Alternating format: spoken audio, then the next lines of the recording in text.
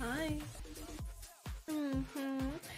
I've been trying to play games with you, but you've been streaming so late for me.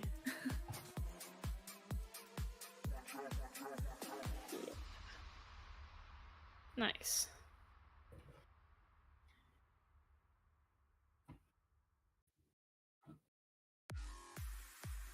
What did you do?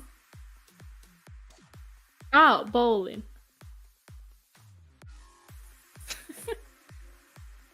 Oh.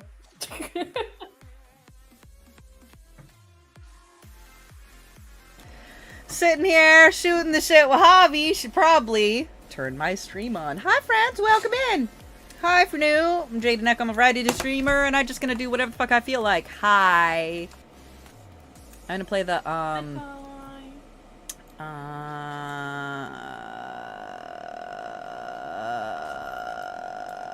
just downloaded it. What did I call it? Olive Town. Story of Seasons. Friends of Olive Town. What's this? Meh. I don't know why you need any of that business, but okay. Oh, you're a full screen? Oh, I hate you. I hate you immediately. Instant dislike.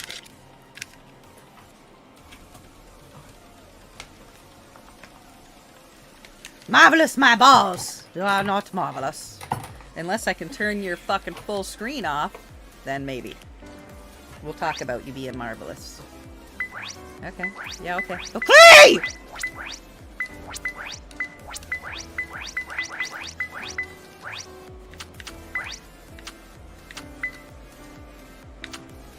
Oh, so many info.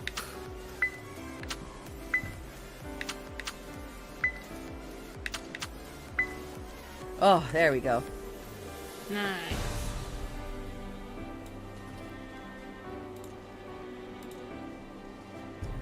Do I want its own music? Probably not.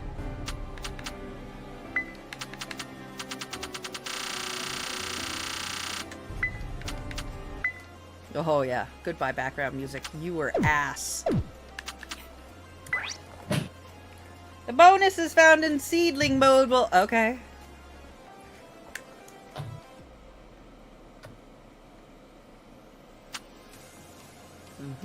Items will ship for more money. Player stamina will decrease more slowly. Oh, this is the... Oh, I'm just gonna go normal. This is the cheater bitch mode. I don't want to play cheater bitch mode. Fucking cheater.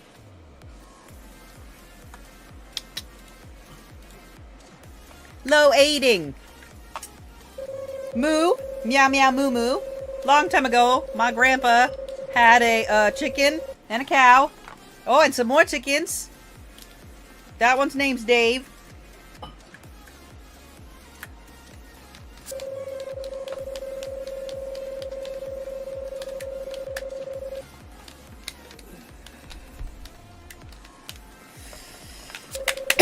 Yes! Yes, yes. Start, select, pause, up, down, fucking exit button. Square, square, square, square, square! Oh, you can skip it. No.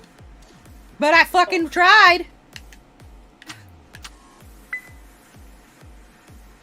I want to be a girl. Ooh. Ooh.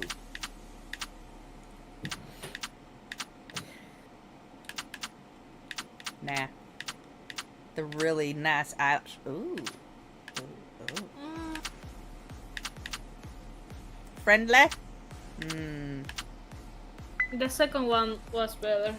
How do I make myself a girl?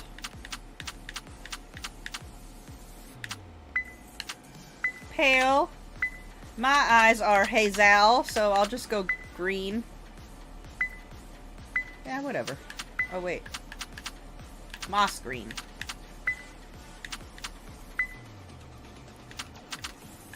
Oh yeah, my hair is a mohawk. Let me find it. Ooh, it might be this one. Oh no, that's too much hair.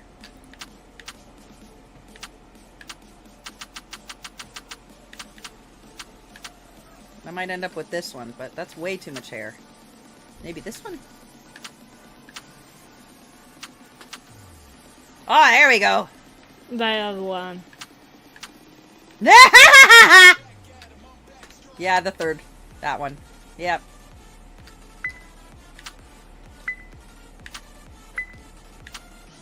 Okay. Okay. Okay. Okay. Okay. Okay. Ooh.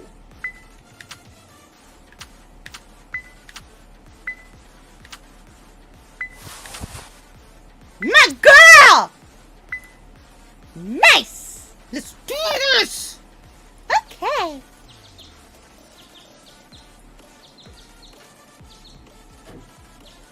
I'm so sure the boy is gonna annoy you.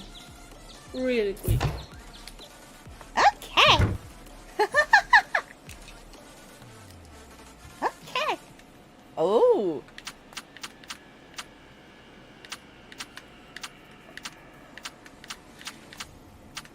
Purple.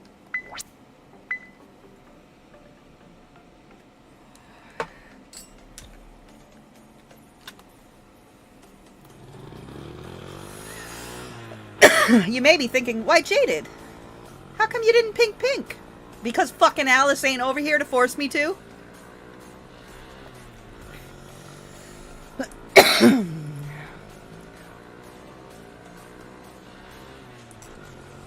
Tomorrow I have a raid train. Tomorrow you have things. Yes. Nice. Sent. So Jaden. Yeah. Whee! Tomorrow is Alice's birthday. Party? Tomorrow's Alice's birthday party. Her actual birthday was on Friday. I feel like I should be tagging my thing, Happy Birthday Alice. Yes. Ah, damn it. Okay, I'll switch my Twitch right now. I'll just No, but HBD Alice. Tomorrow, right? Are you streaming tomorrow? HBD. Oop. Yeah.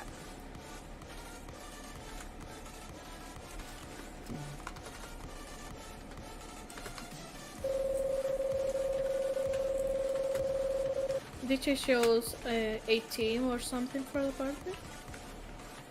Hello Kitty.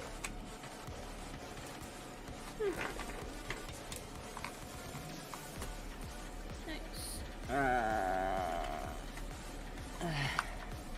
Happy birthday, Alice. Done. I switched the Twitch one, not the TikTok though, because I'm not gonna be able to pay attention to that shit.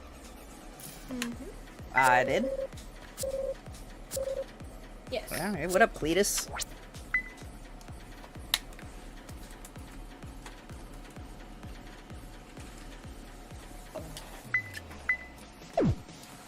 your name?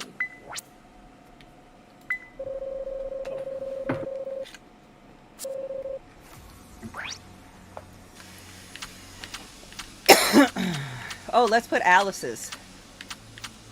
She is winter 14.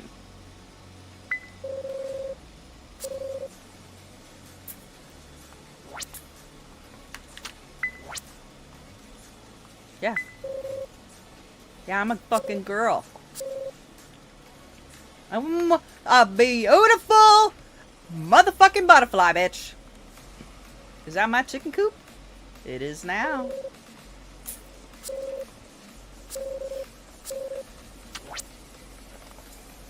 Let's,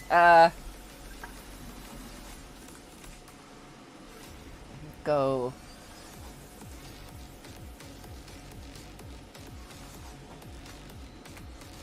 Neckoberg. It's Neckoberg!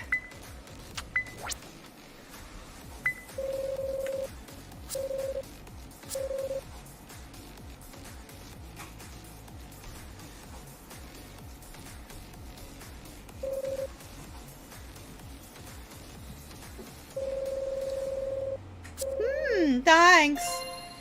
Ooh.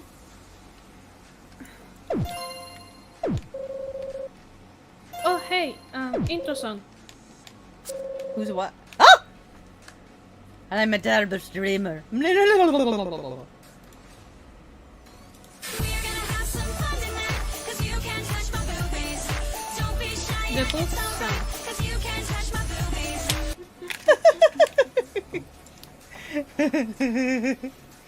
And we're done. Ah. I did it! I did the dance too! God! I saw. Hey! Oh, TNL said he's ready. Nice. I would, but I got a Did you casserole bring in the food? oven. Sorry, babe. There's a casserole in the oven! Okay? I can't right now. I'm in the middle of something. Fucking casserole.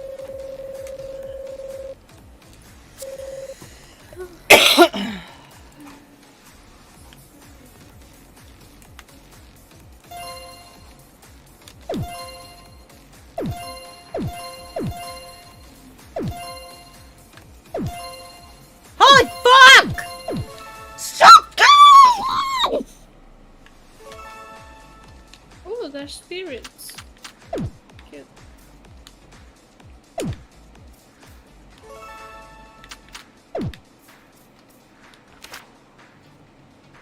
Alright, who are we fucking? Ooh, number 12. Oh, yes. Look at that one. You see him right there? Look at that one. Oh, whatever The this purple is, hair? purple hair, I'm gonna get you. Yes. Whatever you got going on. Ooh, Ludus. Okay, wait. Maybe 27. Wait, 27? Oh, you Yeah. whore. Wait, you know gingers give me heartburn. Let's see who's got summer. Fuck you, 10. 10 can have us. Oh, wait, is 12? Oh, you know what? 12 too. I don't know if it's a he or a she, but yes. And 10. 10 and 12? Summer, 10 and 12. Let's see. Autumn. Oh, fuck. Both of 9. If they're both a good... Yep, both of 9. If you're... Oh, and 17. Oh, yep. Yeah. Yeah, that's it. I think the only dude one that I liked was... What's the purple hair? If 12 is a dude... Giorgio. Okay, 12 is a dude. Okay. Oh, right. 12 and 12. Those are 12s! Oh, bitch, yes. The only Easy to dudes remember. I like are 12s. I'm down for that. Yum, yum, yum, yum.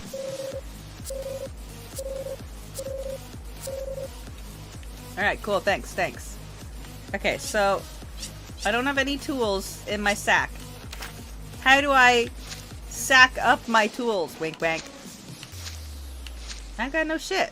Alright, whatever. Let's go outside. Oh, wait, I bet they're in my mailbox or some fucking... What? There we go. Go to your field and experience life. Okay. Oh, nice. Oh, lovely. Oh, yeah. Yeah, way to fucking harvest. Oh, bitch, you're doing so good. Alright, now, eat that. Wait, can you pull this? Yeah. Yeah. Eat that, too. Wait, touch this. Fondle. Hit. Chop. Slap. Smack, smack, smack. Whack, whack, whack. What the fuck?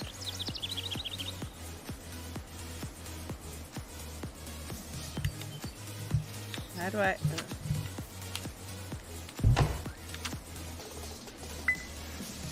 I want to sell this shit? I'm done. Okay, come over here. Go to somebody else's house. Is this my house? Oh, it's the chickens! How do I... Oh, okay. Okay, so where the fuck do I get tools from? Hi, chicken. Can I pet you? B. Oh, okay. Don't fondle the chickens when you can't fix their house, dummy. Where am I right now? Where's the map? I'm not in any of these places.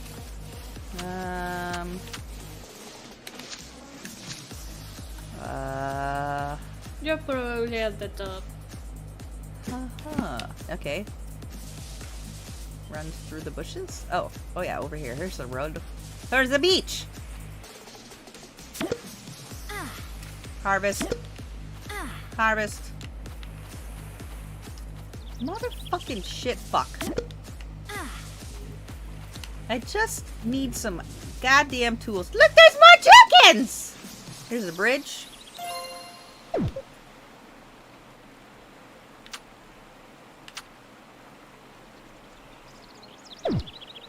Oh wait, Diana doesn't have a... Oh, a squirrel! Who does? I don't have any goddamn tools. I don't know what the fuck. Also, there's no jump button. I don't Maybe like... in your house? They're not in my house. I live in a tent. I am a hobo. I bet I gotta go up, not down. See, there's a road.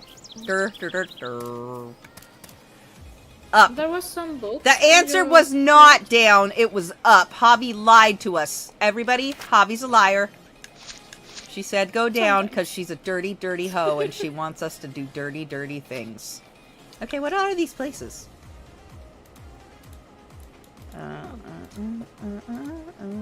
Okay, who are these people? What are these places, though? Where's Purple Hair? Let's go find Purple Hair. Is he in I here? see... No, he ain't here. I see ginger hair.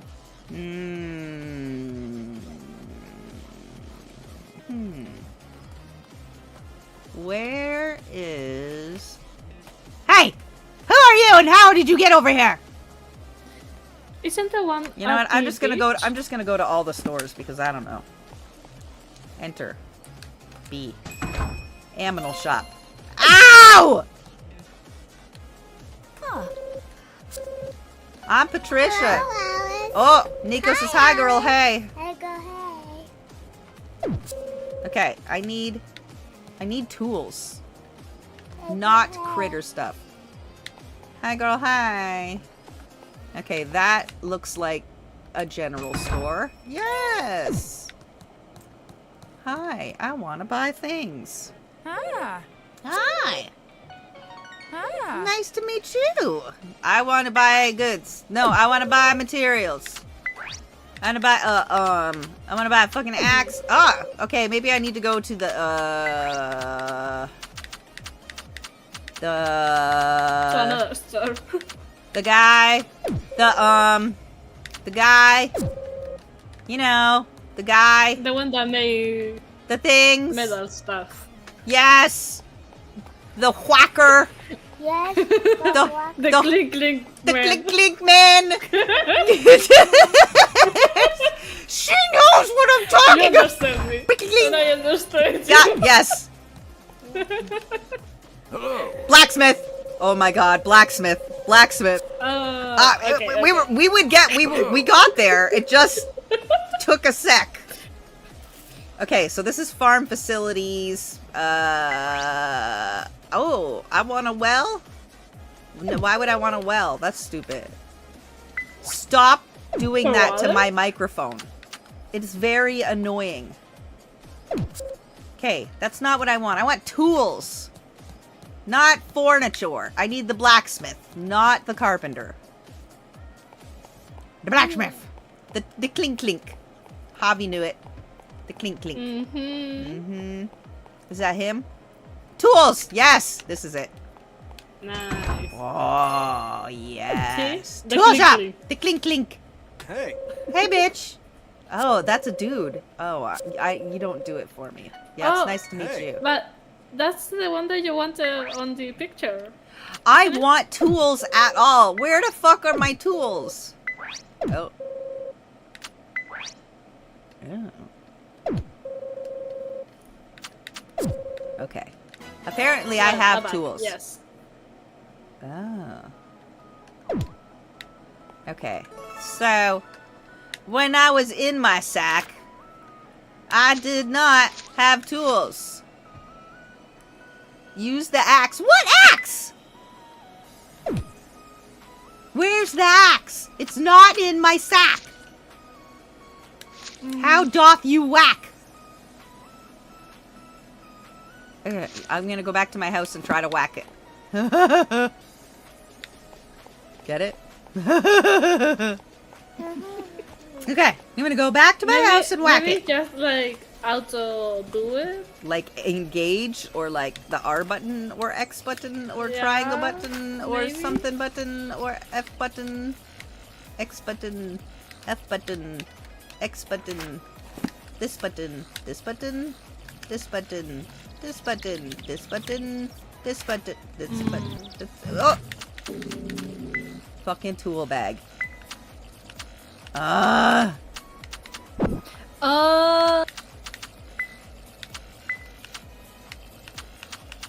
I have a tool Okay. bag.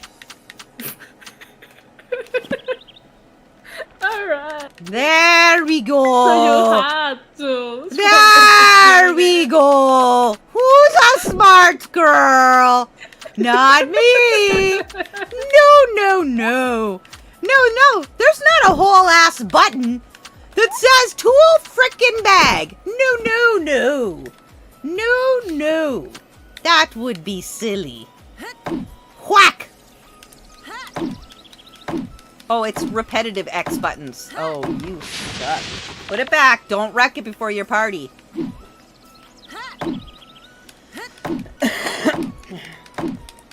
What time is it for you?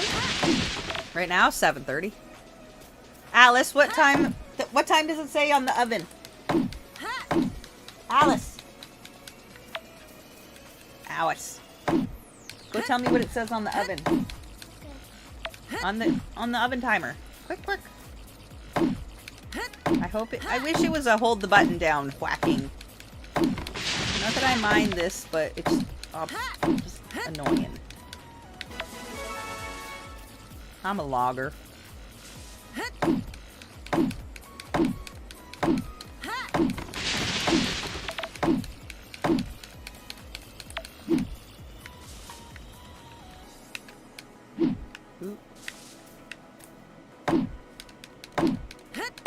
We are so many hours apart. It's almost one for me.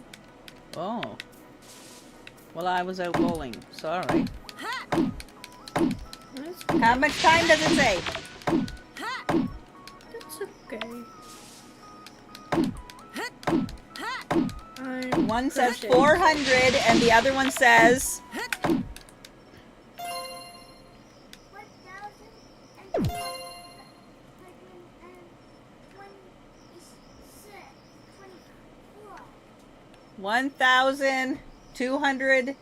$1,224?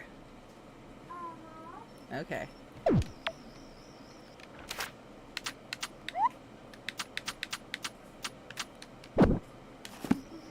Eat this onion. I wonder if it would be better to fucking... I'm making a dragon plushie. Oh, cool. Yes. I think you gave me the pattern for this. I do lots of things. I recall I know. none of them. I know. Eat. Eat. Eat.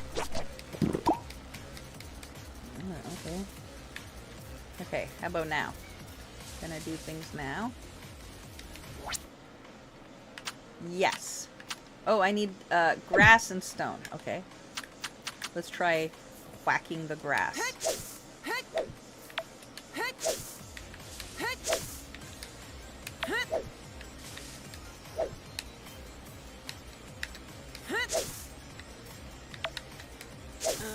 Yes, you gave me the pattern. Nice. And it's adorable. Nice. Yes. Keep making things and throw them in a bin, and then when I come down to visit you... Someday. That's right. Something. Cause yeah. Yep. Yeah, shipping from here is annoyingly Bananas. And expensive. America has tariffs. It's insane, so don't do it.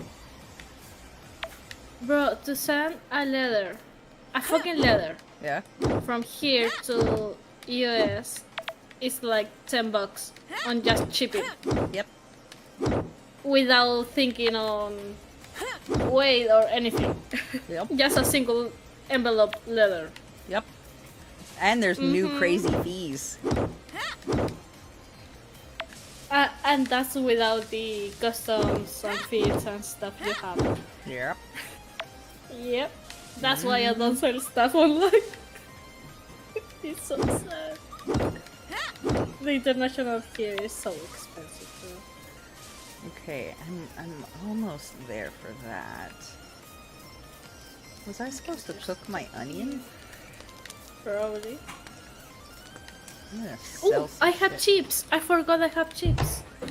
Nice. I'm gonna sell this clam and this fern and the sap. Cool.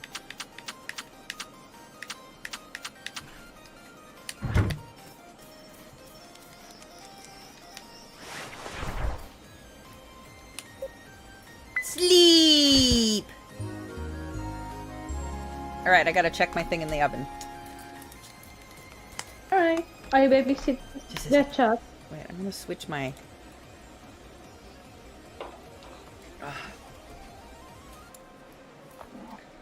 Switch my fucking thing. I don't like that way. Let's see.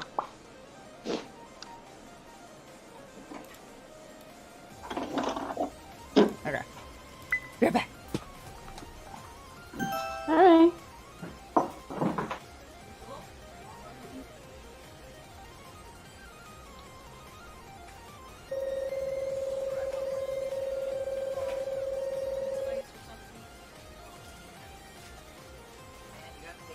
Drink some water, buddy.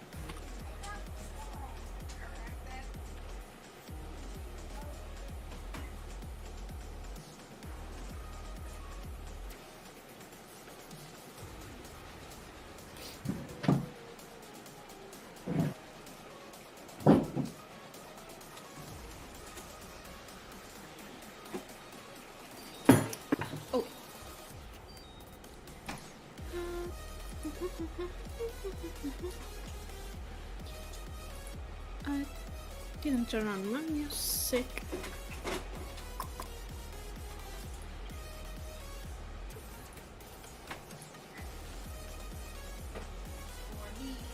No juice for you. That was spillage. Sunny on the floor. Oh yeah. I took my belt off because I wanted to sit comfortably, and now my fucking shirt keeps sliding up. Oh, god damn, fashion.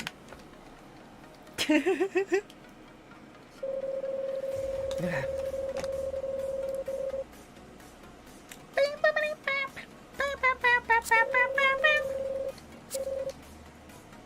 Okay. I will fucking do it. Yeah, okay. Flash me? Yeah, I'll do it, okay? Shut up. Shut up! And stop telling me what to do!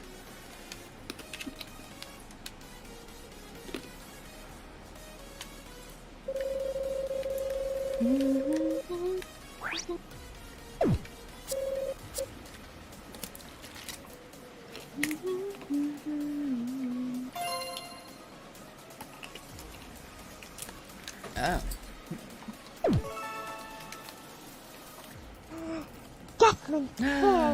Mech says, holy shit, it's Alice!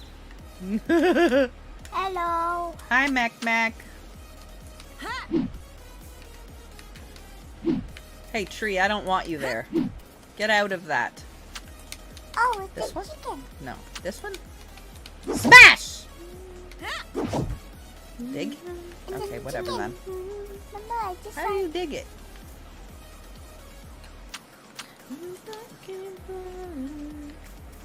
do that. How do I dig the hole? Diggeth the hole. I'm gonna make this right here. Down right here. No, this. Okay. Okay. Okay. Put a well. Now how do I plant a cherry tree? Let's put the cherry tree over here. No. No. Ooh, strawberries. Ooh. Okay, yeah, we're gonna plant it over there. Tree. Right here. Tree. Nice. Okay. And now we're gonna plant this.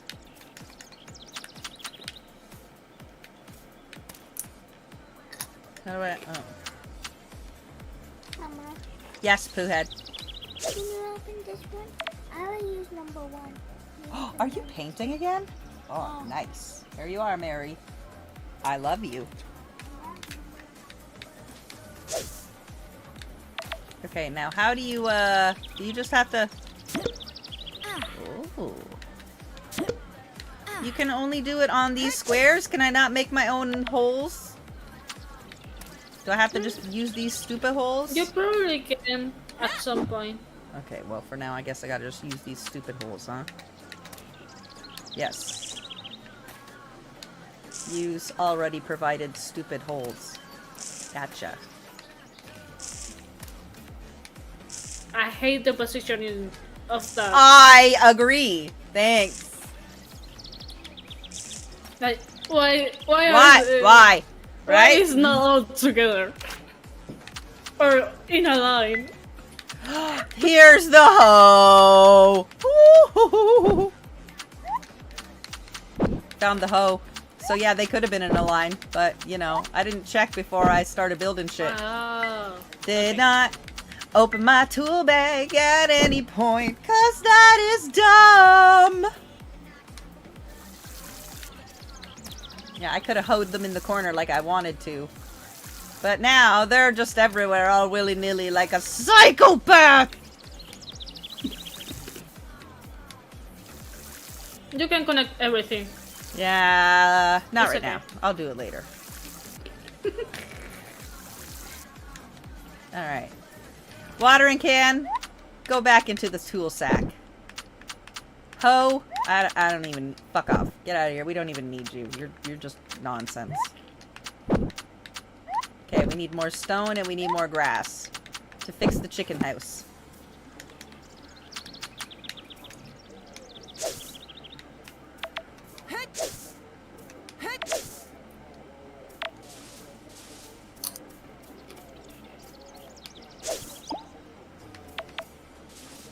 Ooh, hey, what was that? There was like a little puffball. Oh, remember there was spirits? Oh, right. But you probably need a net. Oh, you need to look for the guy of the critters. Aha. Probably.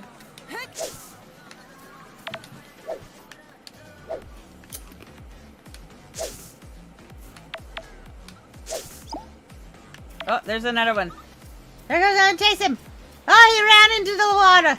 He's dead now.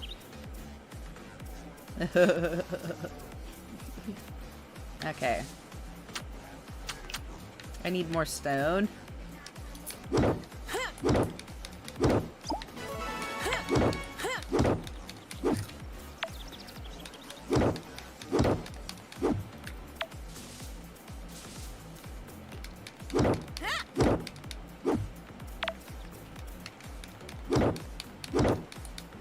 Alright, that should be enough to fix the chicken house. Oh, it is! Yeah! Chickens! Bok. What's this?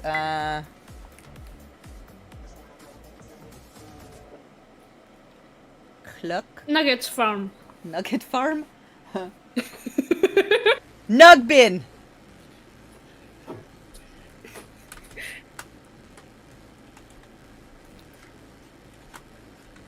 Nug bin. Yeah, it's the nug bin. Confirm. Yes. Whoop whoop! Approve. Nice. And now we make chicken friends.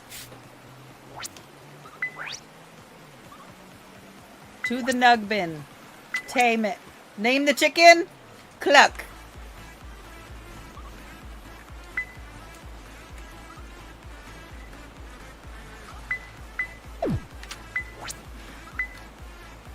Let's go.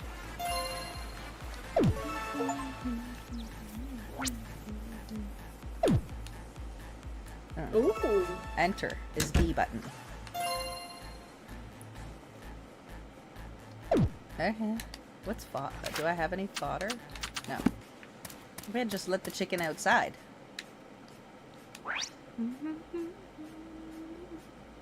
How do you let them graze? Graze outside, chicken. No. There Oh, was a out to tag on the pasture! chicken that Out said, to pasture! like, Now it can graze. chicken not pregnant. The chicken can't get pregnant, what the heck? The chicken can get pregnant if it wants to, bitch. Don't tell it how to live its life. It lays eggs, it doesn't get pregnant. It has to make babies.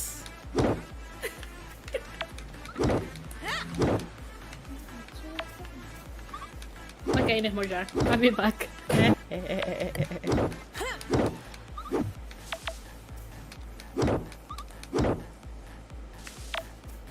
What the hell is that noise?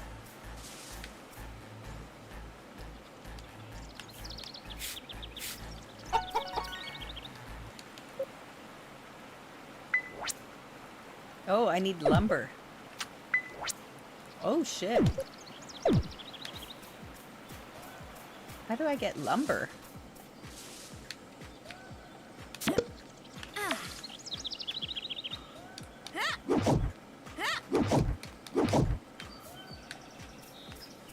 Oh, that's how you get rid of that tree that I don't want.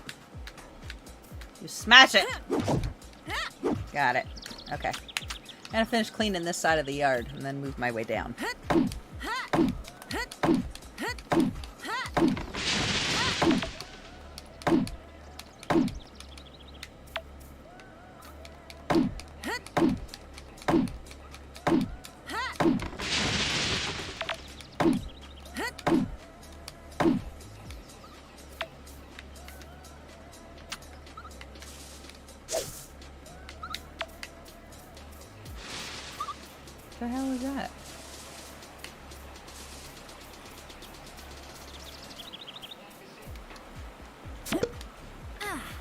oregano.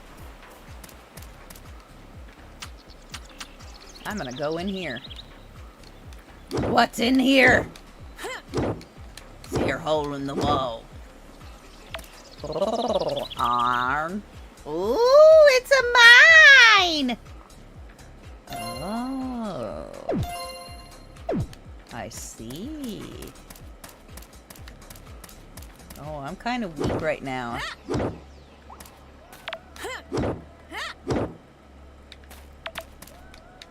Oop.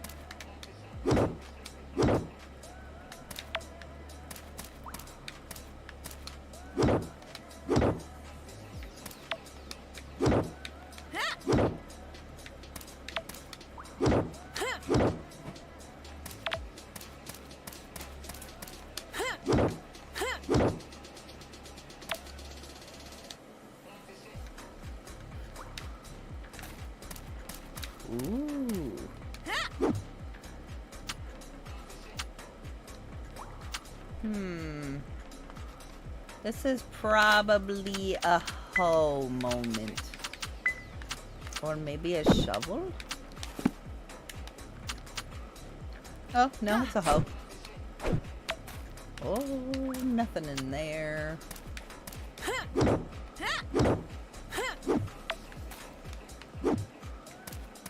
Alright. Yes, leave. Because I do not have enough energy, and I want a better smashy mash. And that weird tweeting sound is annoying me.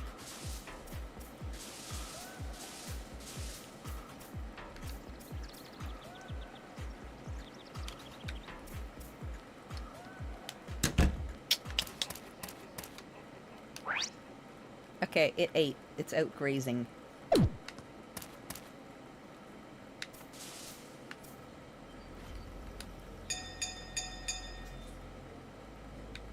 Nothing.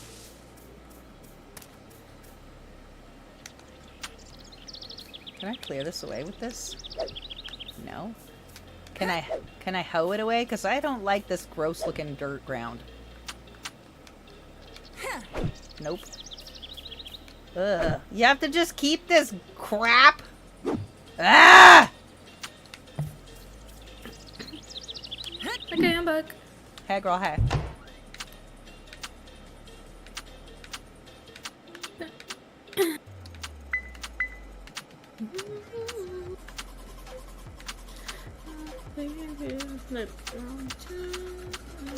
Switch. Alright.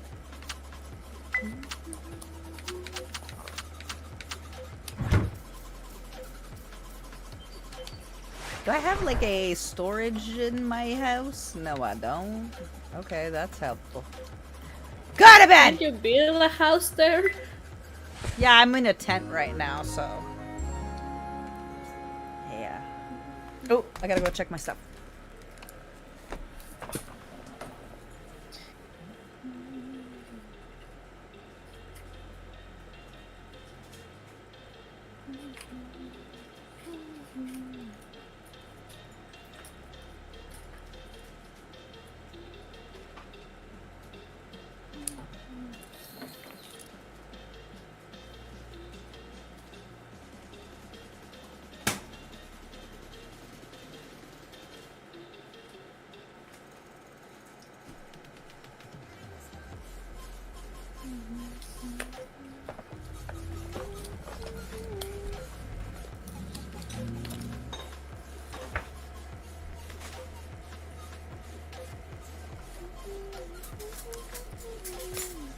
Hi, Alice. Hello. Hello.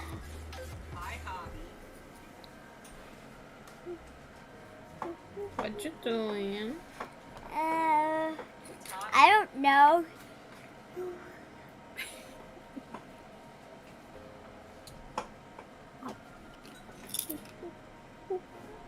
I'm making a blushing. A dragon blushing.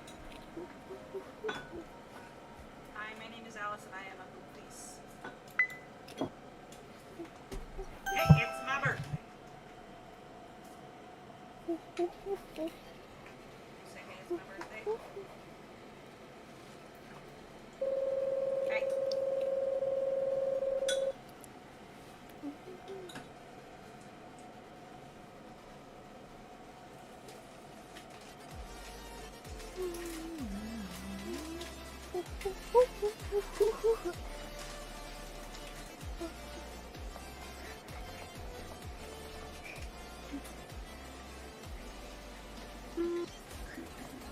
The one that said outro should be okay.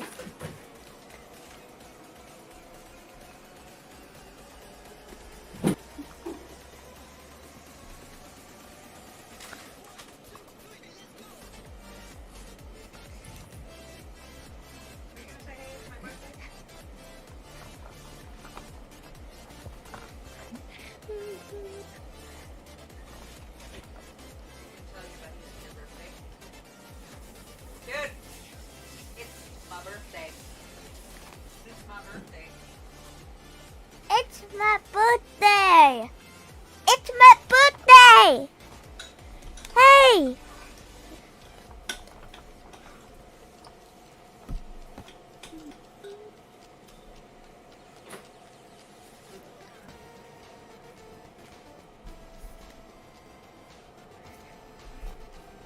Alright. Get out of my spot, poo poo. Get out of my spot! Get! Oh. That guy showed up, sorry about it. It's my birthday! She just vibe with the music.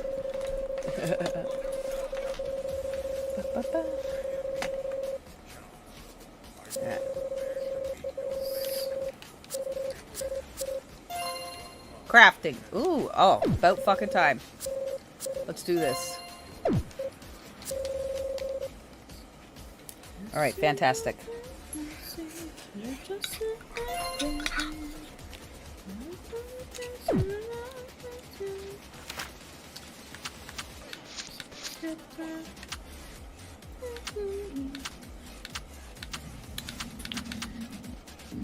Lumber maker.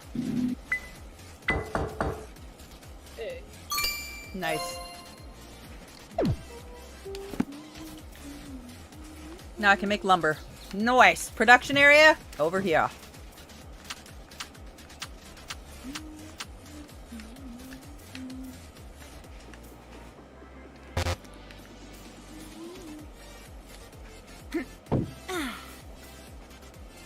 Insert.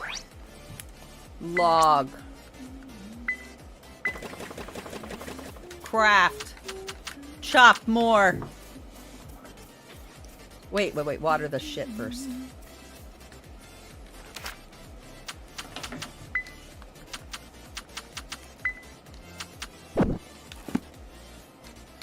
No! What happened? I almost chopped down my baby apple tree. Oh, bad girl. I got penis. I'm sorry.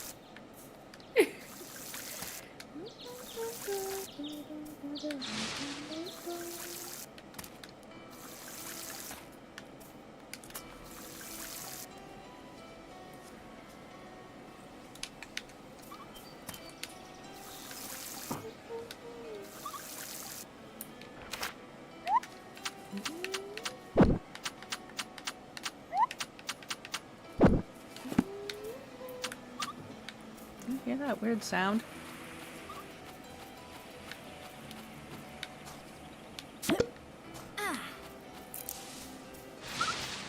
Oh, chipmunk or a squirrel?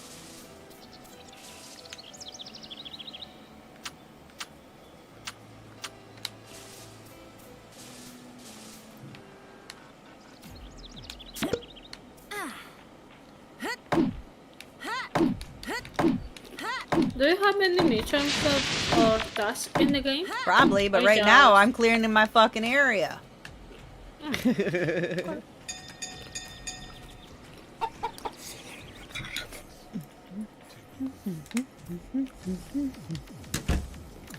Ooh, it pooped an egg.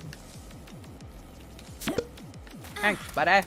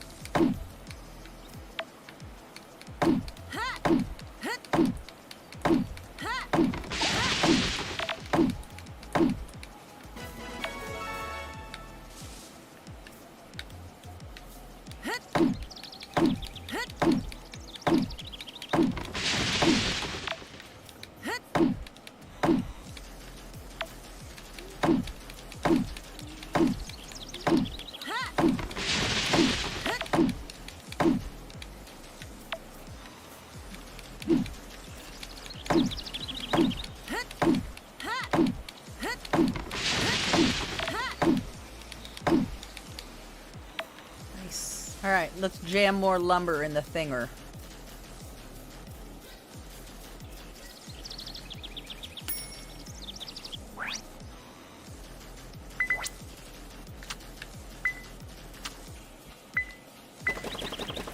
Nine more.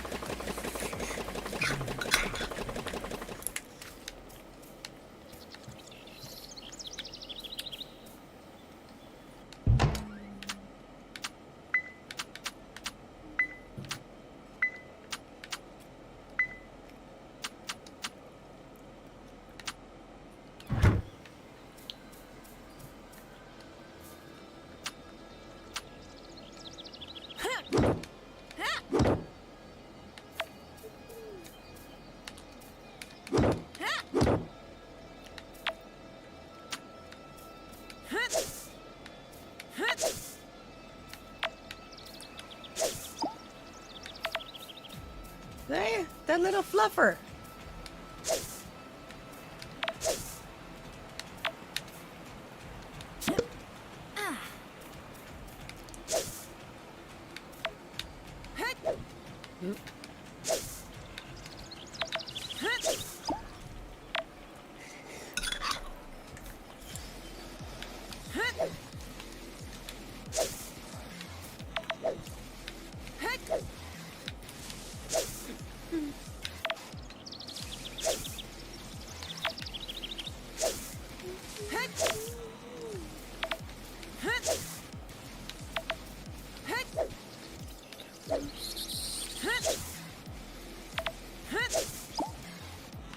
And another one.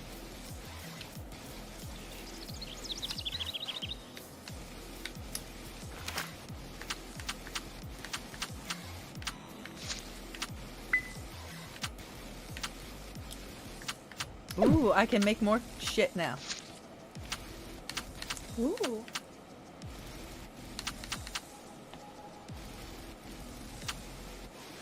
I can make twine.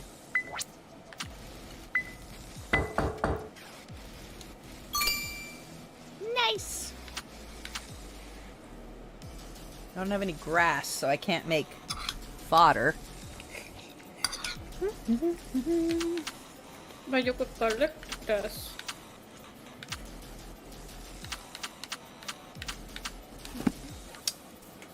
I need the lumber to make a thing.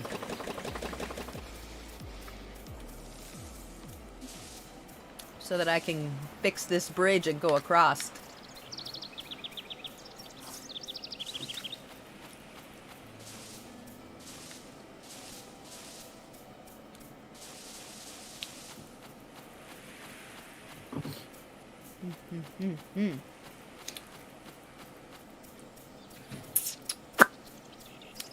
Yeesh.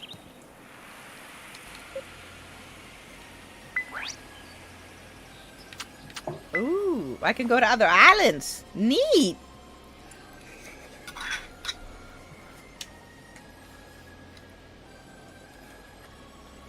Ooh.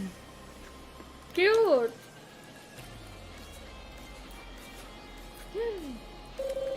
That's the Aloha. Meow. Aloha. Oh yeah. Yes. Oh, yes, we must speak to everyone. I assure you, we will grope. I mean, what? Respectfully. What? Where did Hey. you go? I went on a boat. Look at this little cutie!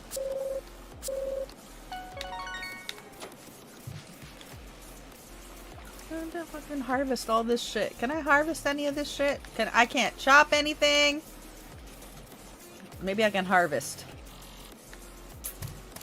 Let's go find bitches to talk to. Hey, bitch. Nice to meet you. Where'd that nice looking hoe go? Oh, there she is. Hey, baby. Aloha. Oh, hi.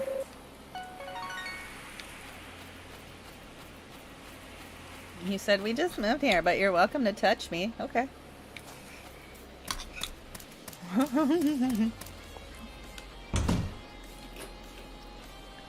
Maybe just go into your house.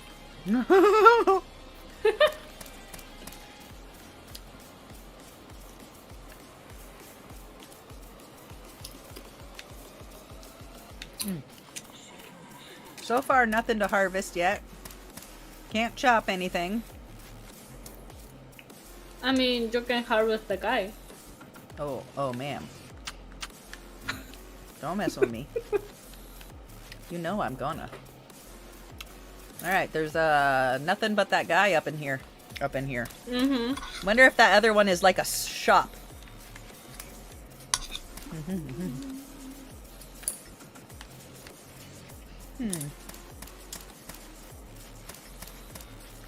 Uh-huh. Hey, girl. Howdy.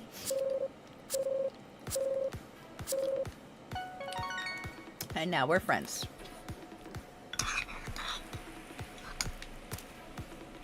Okay. Now what? Go find that other one? Yeah. Check the other item.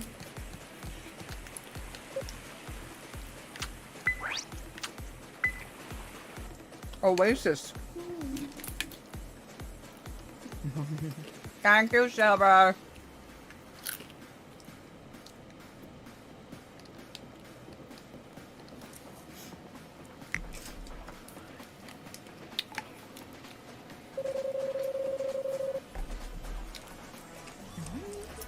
Oop. Dump this water into my cup. This is the Terracotta Oasis. Thanks, bitch. I knew that because I clicked the button that said Terracotta Oasis.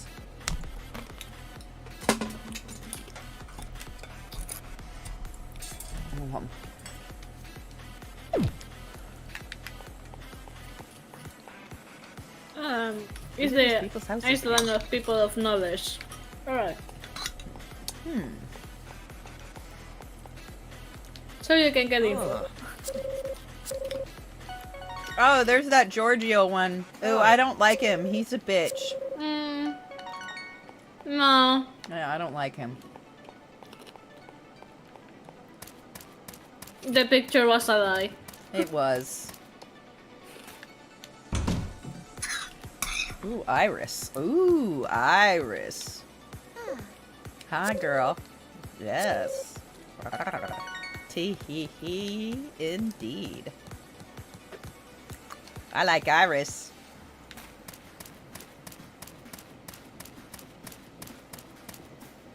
Ain't nothing here for me to harvest either.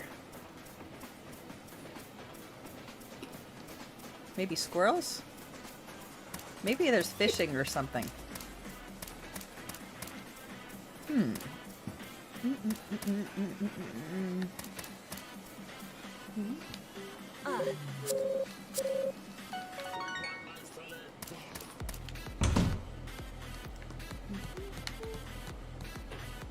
Rhaegar.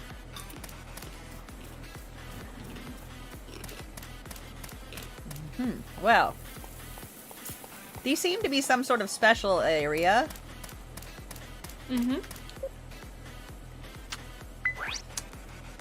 Windswept Falls. Let's go check that one.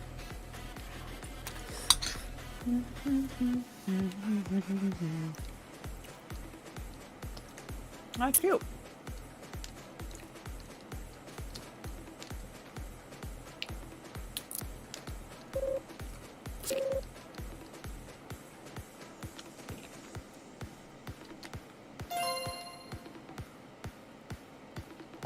New friends.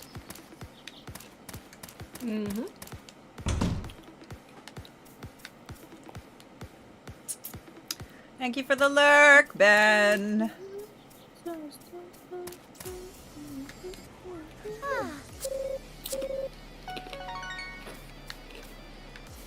Okay, she loves everything delicious, it says. Cool.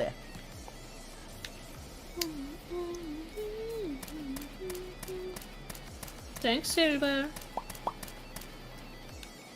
Howdy. Howdy.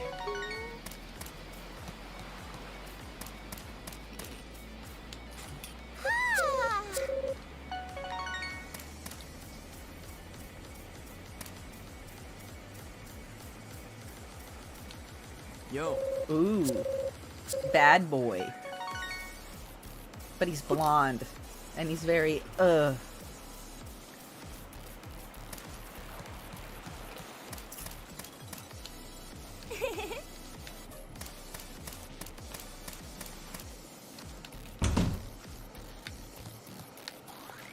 Your command? Yeah, her exclamation silver. You Okay. don't have one? You sure? Are you sure?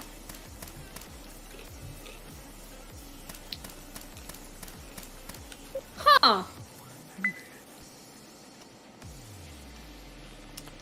No, Yeah. she doesn't. We had to turn it all off when Nightbot stopped working. Oh, probably. Could you? I can recall you had one. Everybody had one.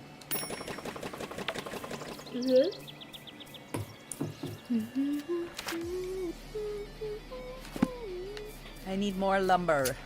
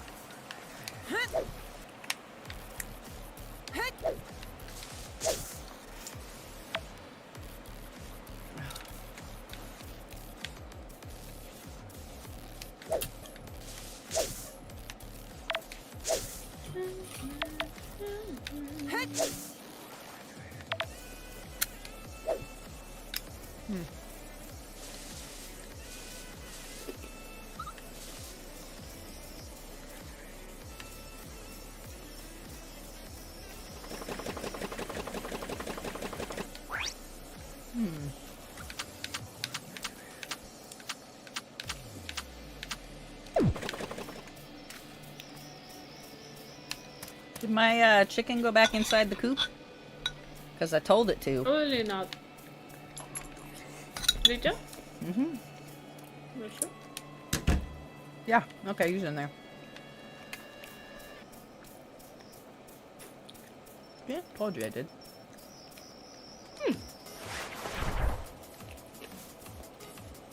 Did you feed the chicken? I let it, graze, because I don't have fodder yet. Huh.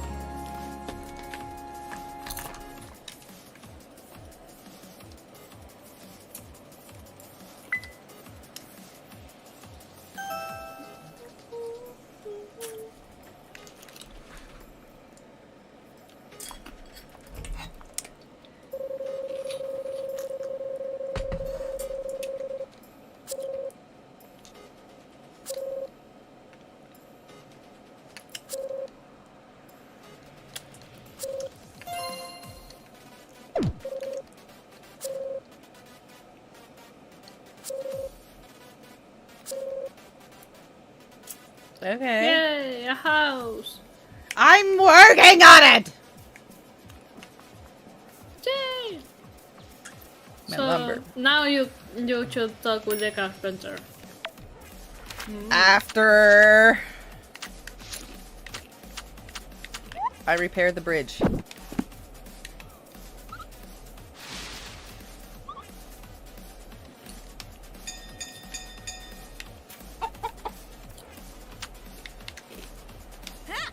I don't want that tree there.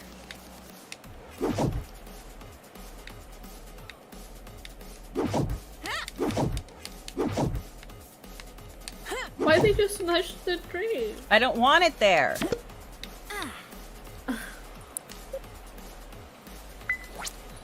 Ah, 15 more. Okay, this way.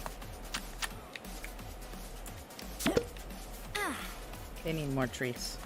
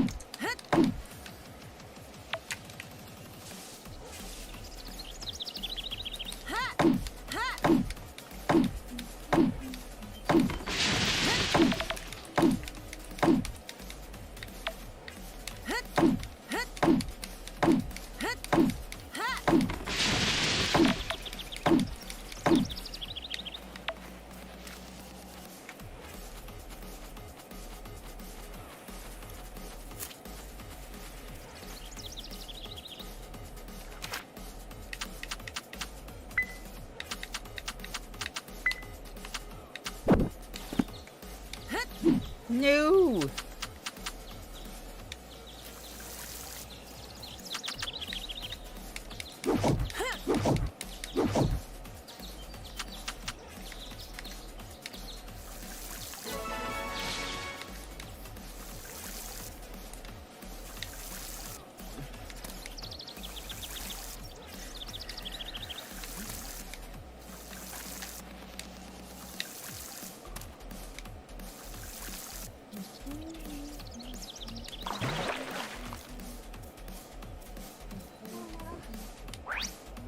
Hi, girl. Take, open the number 5. If this one is.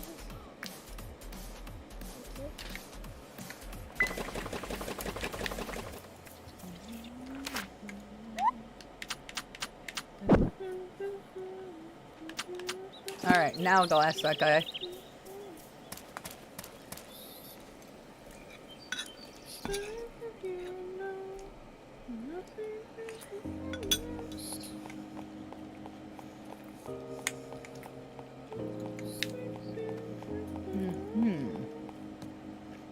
That's not it.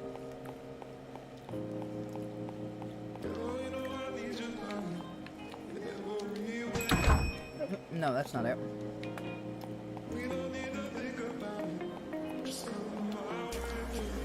Wait. Nope.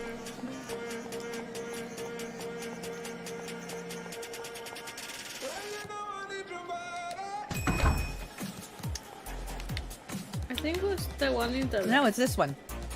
It's this one. Oh.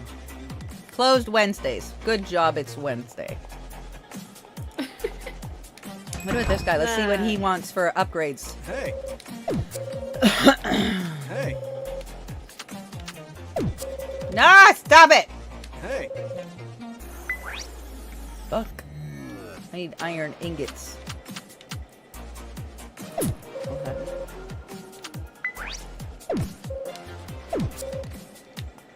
Later, weirdy.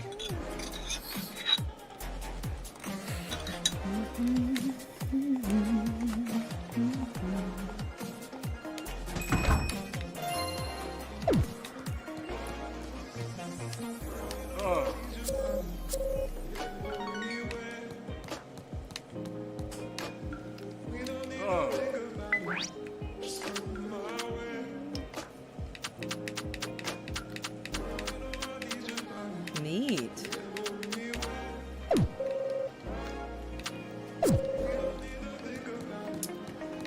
Ooh, she's back here.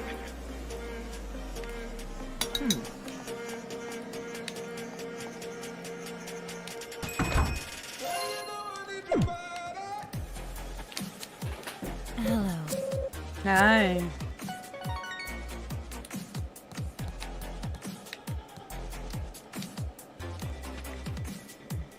Serve me.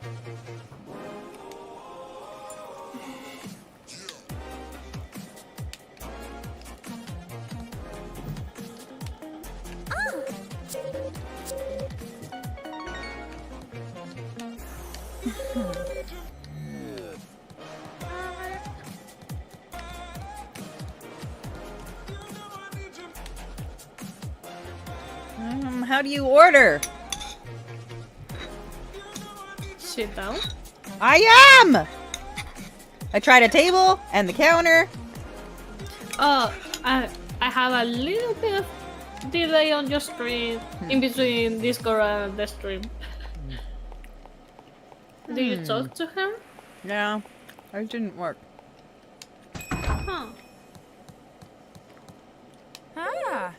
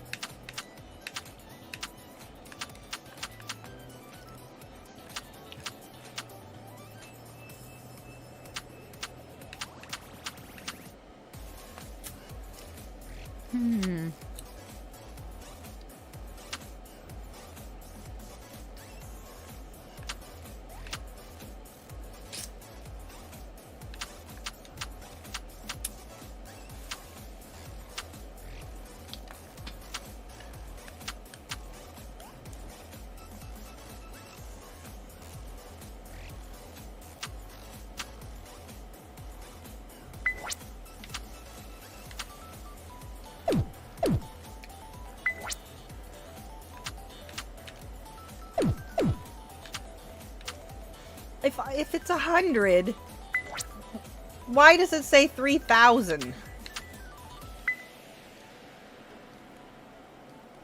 Wait. Current funds. Oh, I am minus derp. There we go. I understand now.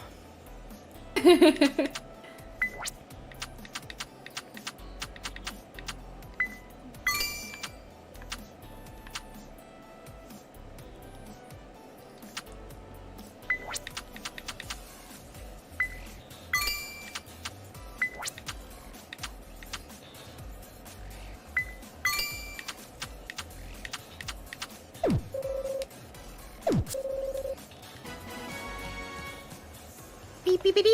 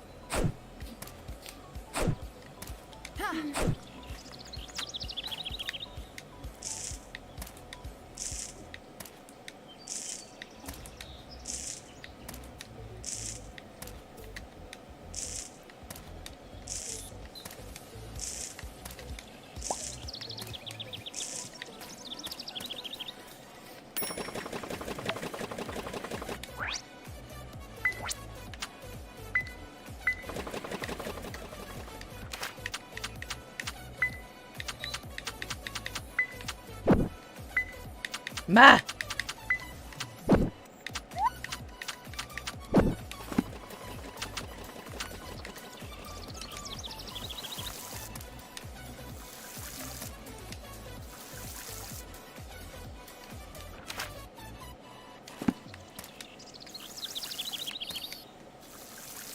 I wonder if I could use the fire to cook an egg.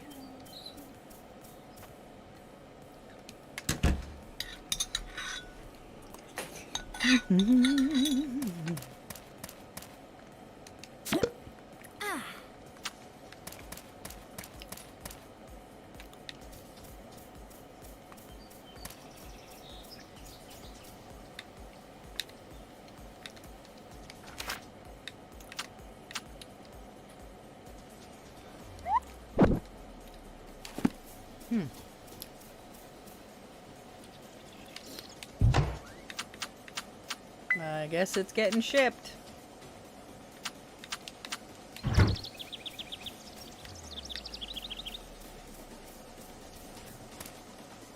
I think I'm gonna pass out before I can finish watering. I'm gonna put my chicken away.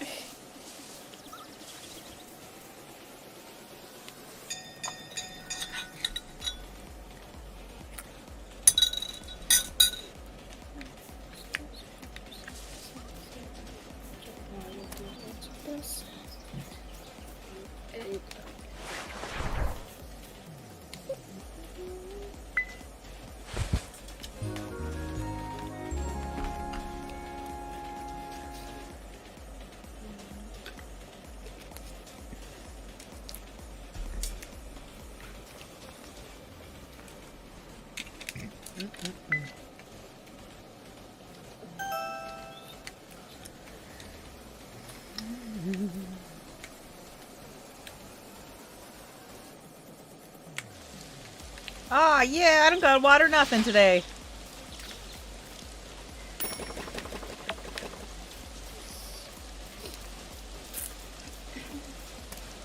Sweet.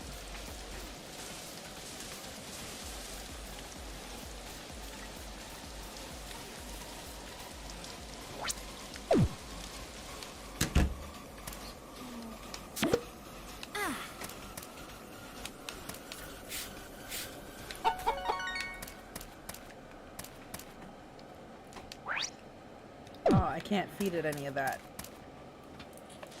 Shit.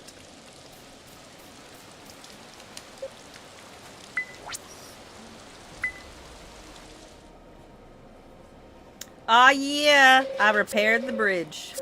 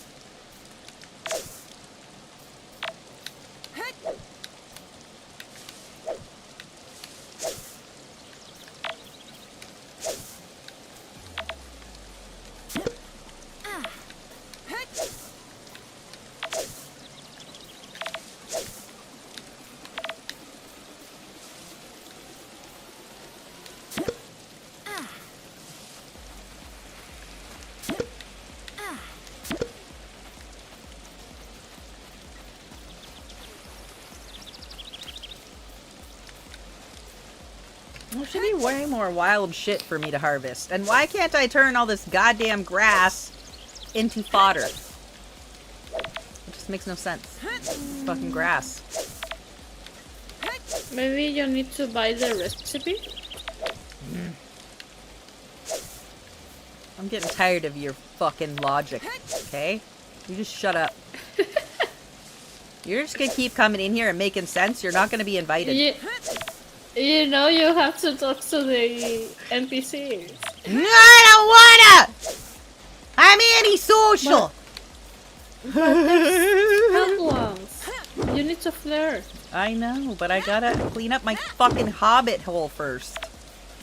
It's very dirty.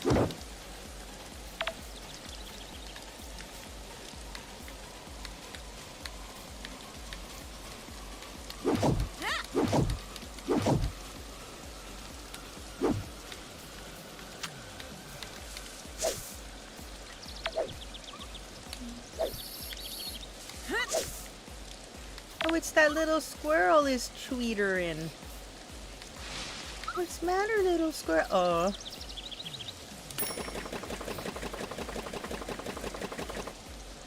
Oh, I ran away.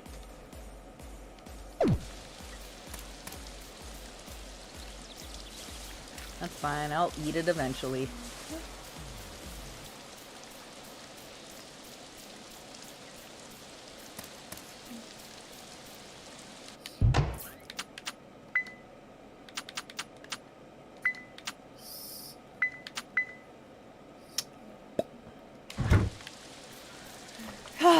I guess we gotta go do what Javi said and talk to the losers.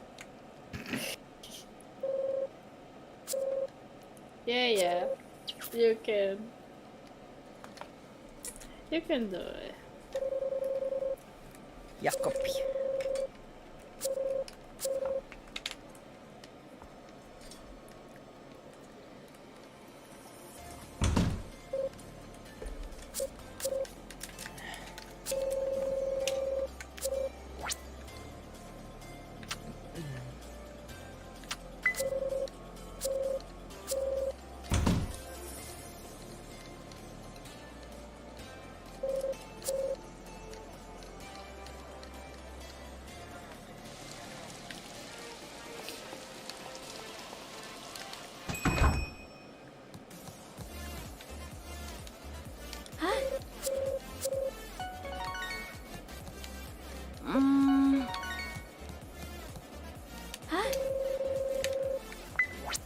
Oh.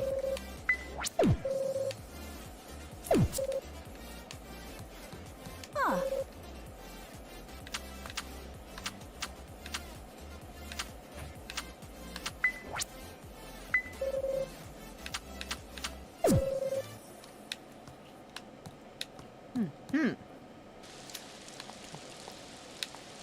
Would not let me buy livestock. Maybe it will let me buy food? Ah.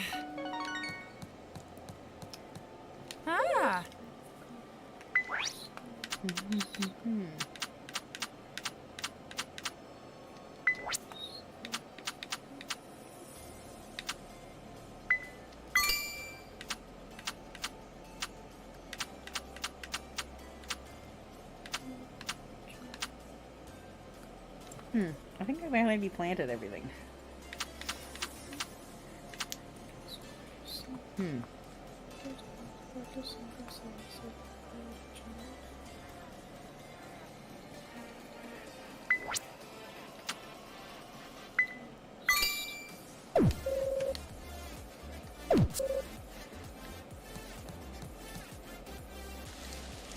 Beans!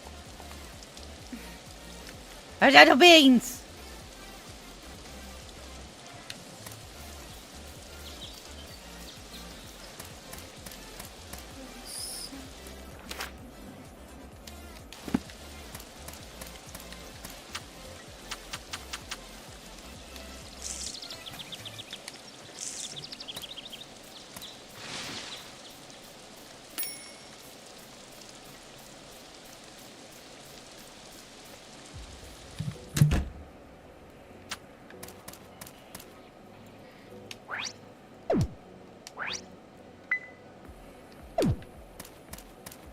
There we go.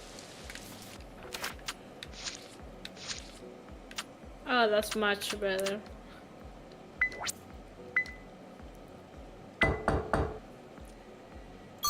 Now I can craft a bin.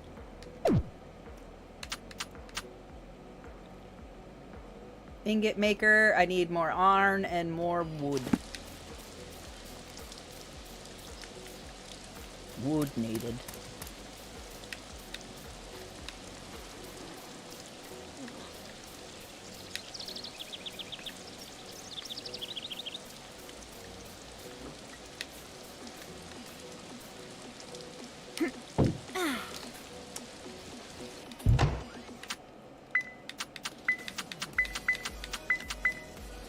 Nice! Now I can dump it all in there. Whee!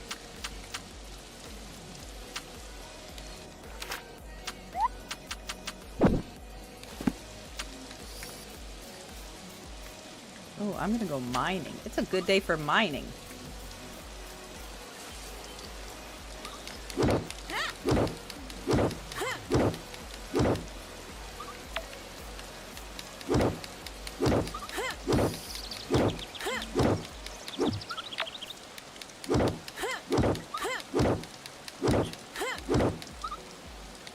What's the matter, little critter? Sort of baby squirrel or something.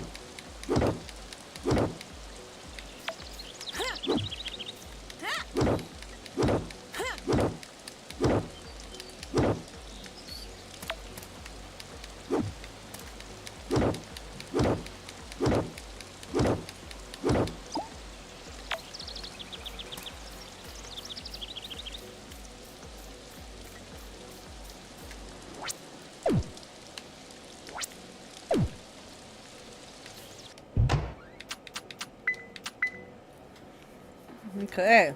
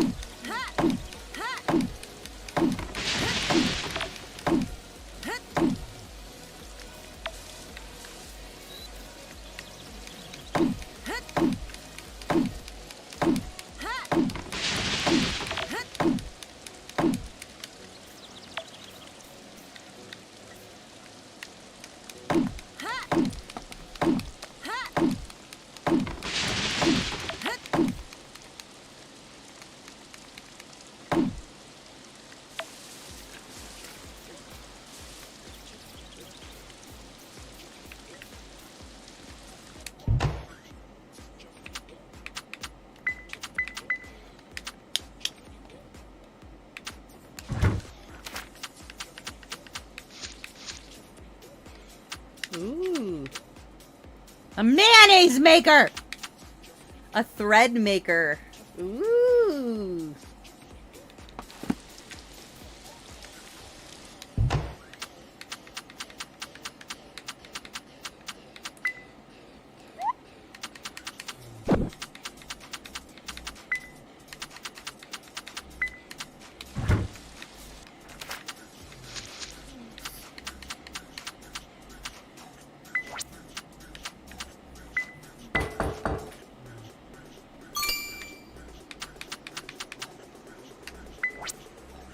I'm making a thread maker.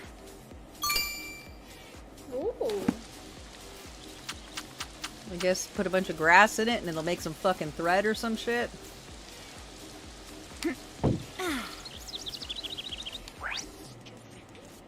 Oh, it will. Cool. Okay.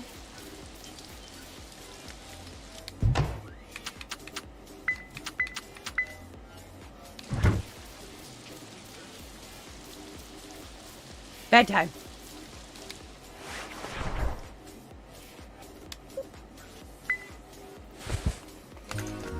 Bing bong.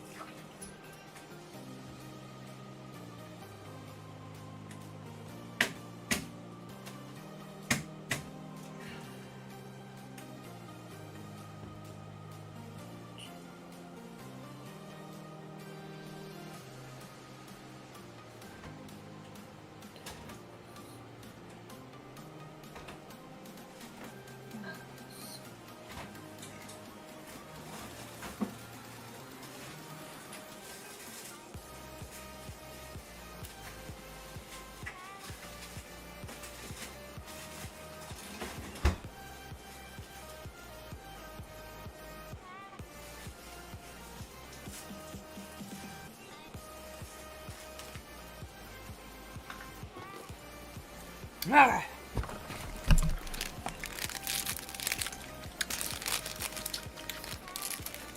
I needed a popsicle.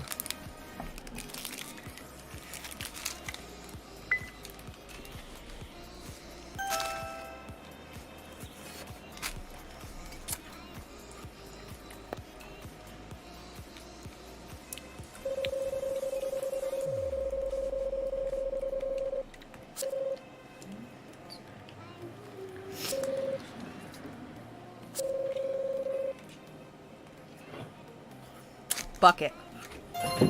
Okay.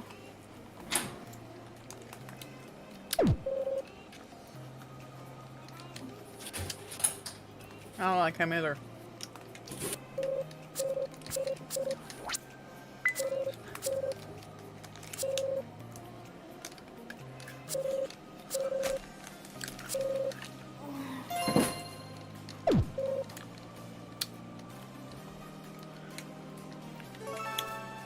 I now have tasks. Yay! And the bridge!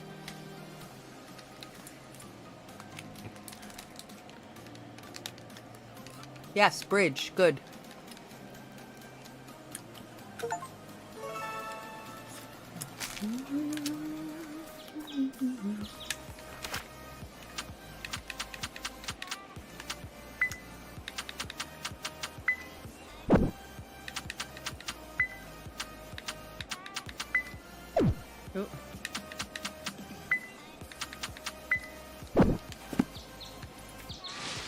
Ooh, harvest. Making money, money, money, money.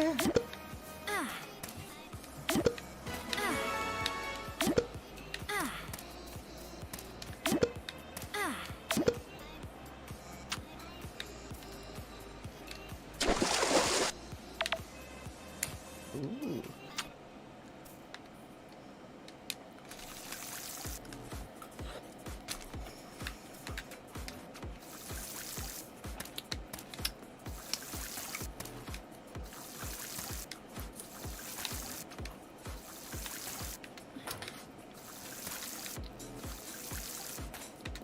Alright, I'm going to bed. Bye, love you, bye! Bye.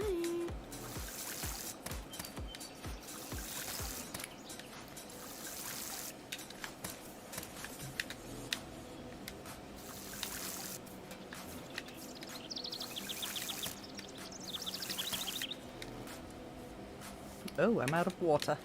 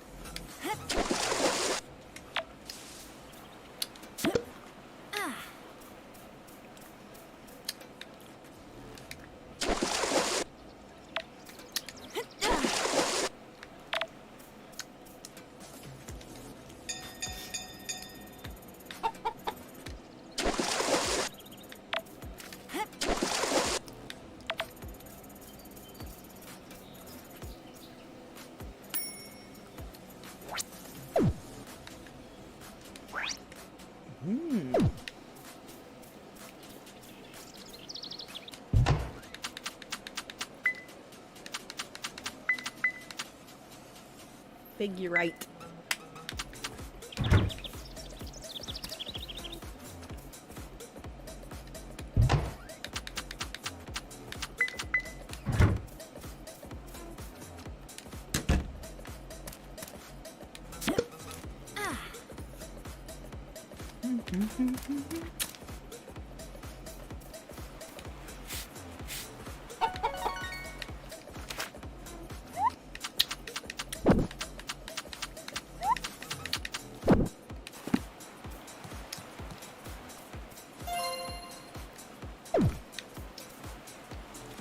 Bamboo.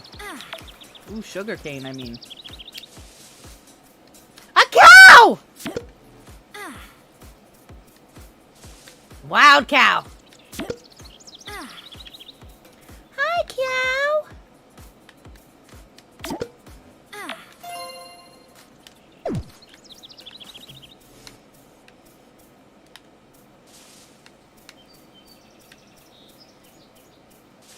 Mushrooms.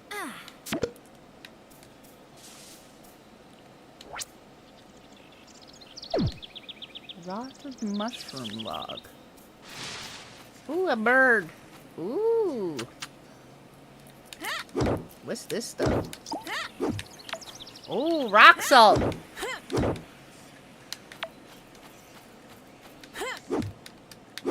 Ooh.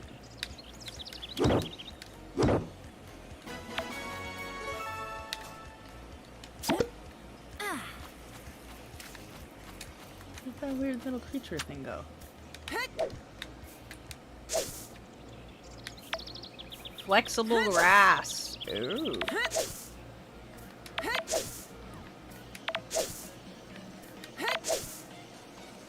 Oh, you know we're getting a moo cow.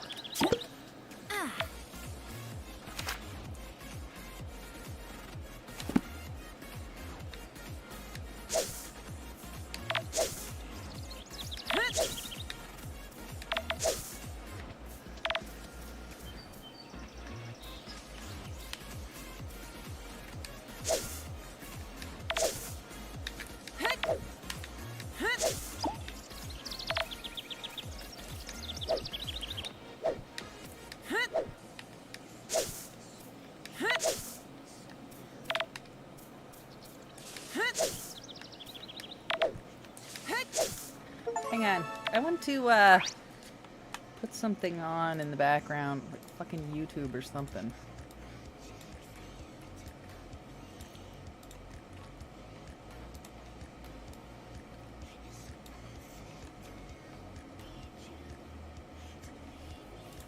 I think we had murder mystery makeup. Oh, we have some spill.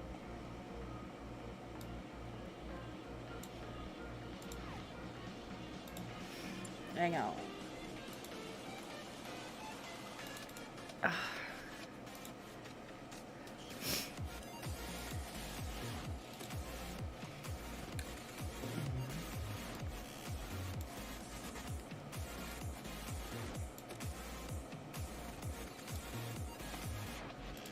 TikTokers are now in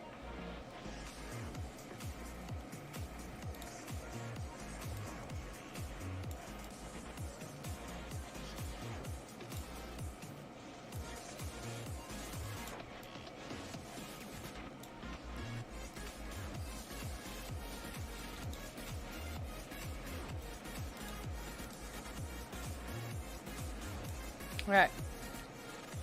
injecting dye into their eyes, turning their eye color from natural to supernatural. And before you ask, Is this permanent? yes, it is. But as disturbing as these transformations are to the general public, It looks worse than a Halloween contact. former patients have started coming forward, Child, look. and experts are sounding the alarm. They want your money and they are not thinking about your safety. It's not like, oh, it may cause blindness. No, no, no. The risks are high. It sounds pretty scary to me. Because behind every viral transformation video is someone learning that these surgeries can come at a devastating cost. One day I'm gonna have a child and not be able to see my child. Do you have a spare half hour and say, oh, $12,000? If you answered yes, then today's your lucky day. You're a candidate for plastic surgery's hottest new procedure. It's called keratopigmentation. All you have to do is lie awake while a surgeon injects pigment into your cornea, and voila, you have the eye color of your dreams, at least in theory. If this trend has made its way onto your TikTok For You page, then you're likely familiar with the work of Dr. Brian Boxer Walkler, a Beverly Hills-based eye surgeon who allows patients to create their own custom eye colors. Color she wanted. Or choose from his selection. You know, the standards like emerald green. Thank you. I honestly did not have such expectations. I kept my expectation lower. Riviera blue. That's amazing. That is amazing. Or honey gold. Wow, that's awesome. Social media users, however, see these patients not so much as walking advertisements for the surgery, but as a warning: never take your natural eye color for granted. Yes, according to the internet, these oversaturated bright results were no replacement for the real thing. In fact, they reminded viewers more of vampires or demonically possessed than actual human eyes. I think we should go on a hike in the woods. Just me and you. Bro, you're creeping me out. Don't look at me like that. No, just to get some exercise. Me and you hike in the woods alone, where nobody can hear or see us. On top of the uncanny effect, to many, the lack of dimension or pattern in the eyes and the thick limbal ring along the outside of the iris don't look like the result of a $12,000 procedure. They looked like colored contacts. Cheap colored contacts. I have never seen an eye color change surgery that has looked natural. And maybe viewers weren't the only ones praying these results were reversible or that the colors would fade. After all, were these reactions of satisfied customers? How was it when you looked at your eyes for the first time in the mirror? It's better than I expected.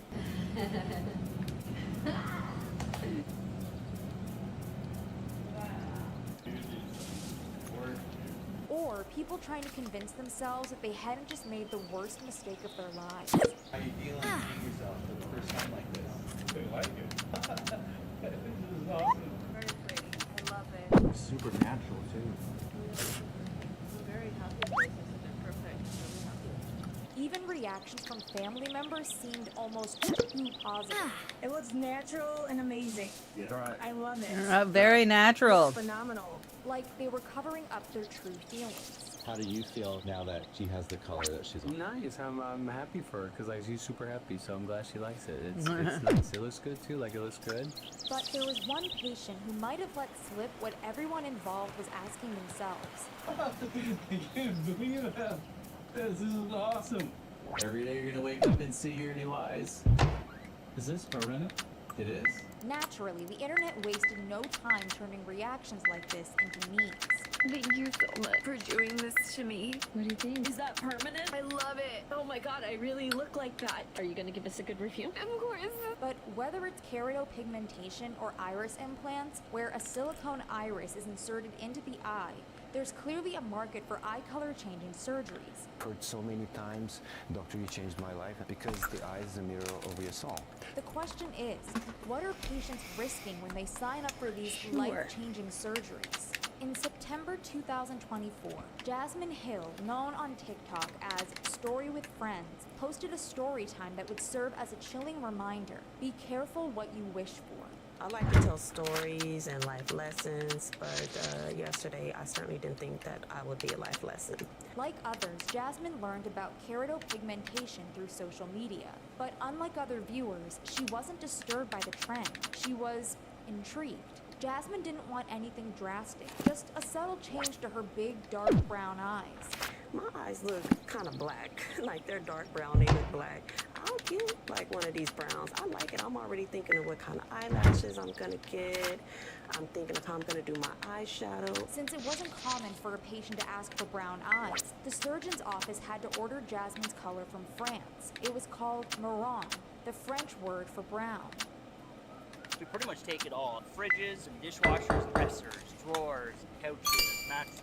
This is the color that was presented to me. After a month and a half of waiting, she was notified that her color had arrived at the office. It was only during the operation that everything began to fall apart. After finishing the first eye, the surgeon handed Jasmine a mirror to show off his handiwork. What Jasmine saw looking back at her made her jaw drop. Child, look. Yes, those were Jasmine's brand new eyes. And while she might have been confused on how to categorize this color, we can tell you what it wasn't: brown. How had this happened?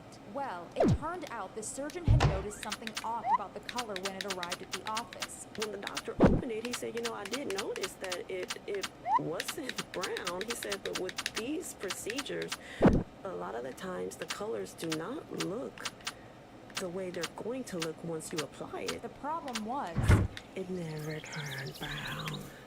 At this point, Jasmine was in tears. She didn't want the other eye done, but as her surgeon pointed out, even if we change it to the brown that you originally wanted, you'll have mixed match eyes if I don't at least do the other eye this color.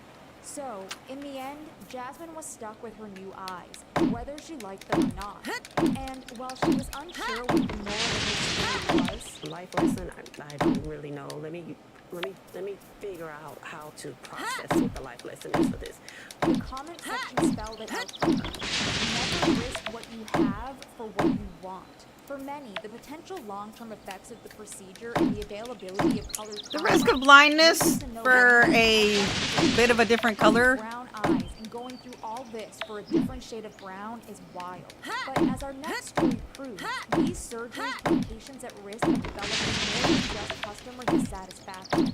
In October 2024, influencer Dina Khalil posted a video drawing attention to the devastating consequences of iris. This video is very difficult for me to make. At the time, Dina still wasn't able to open up to her family and friends about what she had gone through. However, as someone with a platform, she felt it was her responsibility to inform her followers about the dangers of the surgery that she was now all too familiar with. There were 4 surgeries done in my eyes and I almost lost my eyesight because of it.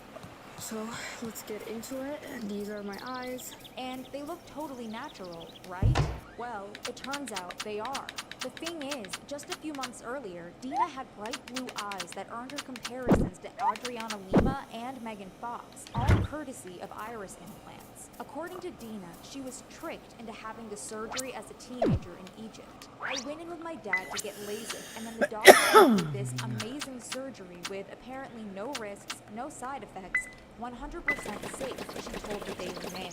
Dina claimed she hadn't even known the surgery involved an implant and was instead under the impression that it was done with non-invasive lasers. Still, for 10 years, it seemed the doctor's promise came true. There were no complications until recently. The past few months, everything started to drastically become horrible. It started with redness around the eyes, then vision problems.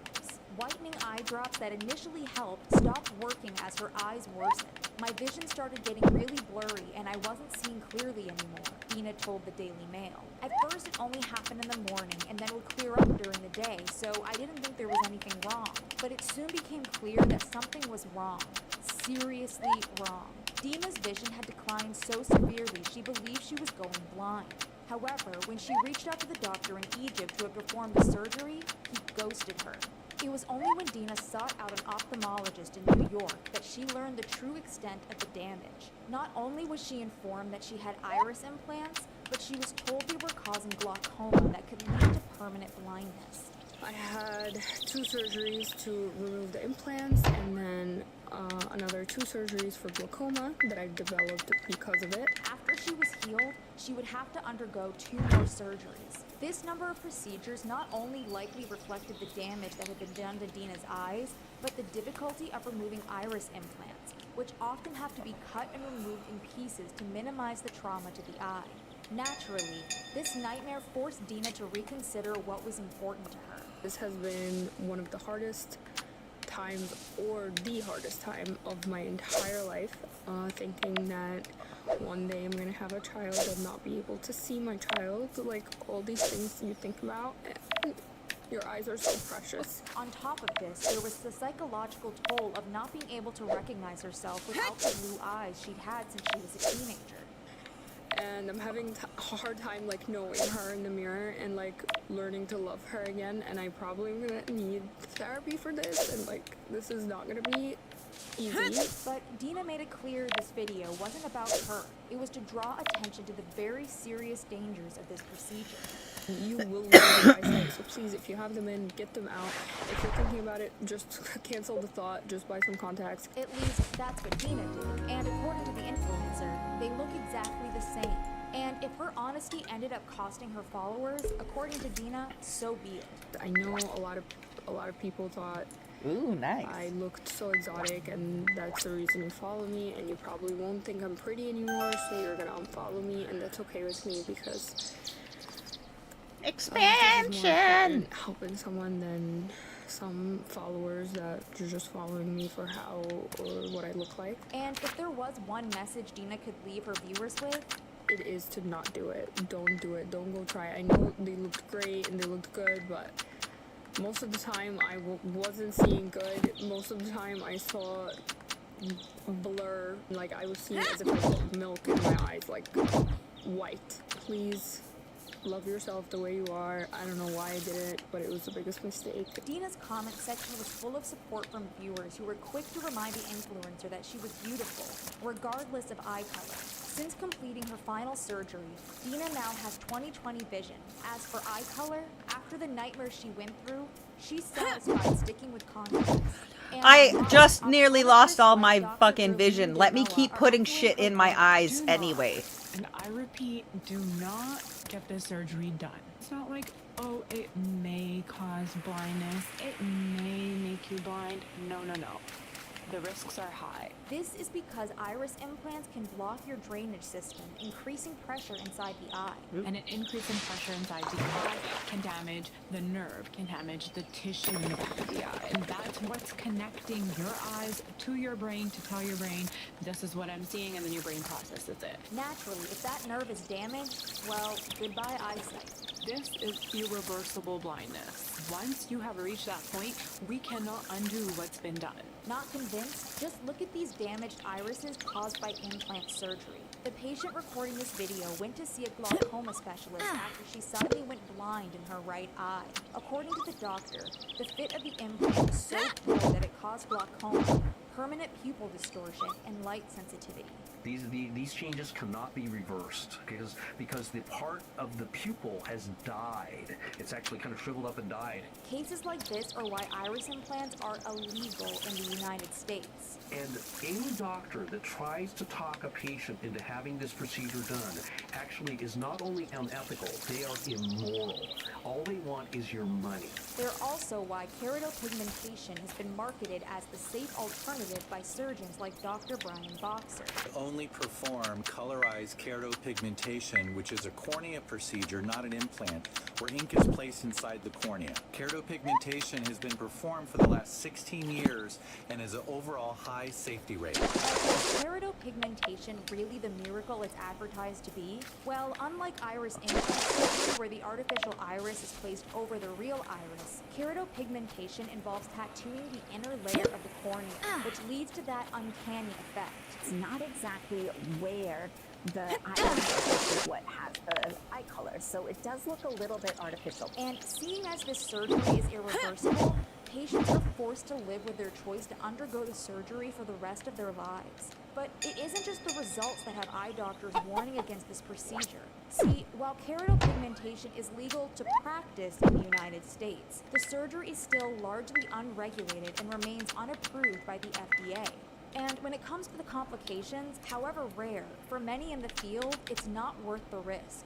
This is why the American Academy of Ophthalmology issued a warning on the dangers of eye color changing procedures in January 2024. In the statement, the group listed the potential risks of keratopigmentation, including leakage of the dye into the eye, bacterial or fungal infection, and vision loss.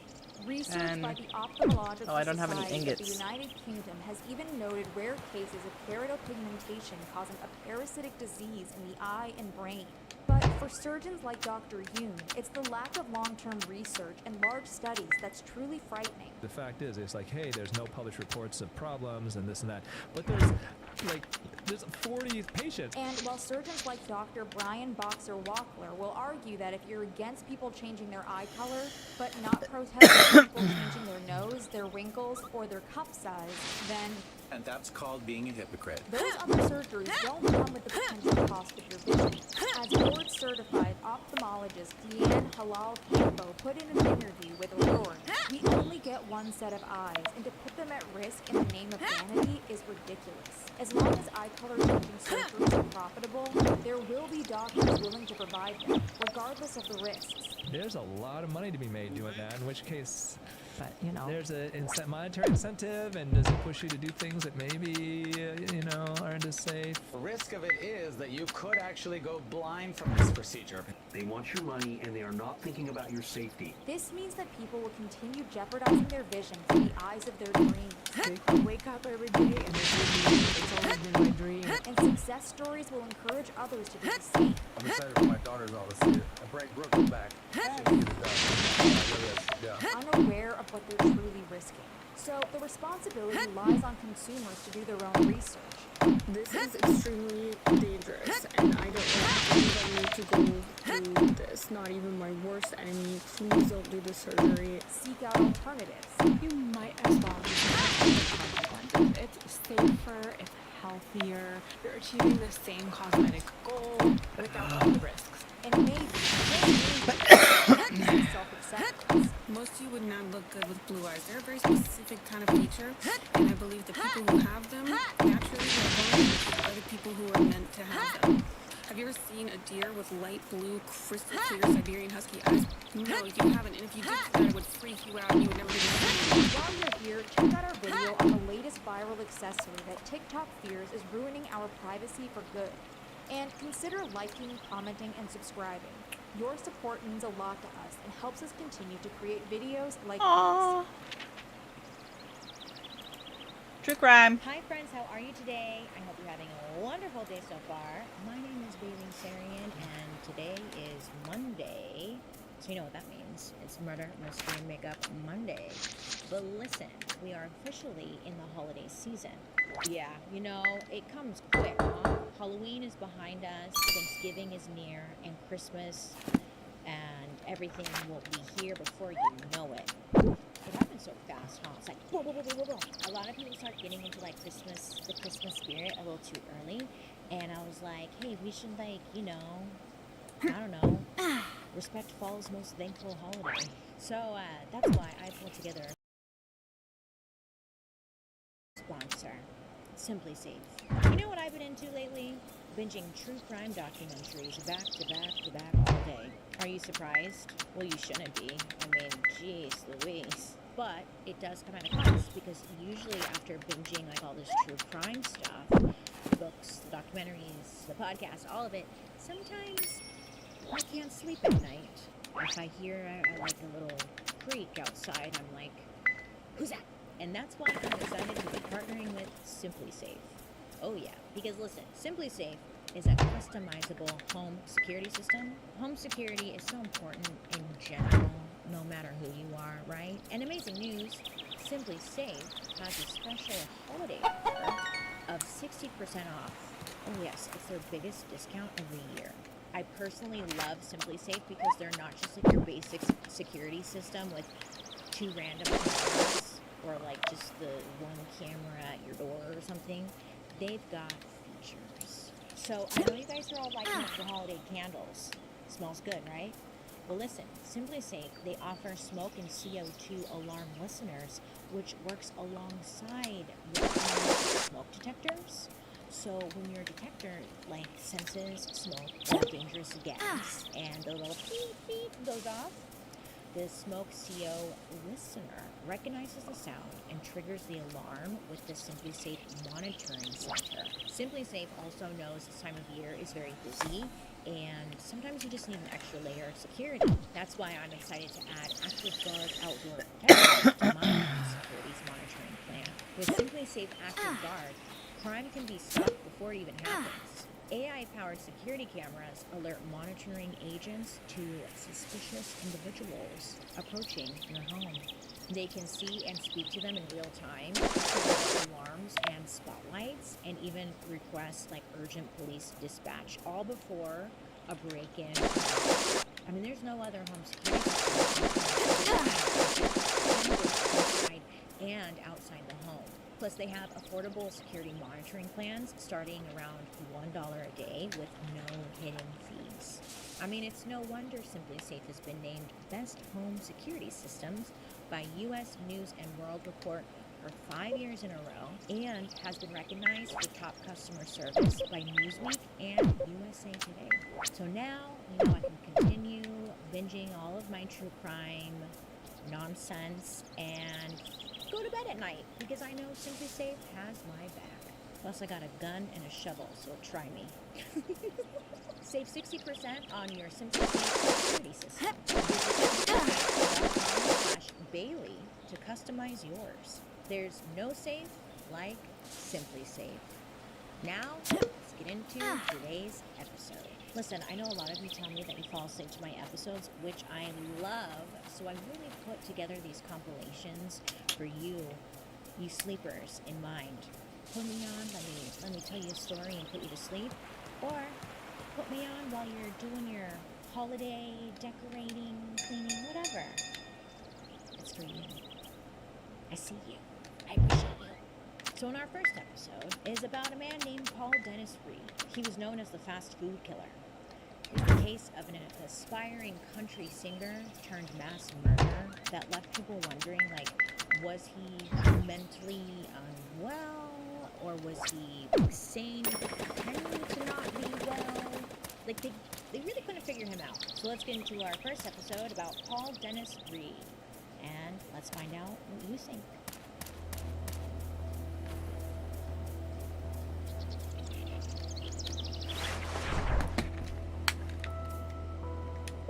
Oh, also disclaimer, today's episode is it's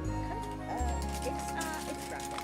It's not that graphic. I try not to go into heavy details about how people were murdered. I just feel like it's gore porn.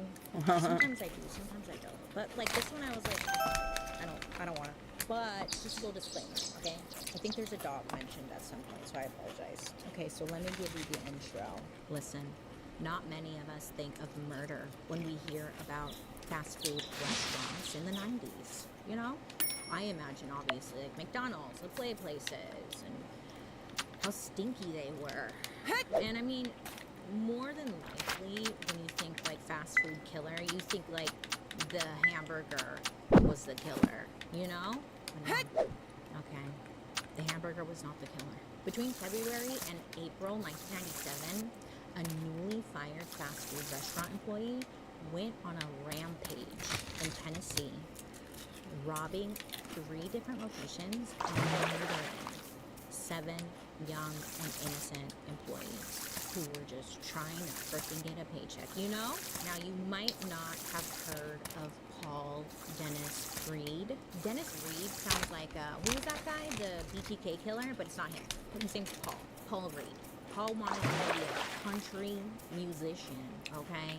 But instead, he went in the opposite direction, becoming a murderer and making a name for himself in American mass murder history, all in just 60 days, okay? Take a deep breath.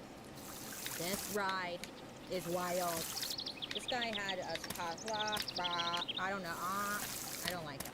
Any products I'm using, I'll make sure to list them down below, but let me now start.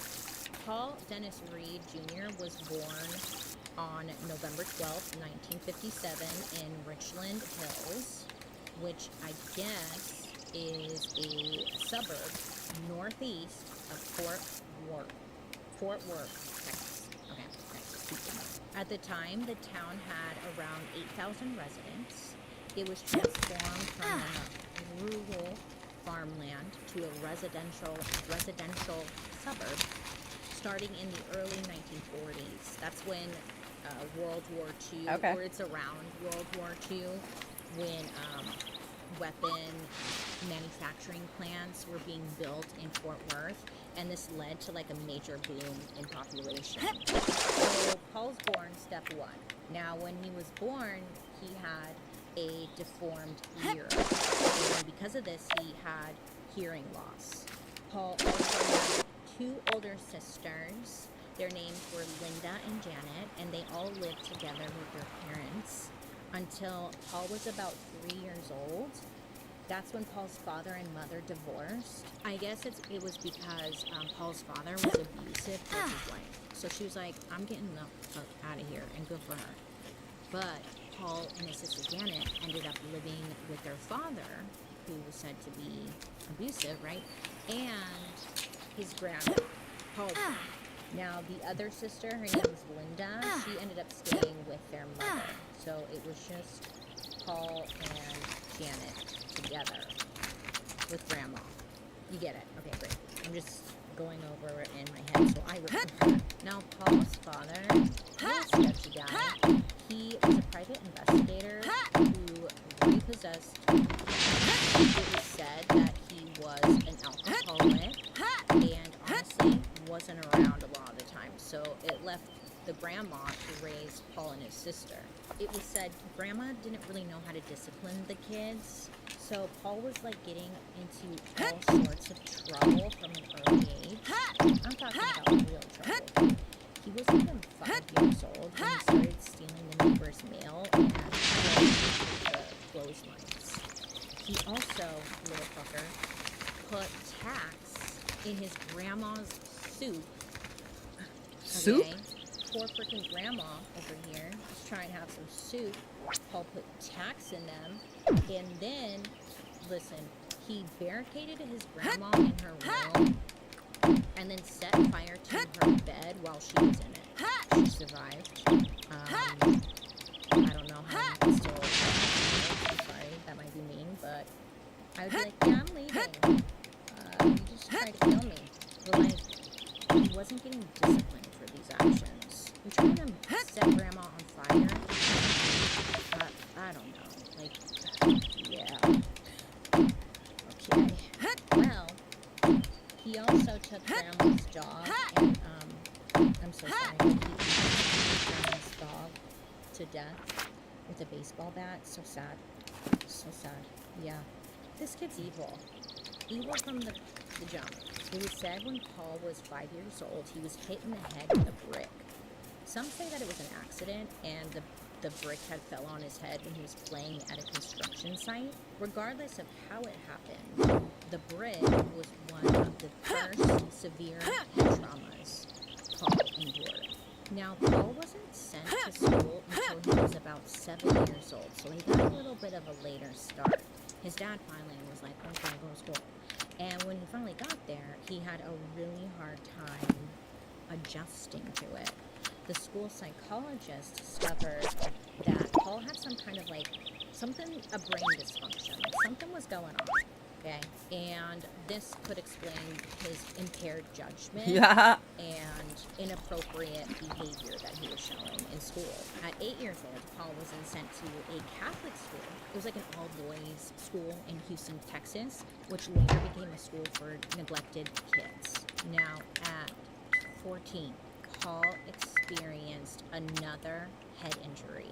He was riding his mini bike and he got into an accident and then fractured his skull. And then he was in the hospital like for some time. And it was like, woo, dodged a bullet with this one.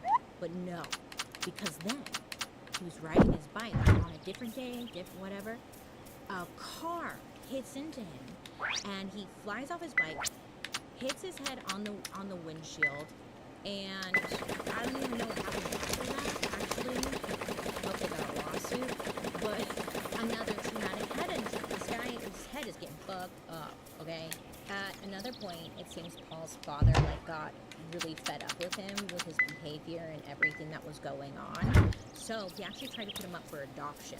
Yeah, his own dad at 15, 14.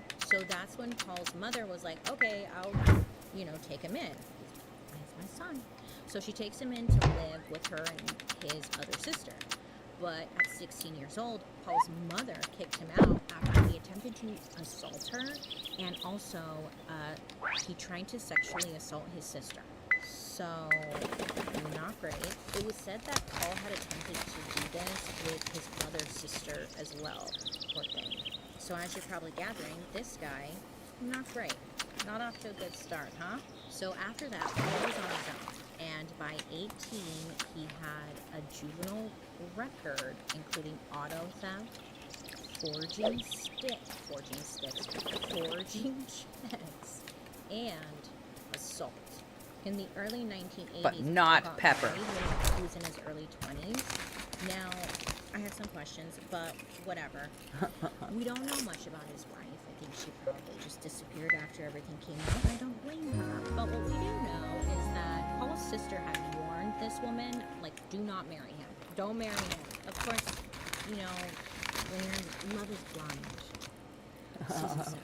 Love is blind, so we tend to ignore any warning signals. Now, he's married, but he's still acting like a damn fool, okay? He got charged with aggravated robbery, where he dodged prison because he was found to be incompetent to stand trial, meaning he wasn't sound of mind. Then again, while he was still married, he stole city equipment to start his own business. He ended up getting caught for this and arrested and was awaiting trial. So, you know, right before his actual trial, there was a bunch of hearings to see if Paul was competent, if, like, you know, was competent to stand trial. And Paul made sure to let them know that he was not sound of mind. He allegedly fell backwards in his chair when he's in court, okay, in front of everybody. He falls backwards on his chair, shot paper in the air with a rubber band, and then he made a little paper hat. Yeah, a paper hat. And then he put it on his lawyer's head. So he was behaving in a way that would make them think like, hey, I don't think this guy is right. Now, the thing is, he did these things when the jury was present, but when they weren't in the room, he would act more normal. And the judge caught on to this and was like, no, this dude's trying to, like, play us. So the prosecutor and the judge, they knew what he was doing. They're like, we're not falling for this, Paul. You know? And he ended up being convicted of aggravated robbery and would go on to serve. Technically, he got a 20-year prison sentence. Great. But he only served 7 years because he was released on parole. So it's a shame because I think maybe jail would have been good for him. Knowing what's to come, I think it would have been best if he stayed there. So when he's locked up, that's when Paul's wife divorces him. So Paul goes to prison and he spends some time there. And it was in Texas, he's serving prison. And I guess when he was in there, he started to get really paranoid. He started having delusions that he was being monitored by a secret government organization that he thought was controlling his mind. He called this organization Scientific Technology. Very vague, huh? So Paul later wrote letters to the Texas governor and Washington Post claiming that he was under government surveillance going back to 1985. So people are thinking... For what? Something... He's the Queen of France? He was alright with this guy. He finishes his prison sentence and he gets out. Now he's an adult and, you know, out of prison. Great. He can change his life if he wanted to. But of course not. In 1990, Paul, he got into another car accident and he again hit his head, but this time he got a concussion and he even lost consciousness. So I know we try to play it tough when you get a concussion. We're like, no, I'm fine. But you have to take it seriously, okay? You really do. And that's my TED Talk. Thank you. So Paul's erratic behavior also was getting worse as he was getting older. His father ended up passing away and he attended his funeral. And this was like May of 1997. And to his father's funeral, Paul showed up wearing a lime green shirt, shorts, tennis shoes, which is fine, you know, that's fine if that's what your family member wanted, you know. But to top it all off, he wore a Burger King's crown on his head, and he kept calling himself King Paul. And he was like, you need to refer to him as King Paul. Obviously, the people who were there were, like, why is he doing this? Like, what's he doing? What are you doing? Like, now is not the time for King Paul. But he refused to change. He was like, no, this is who I am. I get that. I'm King Paul. I wear language. As if there wasn't enough going on with Paul, he also had a really bad temper. A short temper, maybe too, is what I should say. But he was very impulsive and just a very angry man. I mean, there were a lot of people who were afraid of him. Like family members. In 1994, Paul somehow got a girlfriend. I don't know. But they were living together. She later said that, you know, living with him was like walking on eggshells. You just never knew what you were going to get. But that one night, he just went completely psycho on her. He picked up her cat and threw it across the room. And then, according to the girlfriend, Paul got so angry with her that he threw her on the couch, got on top of her, and like holding a pillow over her head, just smothering her. And he didn't let go until like that last second where she was like, you know, and then he let go. So scary. And this ended their relationship. Linda, his sister, was also afraid of him because he often, growing up, would just threaten to kill her, like all the time. Plus, there were accusations of sexual assault. And then his other sister, Janet, later testified in court against him, saying that he also sexually assaulted her, but that he also threatened her with a knife, you know, trying to make sure she wouldn't say anything, I guess. But people didn't like being around Paul. So you know what Paul did? He's like, you know what, you guys, I'm going to Nashville to become a country musician. Yeah, it's gonna work out for me.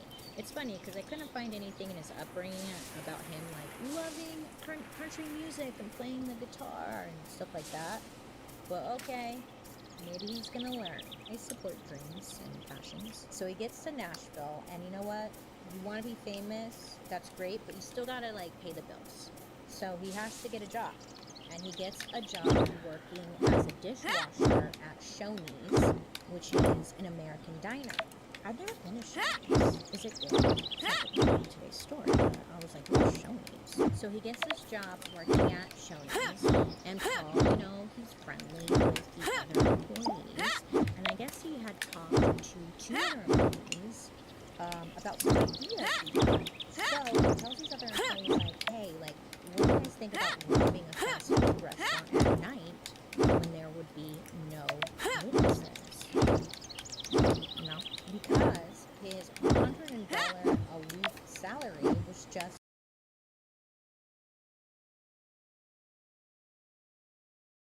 let me execute this. I'll just do it. So King Paul went and bought a .32 caliber revolver from the pawn shop, and then a few months later he purchased a .25 caliber automatic handgun. Oh no, he purchased two .25 caliber automatic handguns. And then the guy who was selling it to him was like, "Didn't you just buy a gun? Like what? Like what?" And Paul told the seller, like, yeah, I didn't like how the other one shot. Like, I just want these. But he still had all three guns. So, in February of 1997, during his shift at Shoney's, Paul, I guess, lost his temper over something and threw a dish at a fellow employee, which led to Paul getting fired. Now, he was pissed. Not even pissed. He was raging, okay? And you know what? He was like, I'm gonna do something about it. He felt like he had the motivation and the weapons to set the stage for the crimes that he would become known for nationally. I mean, he goes full psycho after this. Now that Paul was fired from his job, he was running low on money. So he drove to Captain D, which is a fast food restaurant it's like a chain thing in Tennessee. He gets there just before closing, and then he enters through the exit door. And when he does this, he finds like some workers inside and asks them if they were hiring. They told him like, bro, we're closing, come by the next afternoon. And he's like, okay, bye.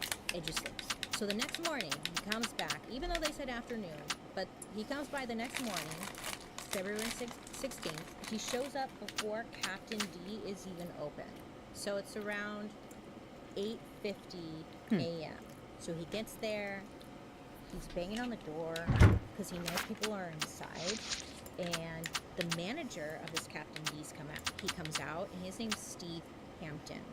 Now, we don't know what the conversation was that they have, but what we do know was that Paul somehow convinced Steve to let him into the restaurant. There was later an eyewitness who came forward and said she was driving by when she saw Paul and Steve outside, and Paul was holding like a white paper, like it was a resume or something.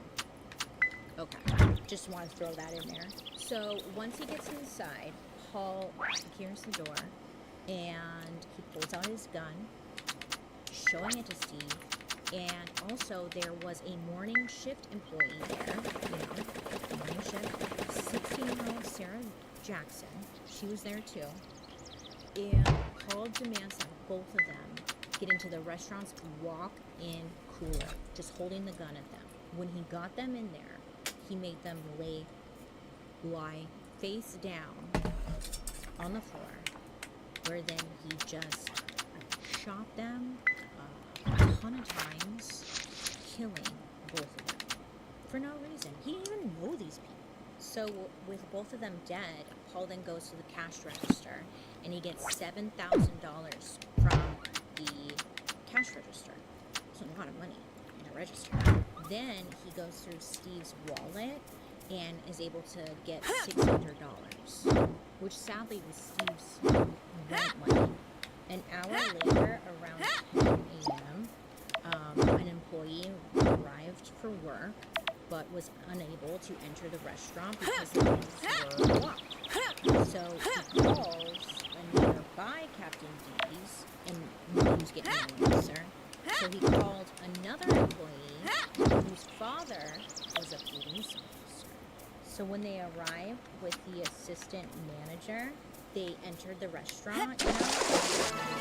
That's when they find Steve and Sarah dead in the cooler.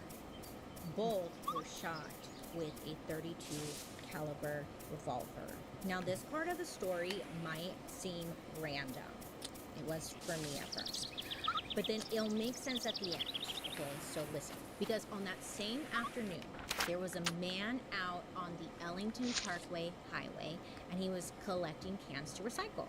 He was about 11 miles from Captain D's.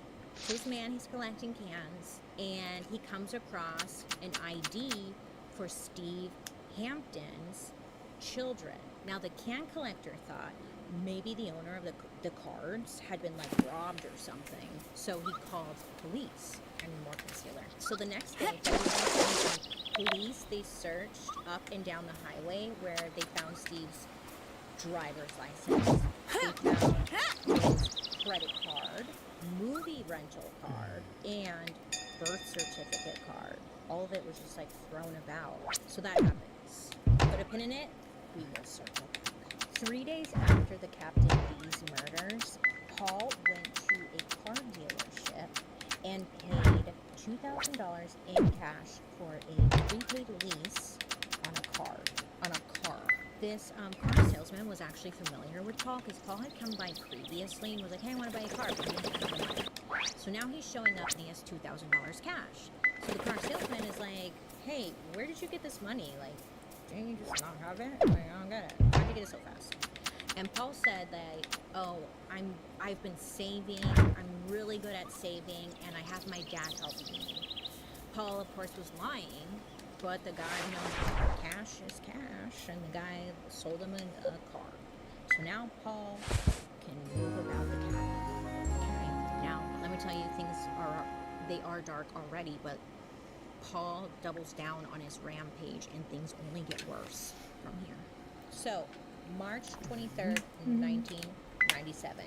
It's barely 5 weeks after the Captain D's murders, and Paul, he sat in his car at a McDonald's around like 3 miles northeast of Captain D's.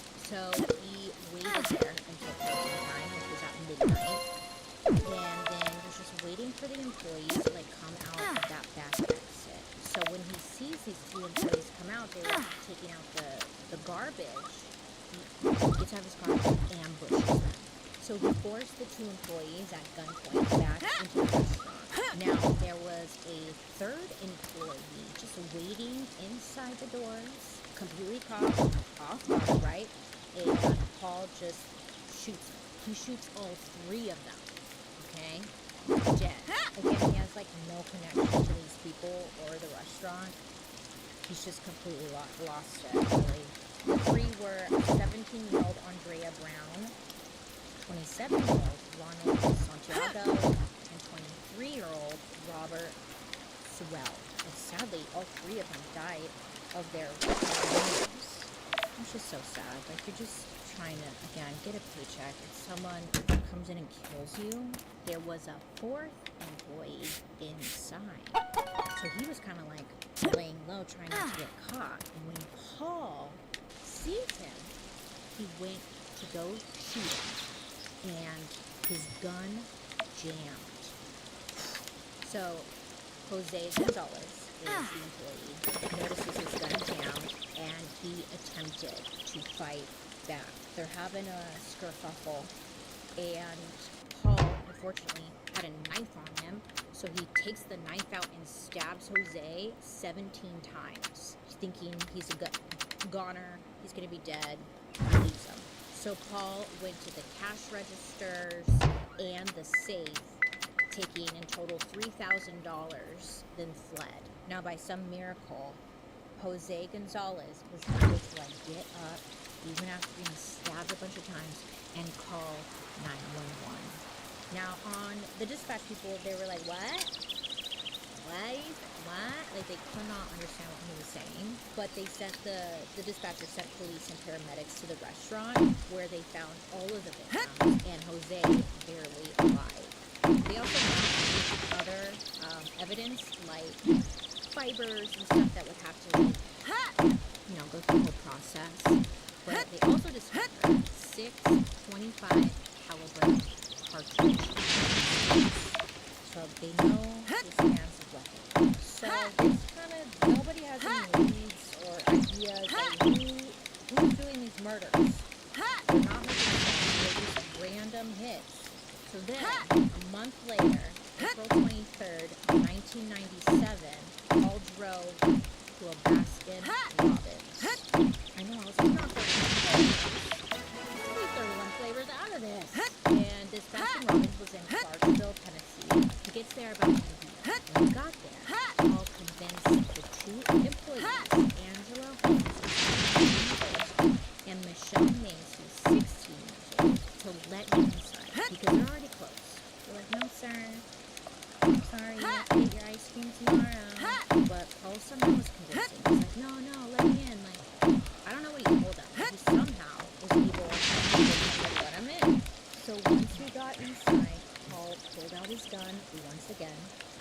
He robbed the cash register and the safe. But then, instead of killing like he did the other victims, he forced both Angela and Michelle into his car. You know, one piece of advice I heard many, many moons ago, maybe you remember this show, because it was on TV. And it was like this crime expert guy said, if something like this ever happens to you, the best thing you could do is never go to the second location. If someone's pointing a gun at you and telling you to move, don't go. You just stand there, and if they shoot you, they shoot you. But at least you're not going to get moved to somewhere else where no one can find you, or you get tortured or whatever. As I say that out loud, I'm like, okay, that sounds kind of awful. But there's something that's always lived in the back of my head, like never go to the second location. Do whatever you can to avoid going to the second location. Hopefully you never have to use this information, but just throwing that out there, I guess.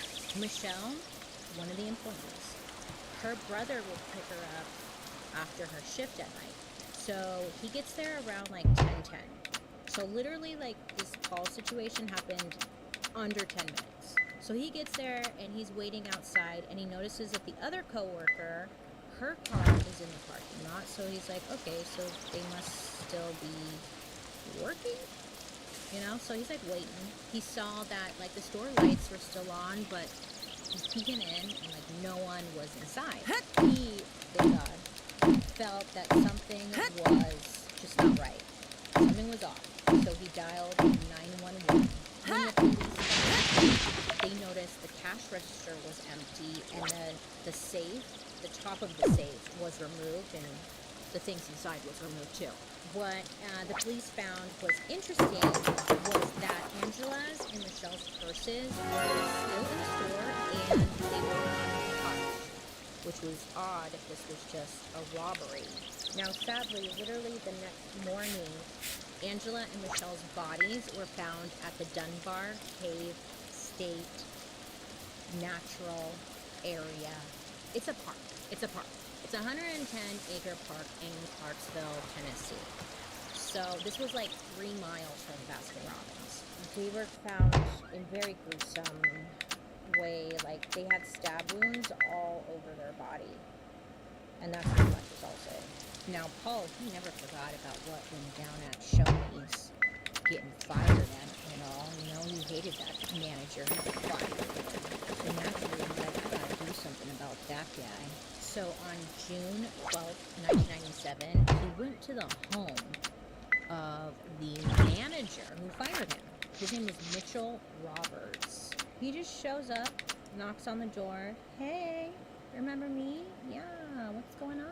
What are you doing? But what Mitchell Roberts didn't know was that Paul had a knife on him and a gun. So Paul, in the beginning, kind of was acting like he was interested in getting rehired. Not begging for his job back, but, you know, trying to explain, like, hey, man, like, maybe you could still help me out. I don't know. But in reality, according to Paul, he wanted to kidnap Mitchell. Paul noticed in the background that Mitchell's son had a camcorder. Remember, it's like 97, I said, so it's like one of those janky big ones. Maybe it was smaller by then, but I imagine it was bigger. But he was like playing around with it. His son was like recording everything. And when Paul noticed him, he was like, oh shit, change of plan. So he waves to the camcorder and he's like, all right, I'll see you later. And left. Now, Mitchell, he was like, dude, something was up with him. Like, he was acting weird. That was creepy. I'm gonna call the cops. So as soon as Paul left, he's like, hello? Yeah, let me tell you, there's a weirdo out here, okay? Now, by this point, like when this went down, police were already staking out like the local area's fast food restaurants. They noticed a pattern was happening and they were anticipating each other striking again and hopefully catching this person in the act. The police had no idea who was doing all these murder/robberies, but they believed like it had to be the same person. Plus, they learned from Jose Gonzalez, the guy who survived the McDonald's murders, that there was only one perpetrator. So they're looking for one guy. After receiving Mitchell's call, police went to Paul's house to arrest him.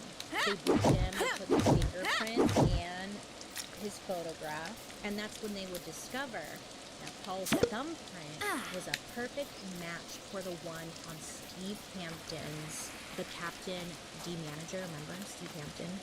Movie rental card that was found from the recycler. So good, circle back. There was a fingerprint on there, and it matched Paul. Boom, this is why you should recycle. So now that they got a photo of Paul, they go to Jose Gonzalez, and they're like, hey, is this the guy? And Jose, like, automatically was like, yes, that is the guy. Then Paul was positively ID'd by 2 other employees that were working at Captain D's restaurant. Remember when Paul went there, like, that first night and was like, hey, you guys hiring? And they're like, come back later. So those employees were like, yes, that's the guy. And if that wasn't enough, Paul's shoe size matched the footprints that were left behind at the Captain D's scene. And on top of that, Police found DNA of the Baskin-Robbins victims on his shoes.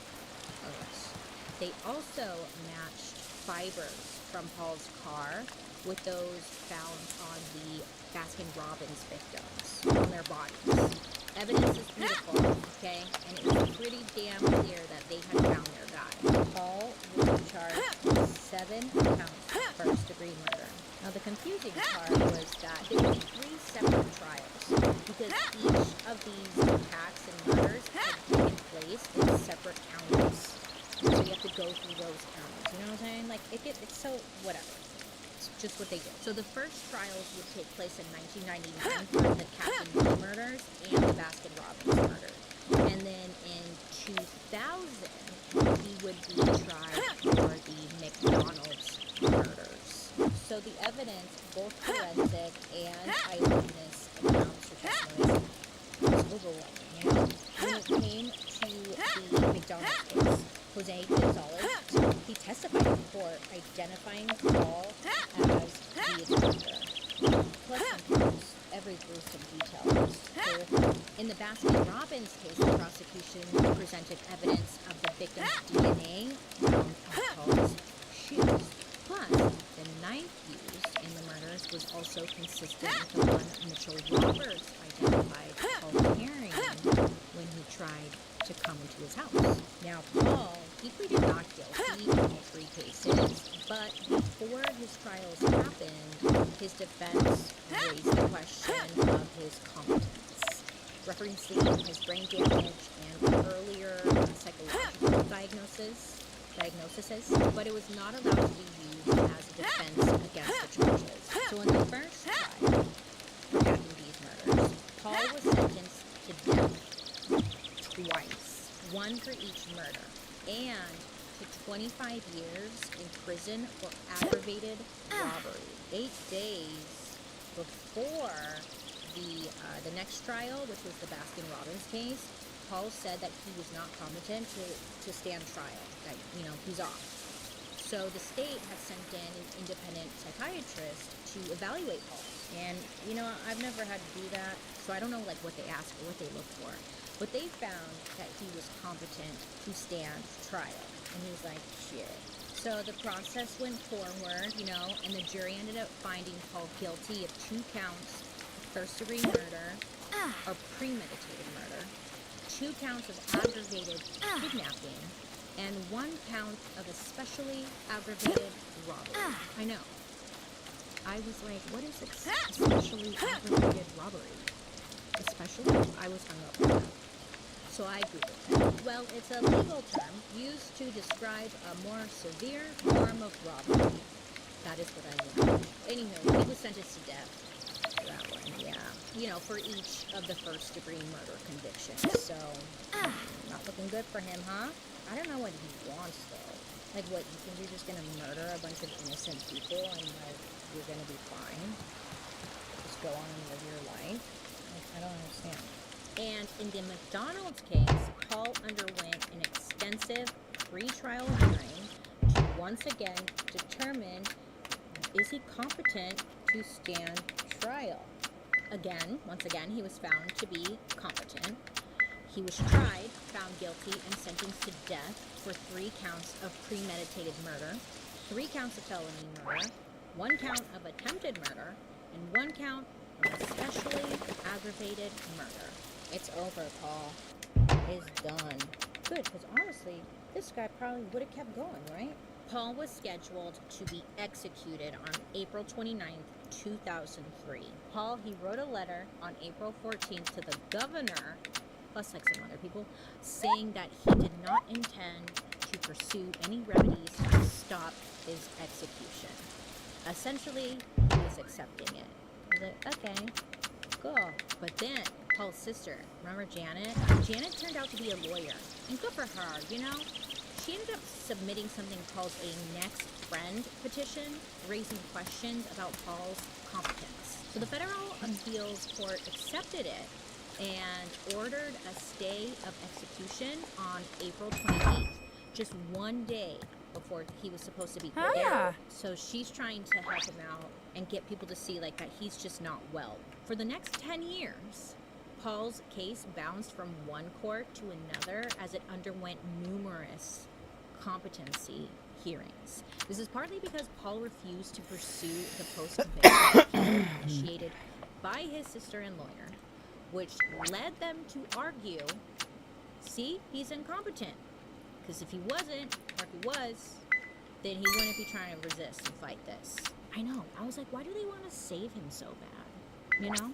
I mean, like, if a family member killed a bunch of innocent people, bro, you've got to go. Sorry, but you murdered a bunch of people. I don't know. Is that mean? I mean, good for them, I guess. Really. She's fighting for her family from an abusive brother. I was a little, okay, I'm not judging, but I'm like, you know, okay, all right. Then in October, it was like 2012, the Supreme Court of Tennessee finally settled the case. They were upholding Paul's death sentences and found that the petitions on Paul's behalf failed to show he was incompetent. Essentially saying, yeah, look, he had some head trauma, okay? But he should be held accountable for what he did. So everyone agrees, except for his sister, that he should be put down. But before a new date could be scheduled for his execution, Paul Reed died on November 1st, 2013. It was like 11 days before his 56th birthday. He died at Nashville Hospital from heart failure due to complications from pneumonia and respiratory illness. Bummer. Now the big question, was he sane or insane? In its 2012 ruling, the Texas Supreme Court referred to Paul Reed as a human conundrum. It was found that Paul was undeniably brain damaged and delusional. And Paul believed that he was constantly being monitored by the government they were trying to control his mind remotely. He insisted that all his trials were mock trials and that his lawyers were actors who were controlled by scientific technology. The court also found that Paul told several mental health professionals over the years that he faked his mental health problems and also any delusions to avoid prosecution. So they're like, what is it? So the court was asking, look, is Paul a mentally ill person who's trying to appear sane, or is he a sane person who's trying to appear mentally ill? During his court trials and appeal hearings, many mental health professionals testified both for the prosecution and the defense. They couldn't make up their damn minds, okay? There was, again, no doubt that he had some mental issues. An MRI and a PET scan that was done in 1998 had found that the left side of Paul's brain was atrophied, or in other words, dysfunctional. A clinical neuropsychologist who interviewed Paul like a ton in 1998 and 1999 determined that Paul's brain damage caused significant mental and behavioral disorders. She testified in court that Paul exhibited psychosis from at least 1978, and then he started having delusions in the mid-1980s. She also reviewed his childhood records, where she discovered that Paul's IQ was in the 80s, which was quite low, and they thought that Paul met the criteria for antisocial personality disorder. But that's not all. A licensed speech and language pathologist evaluated Paul in 1999 and testified that Paul suffered from speech and language problems, which can be a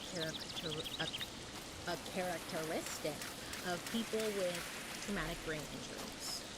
Then, because so many people were evaluated and none of them could agree, okay, a Columbia University clinical psychologist interviewed Paul for more than 20 hours. This person talked to his mother and his sisters and reviewed the records, or his records, and this psychologist determined that Paul suffered from paranoid schizophrenia for at least 20 years. He determined that Paul's cognitive and behavioral disorder was due to his brain trauma. But throughout those 20 years, Paul has also acted rationally, which is confusing. I think you can be both at the same time, and to them it's so black and white. Like, you can still act rationally, you just have, I don't know, I'm also, maybe I shouldn't talk about this because I don't fucking know. They're like, look, he's acted rationally throughout the years. Like, before the murders took place, he enrolled in a community college where he scored straight A's in almost all of his classes. And then earlier in 1984, after his court, remember when he made the court hat? He wrote a letter to the state prosecutor apologizing for his courtroom behavior and asked for a shorter sentence. So they're like, he's like aware of what's going on in his behavior. But again, like, it confused doctors. They couldn't figure out his behavior. Mental health professionals who testified as witnesses for the prosecution agreed that Paul's brain was fucked up, okay? But they disagreed that this could cause schizophrenia or lead Paul to commit premeditated murder. Even the experts couldn't agree. I watched this documentary and I wish I could freaking remember the name. Hold on, let me look it up, because if this is something interesting to you, because I find this interesting. The correlation between brain trauma and murderers, because a lot of murderers have brain trauma, more than you think. So I watched this documentary a while back. I'm gonna take my headphones off. Not insane. It's on Max. This is not promotion, but it's all about trauma and murderers. And it's like, oh my god, there's definitely something there. My and piercings. I think a lot of people avoid the conversation because if you mention that means we'd have to invest money in healthcare and taking care of people when they have brain trauma, and it just means like we have to do more. We have to do more. So a lot of the times people, I don't know if they're being paid or what kind of gain they're getting from it, but they will never say that head trauma and like murder links together. They won't admit it, even though there's so much evidence out there. Now, I'm not saying this person should be out on the streets free because it's like, oh, woo, like it's head trauma, so we forgive you. No, like they should be in a jail, but I don't know. I also don't have any answers. So circle back to me when I'm running for governor or something and I'll figure it out. Thanks. So watch that if you're interested in it. Crazy, not insane. I think this guy should have been put down. Really, in my opinion. Okay. Just letting you know. I don't think he should have been given any special treatment. Paul's death seemed to have provided some relief to his victims' families, just knowing that this monster was no longer on Earth, you know? Jerry Jackson, the father of 16-year-old Sarah, who Paul killed at Captain D's, was happy that Paul was gone and was not going to be hurting anybody else, and for him it was said that this was closure. The father of 17-year-old Andrea Brown, who Paul murdered at the McDonald's, wished Paul was executed rather than dying of natural causes. I get that. But either way, he said he was glad that Paul was dead. He said Andrea was a great student and had saved just enough money to buy a car, which she did a day before her murder. It's so sad. Because of Paul's murderous activity, after all this happened, fast food restaurants in Nashville, in the Nashville area, started closing earlier, and at night, police would be out like patrolling around these places more often. So, I mean, the question that is asked a lot when it comes to Paul Reed, was he competent to stand trial? Was he sane? Did he plan to commit the murders? Did he feel any remorse? Because he never said sorry, like, I did this, sorry. He never, nothing. I think it's a bit of both. You know, you could be sane and insane. You have moments, right? He clearly had issues, okay? From birth all the way up to his killings. Like, he was hitting his head so many times, severely traumatized, and come on, it definitely affected his judgment and behavior, but that does not excuse what he did. Nothing Paul said or did after his cold-blooded murders suggested that he felt bad about killing 7 innocent people. And most likely, everyone believes that the murders and the robberies would have likely continued had he not been caught, arrested, and locked up. The end. That, my friends, is about the awful fast food killer, which is a stupid name they gave him. But it kind of makes sense because it was all whatever. Paul Reed. He had a rough life, and he made it worse. Huh? Can I get an amen? Amen. Thank you so much. I would love to know your thoughts down below, if you have any. Honestly, I couldn't imagine going to work like you're 16 or whatever, and you're working one of your first jobs, asking Robbins or McDonald's or something, and someone fucking kills you. Like you're just trying. Somebody just comes and freaking kills you. God, that's very upsetting. That's all I can think about. That's sad. Thank you guys so much for hanging out with me today. Make sure to leave any suggestions you have down in the comments section. I'm always looking for just a story, a new story to talk about. I've got a long list going, but I'm always into it. Have a good rest of your day. Make good choices. Please be safe out there. And I'll be seeing you guys later. Good night. Wow, what a hoot. What a hoot, huh? What a conundrum, right? Paul was awful. He did very terrible things, but there's always that question of why. Was it because of his head trauma? Was it something more sinister within him? You know, there's always the why of it all. But listen, now it's time for some football. Good old American football. Give me that football. Our next episode is about a football star who had everything going for him, whose secretly wild life caught up to him in a very major way. Now listen again, it's a case of head trauma, the why of it all. And the outcome is quite surprising. This is the story of Aaron Hernandez.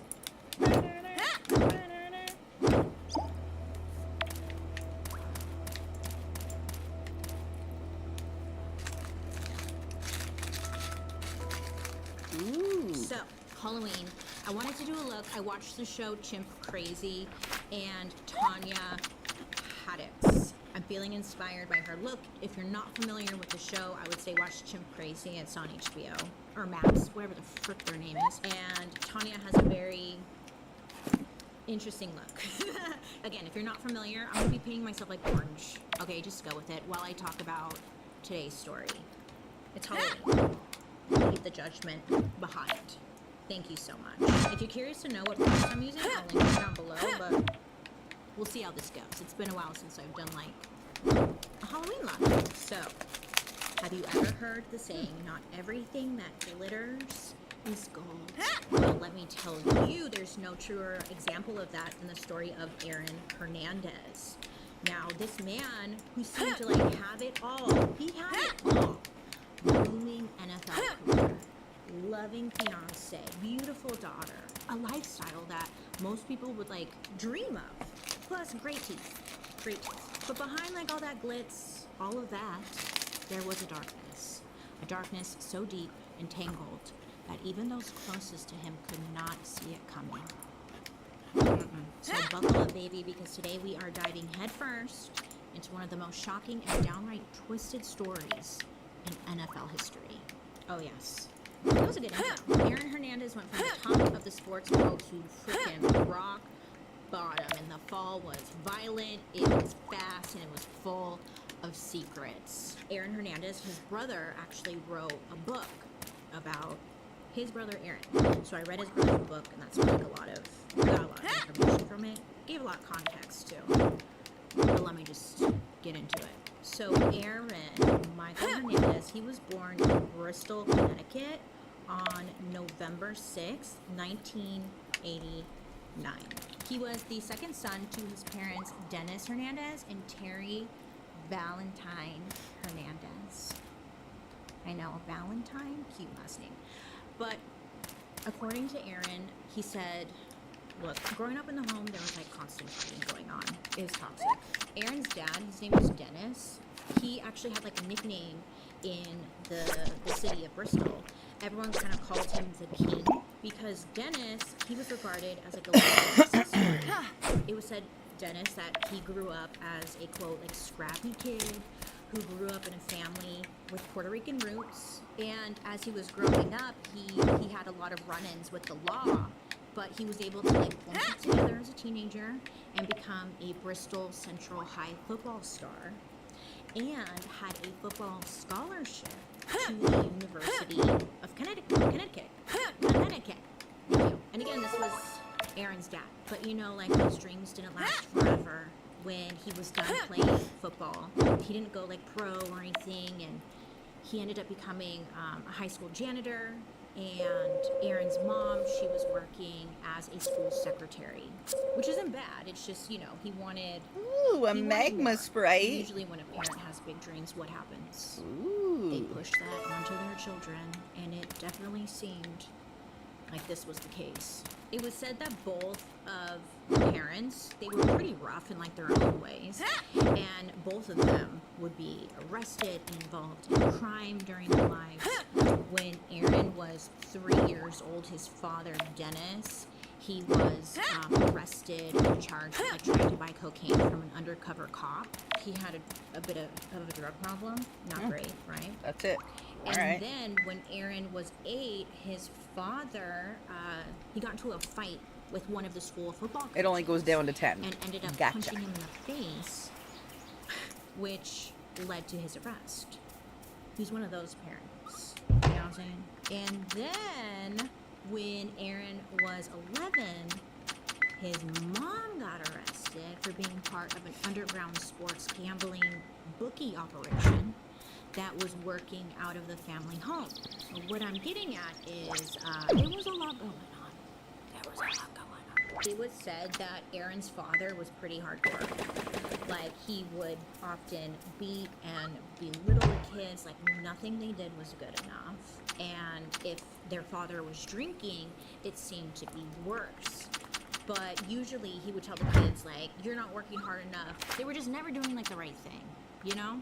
And as a kid, what I read in the book was that, like, they still loved their dad. I mean, as a kid, you just want your parents' approval. So it's like they were just going above and beyond trying to prove to their father that they were good enough. It was said that, like, Aaron and his brother, they lived in constant fear of, like, their father's beatings, which were so bad that, like, at times they would threaten their dad that they were going to call the police and in hopes that he would stop. But the dad would be like, go ahead, call them, and, like, hand the kids the phone, like, go ahead, do it.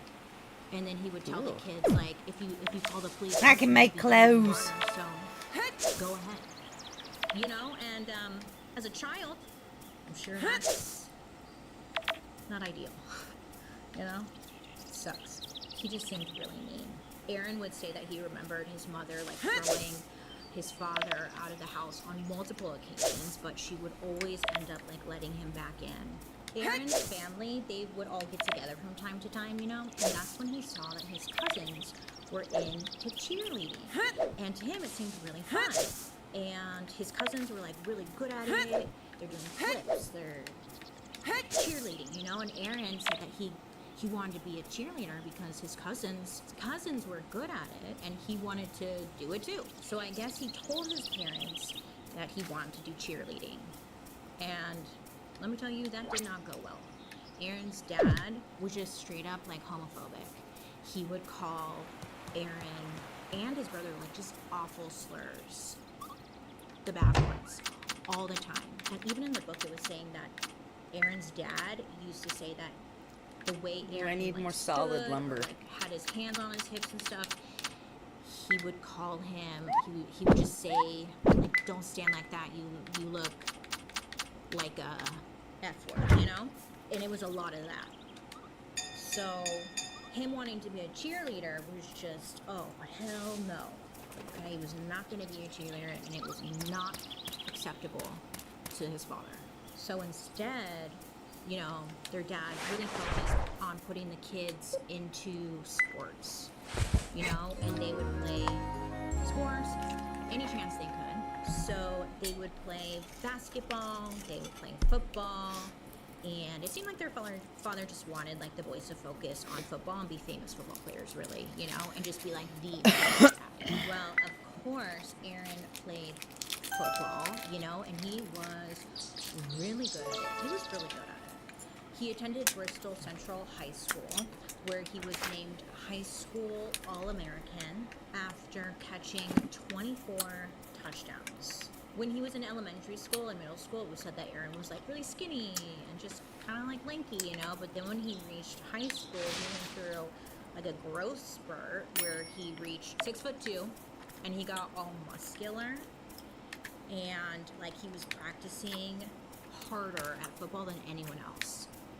And he would tell his brother, like, dude, I'm gonna be the best. I'm gonna be the best. And he was like just determined to be a star. It's such a shame because like I don't really understand football though a lot, but based off what I was reading, I mean, like he was really, really good and really something special. It's just a shame.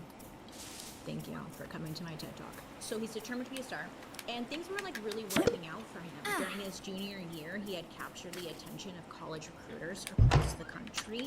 He was getting calls from places like the University of Michigan, Notre Dame, Boston College, and the University of Florida. So it's like, dang, he's got options. Okay, look, this is a side note because like I left it out of the script. Technically, like he was supposed to go to the University of Connecticut and kind of like made a deal with the football coach there that he was going to go there. But then after realizing he had other options, he decided he wanted to go somewhere else, and there was some kind of like drama with that. But I'm breezing past it because it doesn't matter. Just saying that because if you're an Aaron Hernandez fan, you're probably like, why aren't you mentioning that? There you go. Okay, great. So then, Aaron's junior year of high school, 2006, Aaron's father, Dennis, he would go in, he was having stomach problems, so he went in for a hernia surgery. You know, it's a routine surgery, removing the hernia, whatever. After the surgery, like, he's healing fine, and then all of a sudden, just, like, things started to go downhill, and they went downhill quick. And Dennis, his dad, ended up passing away at the age of 49. It said he got toxic shock, and then he died. So again, it was just supposed to be a simple surgery, right? And like none of it made sense. And this was a huge loss to the family. And this is really when things just start going downhill. After his father's death, it was said that Aaron started dabbling with drugs. A friend and like a teammate of his name was also Dennis. He recalled like smoking a lot of weed with Aaron before school, before practice, and even like after football game. I guess they were high all the time in high school. Then things got so some of like Aaron's relatives, they also lived in Bristol, and they were close. He had one, her name was Tanya, and she was 14 years older than he was. So she was like a sister to him, an older sister he never had, and he could totally trust. But after his father died, he learned that his mother was having a romantic relationship with Tanya's husband. So obviously, he talked to Tanya, right? What? Huh? Yes. And also, when Aaron found out about his the relationship, whatever, him and Tanya broke the relationship, and also Aaron like really started to despise his mom, like really did not like her. So Tanya would end up divorcing her husband, and it wouldn't take long for Tanya's ex-husband to like move in with Aaron's mom.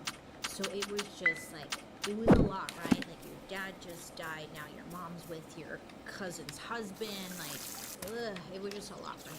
So Aaron would spend a lot of his time at his cousin Tanya's house after learning about the affair. Like, he didn't want to be home anymore. And her house was across the street from the field where Aaron used to play youth football. So it was like, it was just a second home to him. It was said at Tanya's house, that's where he like first really got introduced to weed and to like a lot of questionable people. It was said this is where, at Tanya's house, it's where he acquired his streetwise mentality. So Aaron's transition from high school to the University of Florida was in January of 2007. It was marked by both anticipation and controversy. He was pushed by the Florida Gators head coach, Urban Meyer, who was like keen on recruiting young talent, and he wanted Aaron to graduate high school early to join the college football ranks. Now, Aaron, again, was really great athletically, but he wasn't like fully academically ready for college. It was said that he scored a 420 on his SAT, which was below the minimum requirement at Florida, where most of the freshmen scored 600 or above. So technically, he shouldn't have been allowed in, but it didn't matter though, because he was great on the field, and the coach was like, he wanted him, right? And it's like, oh, he can focus on reading and writing in college. Like, it's fine. Just ignore it. Everything's fine. So they just really ignored his low scores. So at just 17, Aaron's encounter with adulthood and its freedoms was off to a rocky start. There was an early incident at a Gainesville bar called The Swamp, and here's what happened. So that night, Aaron goes out to this bar with another college football star and teammate, Tim Tebow. First of all, Aaron was just 17 years old, so he shouldn't even have been at the bar drinking in the first place. But it said that, like, wrong one. College football players kind of get treated like rock stars there, so the whole age thing didn't matter. So they go out, Aaron has a couple of drinks at the bar, and then was given the bill. Well, Aaron allegedly didn't think such a big football star like himself should have to pay for the drinks. So an argument happened, and we don't really know what was said, but what we do know is that Aaron ended up punching the bar manager in the head, and the manager, he like suffered from a ruptured eardrum. Now, Aaron could have easily been charged with a felony over this, but again, the college football stars, they get treated differently. So Aaron like called his coach in the middle of the night, gave him the details, and the Gators' unofficial defense lawyer intervened. Soon afterwards, the bar manager told the police that he was going to request that the charges be dropped because he had been contacted by legal staff and coaches with the university, and that they were just going to work on some kind of agreement. I know, must be nice. Well, is it? No. There's no consequences with these boys. In the end, Aaron like never faced any charges. But this was like red flag number one. Aaron's teammates in Florida considered Aaron to be like a big-hearted clown. They gave him the nickname Chico, and he like embraced it. His teammates would say that he always tried to be the life of the party, and like people either loved him or they just couldn't stand the guy. During his time at Florida, he was recognized as one of the top players in the nation. Like, he was a key player on the 2008 BCS National Championship team. That's like speaking a different language. I don't know what that means, but like, yes. He was a very talented player. But even with his fun personality, Aaron was facing some serious issues. He wasn't doing great in his classes, if he was even going. And he even got like mixed up in a scary situation involving a shooting in Gainesville that left 2 wounded. I tried to find more information about this because I was like, what? He wasn't part of this shooting. It was more of him being at the wrong place at the wrong time. That's like all the information I could find. I think after the fact, people now think he probably was involved in some kind of way with whatever went down. Yeah, I don't even know if it was worth mentioning, but like I mentioned it, so. Because I don't know what the situation was. So despite all these problems, Aaron was still an amazing football player. He ended up receiving the John Mackey Award as the nation's best college tight end for his junior season at Florida in 2009, which is pretty huge. I feel so dumb. This is not my world. But I guess I looked it up, and the John Mackey Award is like presented annually to the most outstanding college tight end in the United States. So that's very impressive, right? So Aaron, he had his eyes set on joining the NFL, which, you know, the real deal. But there were some more problems. Aaron was failing drug tests while he was at the University of Florida. And scouts, I learned that football scouts, they do some serious digging. They hire private investigators to look into everyone's backgrounds to know like what they're investing in, which is good, but at the same time, how come they always overlook domestic abuse? I don't know. But so scouts were looking into Aaron because he's amazing, right? But they didn't really like him, and they were describing him as like a social misfit who had like a serious weed habit. So on top of that, when they were looking into, you know, his past, they were concerns about his possible ties to like some kind of criminal behavior in his hometown of Bristol. He didn't technically have any charges on his record, but like there was some question. He just they weren't sure. So like a lot of recruits didn't want to touch him. But things were going to be all right for him because in 2010, Aaron was drafted by the New England Patriots in the 4th round of the NFL draft. Now this was major, right? Huge. Could you imagine? Major. So this was like his chance to like get things together, right? He's playing with the big boys now. And he showed up. During his rookie year, Aaron had scored 6 touchdowns on 563 receiving yards. Question mark? I don't know what that means. Alongside quarterback Tom Brady. Maybe you know what that means. Okay, so he's doing great. And in his second season, he helped the Patriots, you know, get all the way up to the Super Bowl. They ended up losing to the New York Giants 21-17, but I'm sure like this was quite the rush for him. I'm sure his dad, as mean as he was, I'm sure his dad would have been very proud. Or not. I'm not sure. But either way. So as his fame and workload were growing, Aaron decided to hire like 2 friends to work as like his assistants. Now one of them, his name was Alexander Bradley, who technically was a drug dealer that Aaron met back in college, and I guess he was now working as his personal assistant, and it seems like mainly his weed supplier. And Alexander, like his job wasn't, I guess, just about getting drugs.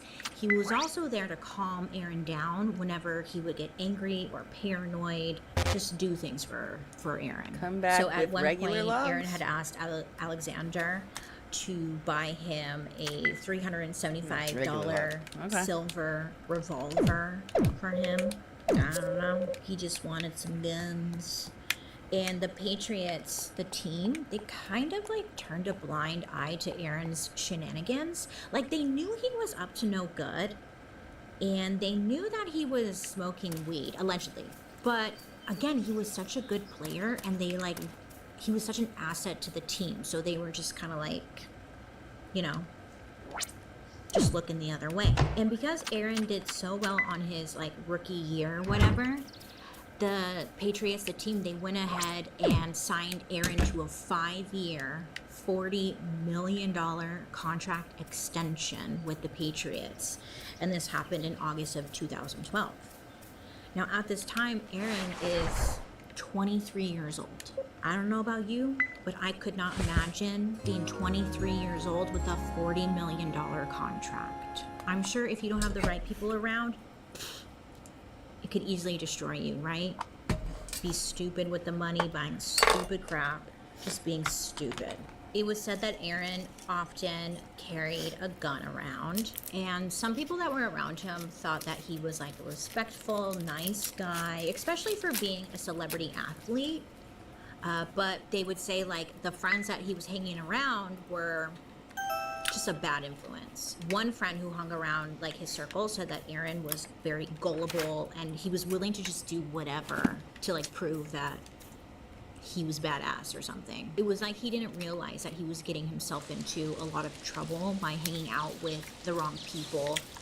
And A lot of people said that he was just a follower. So the Patriots teammates described Aaron as an attention seeker who at times seemed unhinged. They would go on to say that he would have like these major mood swings where he would be like the most hyper masculine, aggressive individual in the room and like was ready to fight anybody, you know, during like fits of rage. And then there would be other times where he would be like the most sensitive person in the room. And he would be talking about like cuddling with his mom. Or he would go up to other players asking like if he was good enough to play. He just seemed deeply insecure. I guess there would be beef at times with their legendary team leader, Tom Brady, who would become enraged by Aaron's erratic behavior. It's like 1 minute Aaron would be like childlike, laughing and disruptive, and then the next he would kind of storm off in a fit of rage. And then there was Aaron's lover, Shiana Jenkins. The two of them, they met when they were little kids growing up in the same neighborhood in Bristol. They attended the same elementary and high school, which meant that they knew each other just from a very young age. Their families were familiar with each other, and they, you know, were childhood friends for like many years. As they grew older, their friendship eventually turned into a romantic relationship in high school. They broke up for a little bit when Aaron went to the University of Florida, but they still like stayed in touch. And then when he went to NFL, I guess that's when they like decided to pick back up their relationship. Shiana eventually moved in with Aaron after he started playing for the New England Patriots, and then the couple ended up getting engaged in 2012. On November 6, 2012, Shiana gave birth to their daughter. We hope this would make them grow up a little bit, you know, grow up, you have a family now, but nay, of course not. In July of 2012, Aaron was at the Cure Lounge one evening. He was partying and he was hanging out with his friend Alexander. It was said at around 12:30 a.m. inside of the club, a guy named Daniel Deabro bumped into Aaron, causing him to like spill his drink on himself. That was it, okay? And I got Aaron off. Alexander said that Aaron was getting all riled up and that it was best if they just left the club. So the two of them leave the club and they're like outside and Aaron is fuming. He can't freaking let it go. Then Aaron noticed that that guy Daniel who ran into him and his friend Safiro were leaving the club. So I guess Aaron like turns to Alexander and he tells him like, let's go. Let's like follow them. So it's around 2:30 a.m. Aaron and his friend Alexander, they hop into their car. It's a silver SUV and they hit the road and they catch up to the car that Daniel and Safiro were in, and they like pull up next to them. It's like at a red light. Witnesses later testified that someone in Aaron's car had shouted at the other men, saying like, "What's up now?" Just like shouting at them and then screaming like some racist stuff before firing 5 shots into the vehicle, which ended up killing both of the men. So the SUV with Aaron and his friend, they take off and they end up taking the SUV to Aaron's cousin's garage, Tanya, to keep it hidden for a while because they just freaking killed someone. So they're like, we need to hide the car. So naturally police come out to the scene and investigate, figure out what the frick happened. And they were looking into surveillance footage from the club that night to determine like who killed these men, right? And on the footage, they actually saw Aaron Hernandez on the footage. And at first, like the police even said they just thought like, oh, what a coincidence. You know, like he's a big football star and he's at the club. That's funny. Like they didn't think he was a part of it. The only thing they had to go off of, the police, was like finding that SUV that was involved in the attack. But they were having no luck locating the vehicle. So the police, they said that they had no leads. They had no leads because both Daniel and Safiro had no criminal history. They had no enemies. They worked cleaning buildings at night and were just like good, honest people. And the killing made no sense. Now, The police, again, they were not looking into Aaron at this time because technically Aaron did not have a criminal record himself. Like, yes, he had those involvements earlier, but there was never any like police reports made, so there was nothing on his record. And again, the police are like, he's a big football star. Like, what would he have to do with this crime? You know? The case kind of goes cold because they don't even know who they're looking for. It was really sad for the family, like these men that got killed. They just seemed like it was just like so sad. Like, they just seemed like really good people, and they got killed for literally no freaking reason. And the families, you know, they were preparing to bury Daniel and Safiro side by side, like in a Boston cemetery. And meanwhile, Aaron was off partying like nothing happened. He was spotted within like days of the murders riding jet skis with a bunch of his like Bristol friends in a fancy harbor town of Newport, Rhode Island. He literally just killed 2 people, you know, it's like pretty wild. So at this point, like, Aaron is getting away with his crimes over and over again. And I think it was just like proving to himself that he was untouchable. It seemed like he could get away with anything. Aaron would literally go on to play a full season of football after killing 2 people. Like, nothing happened. And he did a really great job. Like, it's just wild. So then in February of 2013, Aaron and his friend Alexander, they flew down to Miami, Florida. And they were there because they wanted to party with one of Aaron's old teammates from the Florida Gators. His name is Deontay Thompson. So they go down there and they started like their party in Deontay's hometown, Belle Glade. And then they headed to a Miami strip club called Tootsie's. And I guess like the first night that they were there, Aaron had spent like $10,000 that first night. So while they were there partying in the VIP section, it was said that Aaron started to act all paranoid because he thought that the 2 older men that were sitting by them, he swore that they were cops from Boston. Now there was no proof to even believe that these guys were cops, but Aaron was telling his friend Alexander, "Oh, you're fucking cops," like, and being just paranoid, truly paranoid. And then on the second night at Tootsie's, because I go again, things got tense between Aaron and Alexander. It was said that they got into a fight over the bar bill, and then Alexander like forgot his phone in the club, and this seemed to just really annoy Aaron. Like, he was raging. So he's in a bad mood, and he tells everyone, like, let's go, we're leaving, right? So the whole group, they all leave, they get into the car, and they drove like north on Interstate 95. Alexander was in the back seat and he fell asleep. Alexander later testified that he woke up with Aaron holding a gun pointed right between his eyebrows. He has no idea, like, what is going on. And that's the last thing he remembers. Now, the next morning, as the sun came up, police found Alexander lying in a parking lot, bleeding from a bullet wound between his eyes. Aaron, nowhere to be found. At this point, he had already flown out of Florida, thinking like he was done with Alexander for good.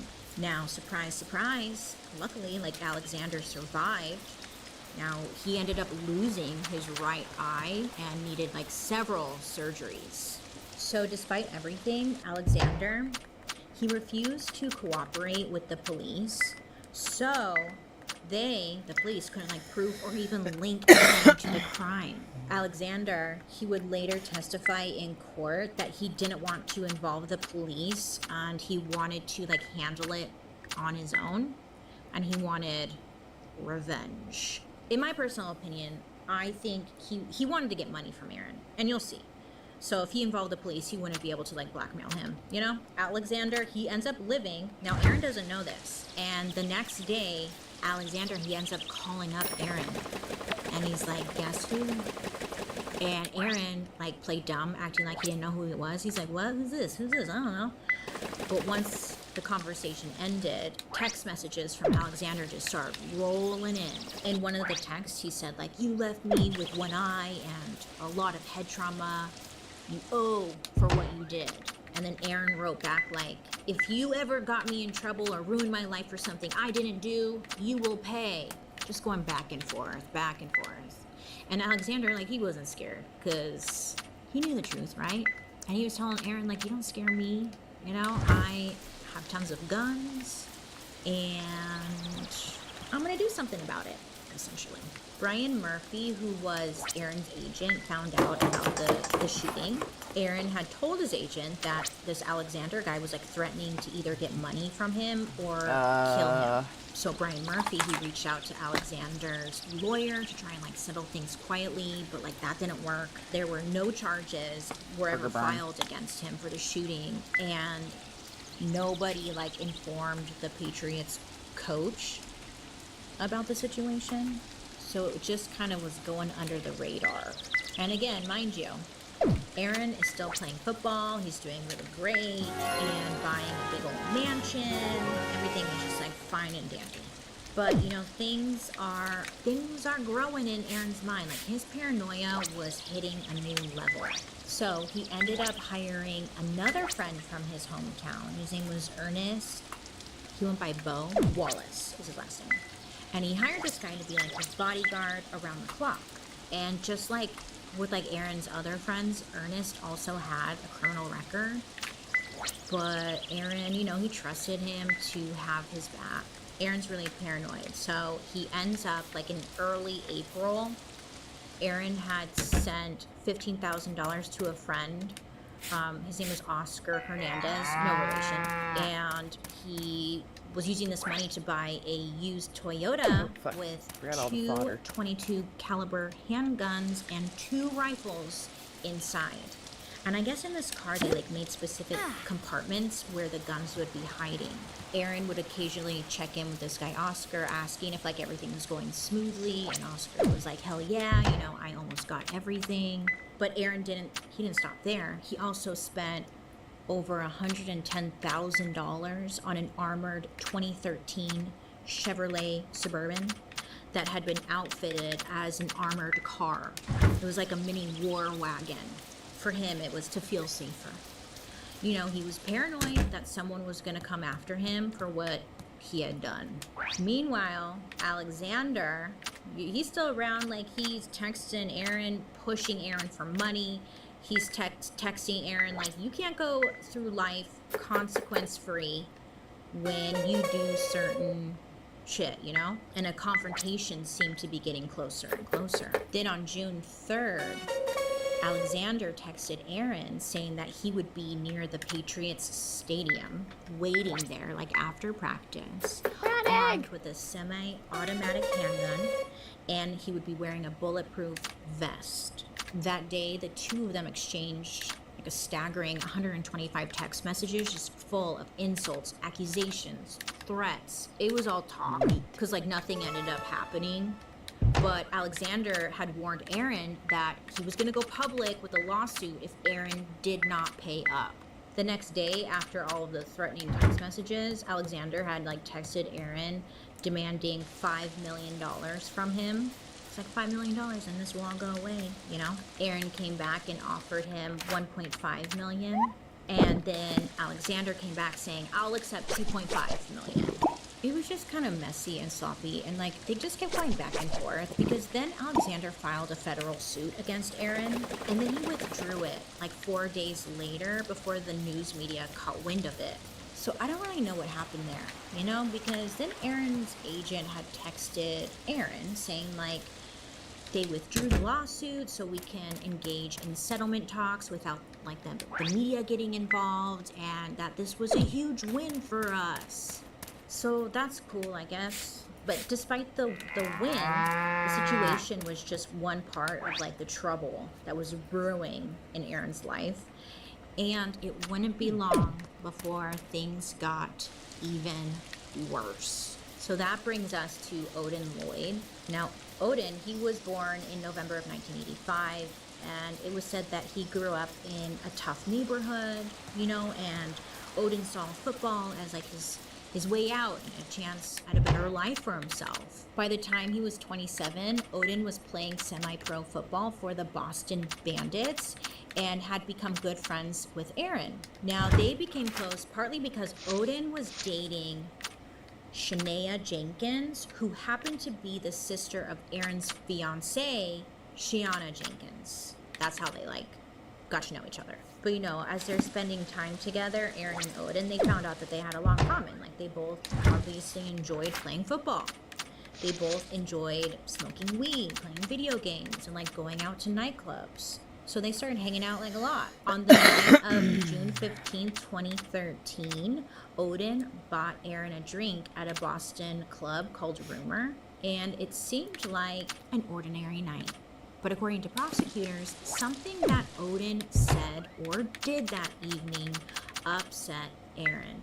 What was said has never been clearly proven, and it remains one of the biggest mysteries of this case. Nobody knows exactly what happened. But after this, Odin was on Aaron's shit list pretty much. And then 2 days later, on June 17th, Aaron had been drinking with friends at his cousin Tanya's house. So they're all hanging out at Tanya's house, and they texted Odin asking him to hang out. Around 2:33 a.m., Aaron and his friends Ernest Wallace and this guy Carlos Ortiz picked up Odin from his house. I know, I was 2:33 a.m., who is up? They were. At that moment, Odin started to feel like something was off. He sat in the car, right? And when he's in the car, Odin is texting his sister. And it's 3 in the morning. And he texts his sister saying, did you see who I'm with? And I guess she didn't answer right away. A few minutes had passed. And then he texted her again saying hello. And then his sister responded saying who?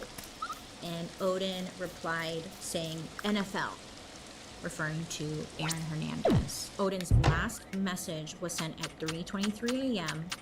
to his sister saying, just so you know. So many speculate that he felt like something was up and he was letting his sister know who he was with. Now, literally everything that happened in between, big mystery. What we do know was that Odin was shot 6 times and left to die in an industrial park near Aaron's home, which was in North Attleboro, Massachusetts. The next morning, there was a jogger out minding his own freaking business, and that's when he came across Odin's body. And, it was confirmed that he had been killed just a short distance from Aaron's mansion. So the police quickly come out and start investigating, and I was watching, interviews from the police who were at the scene, and they were like, this was a sloppy job. The killer did a very sloppy job. Because nearby, there was a white towel found. There were shoe prints and tire prints in the mud. This was a muddy area. There was a half-smoked blunt lying nearby. And the only tie Odin had to this neighborhood was Aaron Hernandez. So police searched phone records and saw that Aaron's phone was hitting cell towers that lined up with the crime. They also matched Aaron's shoe prints to those found in the mud. They matched the car tire marks to the ones in the mud with Aaron. They got surveillance footage from Aaron's house the night of the murder. And on the footage, it was after the murder, they saw Aaron holding what looked like a gun. Again, there were those text messages from Odin to his sister saying I think today is the event day, isn't it? Everything was pointing to Aaron. The police ended up searching Aaron's mansion June 18th, 2013, and then again June 22nd, 2013. Listen, the media got a hold of this story, right? And it was wild. It was all over the place. You couldn't avoid it. Aaron was being followed everywhere he went, being questioned. There was this one shot of, it was a helicopter following Aaron, and he's driving on the freeway on his way to practice He was either on his way to practice or he was meeting up with his coach or whatever. But it was on like every news media outlet. And of course, all of them were comparing it to OJ and his Bronco. Like it was definitely giving that same feeling. So on June 26, 2013, Aaron Hernandez was arrested at his home and charged with first-degree murder of Odin Lloyd, along with 5 firearm violations. There was a Globe sports writer who was, his name's Greg Bedard. He was outside like Aaron's house that morning. He remembered the scene. He said that there must have been like 6 or 7 cop cars that drove in. And then not long after that, Aaron came out in cuffs wearing a white t-shirt. And then he said like at that moment he realized this is not gonna end well for Aaron Hernandez. And maybe you remember, I don't know why, but like that is burned into my memory of Aaron coming out with the white t-shirt on. Do you remember that scene? And like he didn't have his arms in the holes. It was just over, I don't know. I just remember it so well. Less than 2 hours after his arrest, the Patriots, obviously, they released him from the team. Everyone wanted a statement from them. So like the Patriots owner, Robert Kraft, told the media that he felt he and the organization had been duped by Aaron. And then Coach Belichick, he was a little bit more reserved in his response. He kind of kept things vague. He gave like a 7-minute statement, barely mentioning Aaron's name. One of the things he said was that like overall he was proud of the hundreds of players that had come through the program, but that personally in that moment he was disappointed and hurt. But like never really mentioned Aaron's name. The investigation quickly spread to Aaron's friends and family, and on August 1st, 2013, Aaron's cousin, remember, Tanya? She was sent to jail because she refused to testify before the grand jury about what she knew. Plus, the police had found the SUV that they were hiding from that first shooting in her garage.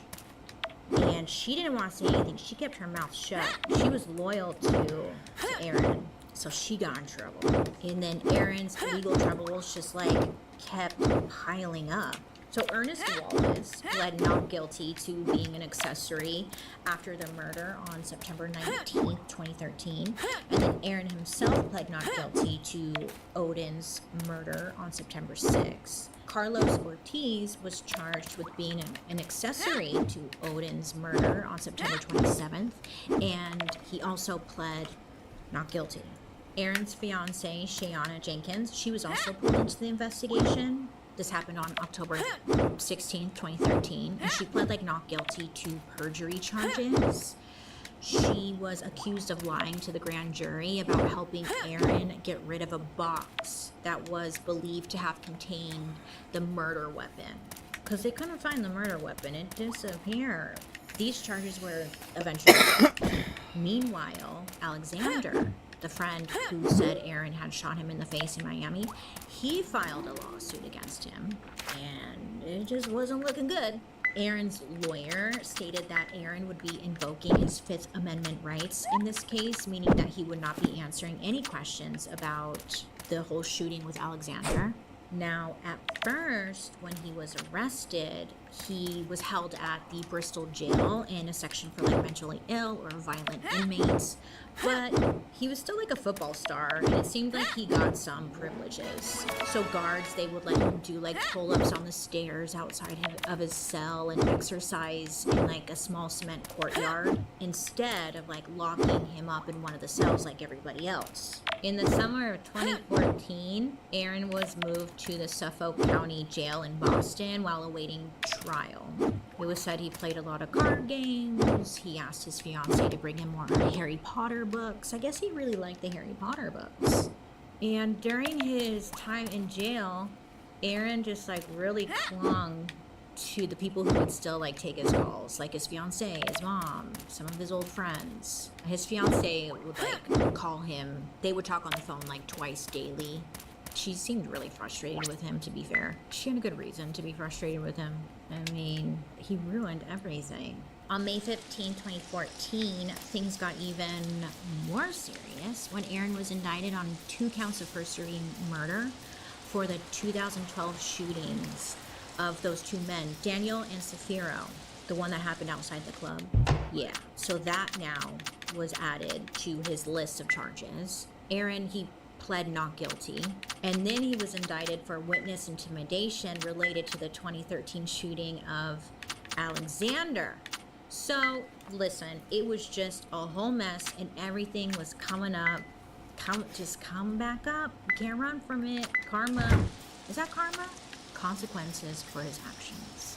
So the trial for the murder of Odin Lloyd had started on January 29, 2015, and it lasted about 3 months. Prosecutors showed the jury video footage that they said proved Aaron had picked up Odin Lloyd in his car.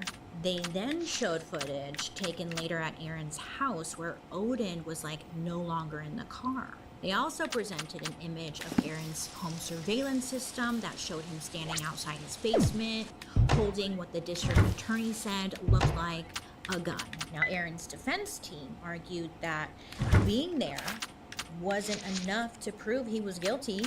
They were trying to say like that the other two guys that were there with Aaron that night, they were actually the ones that killed Odin, and that Aaron was scared that they were gonna do something to him if he said anything, so he didn't say anything, and that him and Odin were really good friends and he would never do this to a good friend. Like, that's what they were saying. The prosecution believed that Odin was killed with a .45 caliber Glock pistol, which uses a magazine or like a clip to load bullets.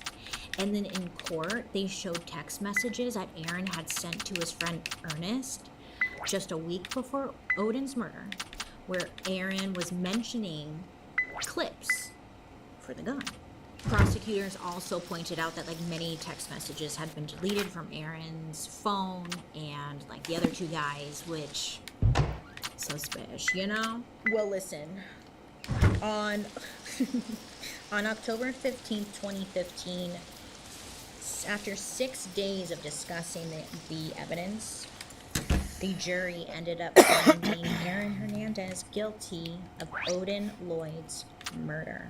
Everyone in the courtroom was very emotional. Like, yeah, I mean, for good reason, you know? But, like, Aaron showed no emotion. Like, nothing. He was sentenced to life in prison without, like, any chance of getting out. Okay? You think, I don't know, he would show some kind of emotion. The other two guys, Aaron's friends, Carlos and Ernest, they were like tried separately and were found guilty of being accessories to the murder. They were each sentenced to like 4 to 7 years in prison. Aaron was sent to like a high security prison about 40 miles outside of Boston. And while Aaron was in prison, he opened up to his mother in ways that he hadn't before. Now, him and his mom had a pretty like rocky relationship. He was telling her on the phone like that she never really knew him and that he couldn't trust her. And then eventually he opened up and told her like 2 painful secrets. He ended up telling her that he was gay and that he had been molested as a child. Let me put this wig on. Aaron's lawyer, his name is George, he thought like admitting this to his mom like helped him, Aaron, like deal with his feelings of self-hatred, because he seemed to really not like himself. All right, today is the egg day. So Aaron hired a new defense lawyer, Jose Baez, for his second Fresh it trial up, you that stinky started hoe. in March of 2017. Jose is considered to be like a celebrity lawyer, because you know who he represented previously? You'll never guess. Casey Anthony. Oh yeah. Look, if someone's gonna get you out of being super guilty, I think it'd be this guy. Don't you feel like if you hire like a lawyer who's represented someone who is super guilty, that just kind of makes you look super guilty too? Or is that just me? It's like, oh, you must be super guilty if you're hiring Casey Anthony's fucking lawyer. So this second trial was about the 2012 shooting of Daniel and Safiro. And Aaron and his old friend Alexander, remember? They were the ones being accused of these murders. Now, this time, Alexander actually testified against Aaron to avoid facing murder charges himself. The two had become enemies after Aaron shot him in the face in Florida. I mean, understandable. But, you know, Aaron had hired this guy who just like knew what he was doing. And on April 14, 2017, the jury decided that Aaron was not guilty of the murders. They didn't believe Aaron was the one who fired the gun. Plus, they really pointed the finger at Alexander because Alexander had like a lengthy track record. So they're like, it was that guy. Oh, it wasn't good. Now, this was the first time you actually saw some emotion from Aaron. Like when they read the verdict, Aaron cried. And I guess like this win gave him hope that his lawyer might be able to challenge the conviction for Odin Lloyd's murder next. Like they were going to try and prove that Aaron was not the one who shot the gun. I forgot to put on my pink shirt. Hold on. I'm a mess. I'm all over the place. Okay. I feel like a different woman. I need a cigarette. On April 18, 2017, Aaron Hernandez ended up taking his own life. It was really like dramatic. So that night, the door to his cell opened and he stepped out like it was any other day. But instead of going to the gym, he ended up like turning back around and going back into his cell. And like another inmate snuck into Aaron's cell and like hid under the bed. Aaron wasn't planning to work out. Instead, he and this other inmate, they smoked a drug called K2. It looks like weed, but I guess it's like way more dangerous. So the two of them, I guess, talked about life, God, and death. And then 2 hours later, the other inmate left. Prison officials didn't seem to notice any of this. None of it. And then Aaron, he made his usual phone calls, the last one being with his fiancée. She said that their conversation was completely normal. Everything seemed fine. He returned to his cell just before 8 p.m. Aaron chatted with like other inmates through his door. A guard passed by his cell like several times during the night, but around 3 a.m., the guard noticed a sheet hanging over Aaron's cell door. So he called out to Aaron and was getting like no response. So he actually opened up the door, and that's when he found Aaron hanging from the window bars with a bedsheet around his neck. Also, there was shampoo spread all over the floor, so it would be like really slippery. And Aaron had written John 3:16 on his forehead in blood. Yeah. Bible verse about God's love and eternal life. And then he also drew a series of like symbols and references, including what looked like an unfinished pyramid and an all-seeing eye, which, you know, commonly associated with Masonic or Illuminati imagery. All of this just added mystery. What? Right? Like bizarre. Oh, he was high. What? He was high AF. Very confusing. So the guards, they finally freed him. They cut him down. They took turns doing chest compressions until the paramedics arrived, but it was too late. At 4:07 a.m., Aaron Hernandez was declared dead. They puffed some sketchy there's a sip theory and he tripped balls. that Aaron Hernandez might have taken his own life in an attempt to secure financial benefits for his fiancée and their daughter. The idea is based on a legal concept known as abatement ab initio. I know. I was like, what? Was this a real thing? The first person who did this was like a Catholic priest who did some shit and got away with it. That should be another murder mystery. But listen, here's how it works and why people believe this might have been his motive. So the abatement whatever rule in Massachusetts at the time of Aaron's death, the legal principle of abatement ab initio meant that if a person died while their criminal case was still under appeal, their conviction would be vacated. Essentially, it would be as if they were never convicted of the crime. So since Aaron Hernandez had appealed his 2015 conviction for the murder of Odin Lloyd, his death on April 19, 2017, triggered this legal rule, resulting in his conviction being temporarily vacated. Now, by having his murder conviction vacated, Aaron might have believed it would allow his family to pursue any remaining salary or bonuses owed to him from his NFL contract with the Patriots. Also, it could have prevented wrongful death lawsuits filed by Odin Lloyd's family from moving forward against his estate. If Aaron's conviction was erased, the Patriots and the NFL might have been legally obligated to pay out his contract, potentially providing financial support to his fiancée and his daughter. Also, Aaron left 3 suicide notes before his death, one for his fiancée, one for his daughter, and one for his lawyer, Jose Baez. The content of these letters hasn't been fully disclosed, but reports suggest that they contain messages of love and hinted that he might have been thinking about this strategy.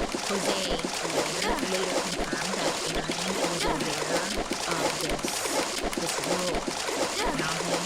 So a lot of people think that's what he was trying to do. After Aaron's autopsy, his brain was sent to a neuropathologist. Her name is Dr. Ann McKee. It was sent to her research lab at Boston University.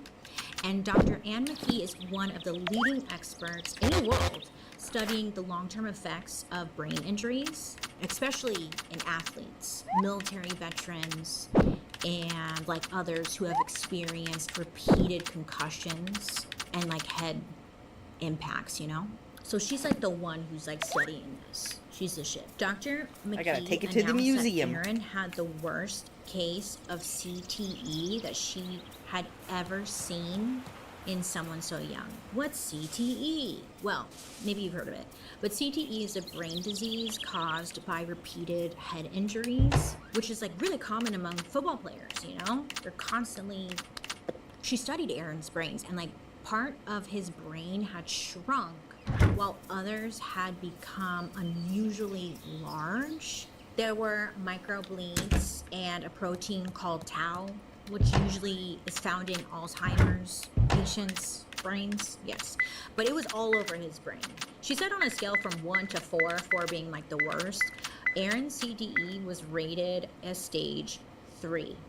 I was watching this interview with her, and she showed a picture of like a normal brain at his age, and then his brain, full on holes, just missing parts. It was wild. Like his head was bugged up. So Dr. McKee explained that people with severe CTE often have trouble controlling like their impulses, making decisions, and usually they have a really hard time managing their anger. Now, is this an excuse? No. You know, it's not an excuse. He still did what he did. But it gives us some like answers and insight as to why he was so paranoid. Just psychotic, really, you know? Well, finally, on March 13, 2019, the Massachusetts Supreme Court changed its mind and decided that Aaron's conviction should not have been erased, making him officially guilty of Odin Lloyd's murder once again. So that meant his conviction was reinstated, which would stop any potential financial benefits his family might have received from his suicide. It's not proven that Aaron killed himself solely for financial reasons. There's evidence suggesting that he was aware of this potential legal loophole and may have hoped his death would benefit his family financially. But listen, like his plan ultimately didn't work out, you know? It didn't work out the way he might have intended. That was a lot. And that is everything I learned about the Aaron Hernandez case, my friends. Oh. Look, at the end of the day, it's a shame because he was really talented. I don't watch football or anything like that. I know, I'm sorry. Whatever. But like I was watching clips of him and like he was so good, and it's such a shame, huh? I don't know. Would love to hear what you have to say down below. I know I look absolutely insane. I have my Tonka. Tonka. If you haven't watched the show, you have no idea what I'm going for, and that's okay. I could be anything. I could be your Aunt Linda, who lives in Florida, has a cigarette. I could be, I don't know. I'm really anything. Tonka. McDonald's chicken nuggets. This was a little chaotic, wasn't it? I'm talking about like football while dressing as a crazy monkey lady. I don't know how to end this. Anyways, let me know what you guys think down below. Sports, huh? Yeah. You know what's funny, actually? It's not funny, but when you think about like crazy sports person who's crazy, I always think OJ, right? OJ. It's always OJ. But Aaron, he's kind of like he kind of did worse. I don't know. I guess it isn't a competition of who's worse. I think maybe they're both bad, Bailey. Two things can be right at the same time. Anyways, I hope you have a good rest of your day, a happy and safe Halloween. You make good choices. You be safe out there, please. And I'll be seeing you guys later. Goodbye. Bye. Wow. Huh? Aaron Hernandez? Yeah. His attorney, though, represented Casey Anthony. You know that? Yep.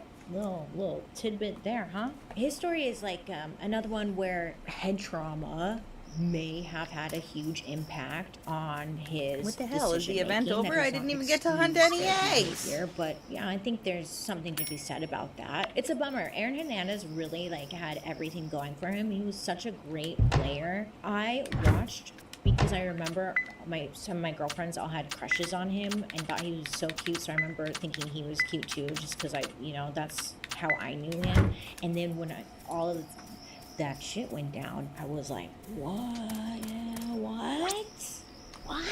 Wild, right? Wild. Anyways, our next episode, like all of them, it's rough. It features a very, very, very bad Santa. Listen, it's messed up from top to bottom. It sure is. Yeah. So our next story is the Covina Christmas Massacre. And listen, it's a lot. It's a lot.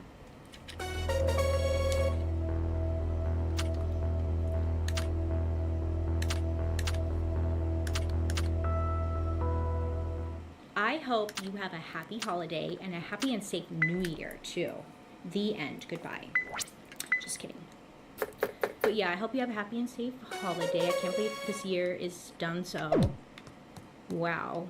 Okay, but today's story is not great, per usual, and really sad. So here goes that.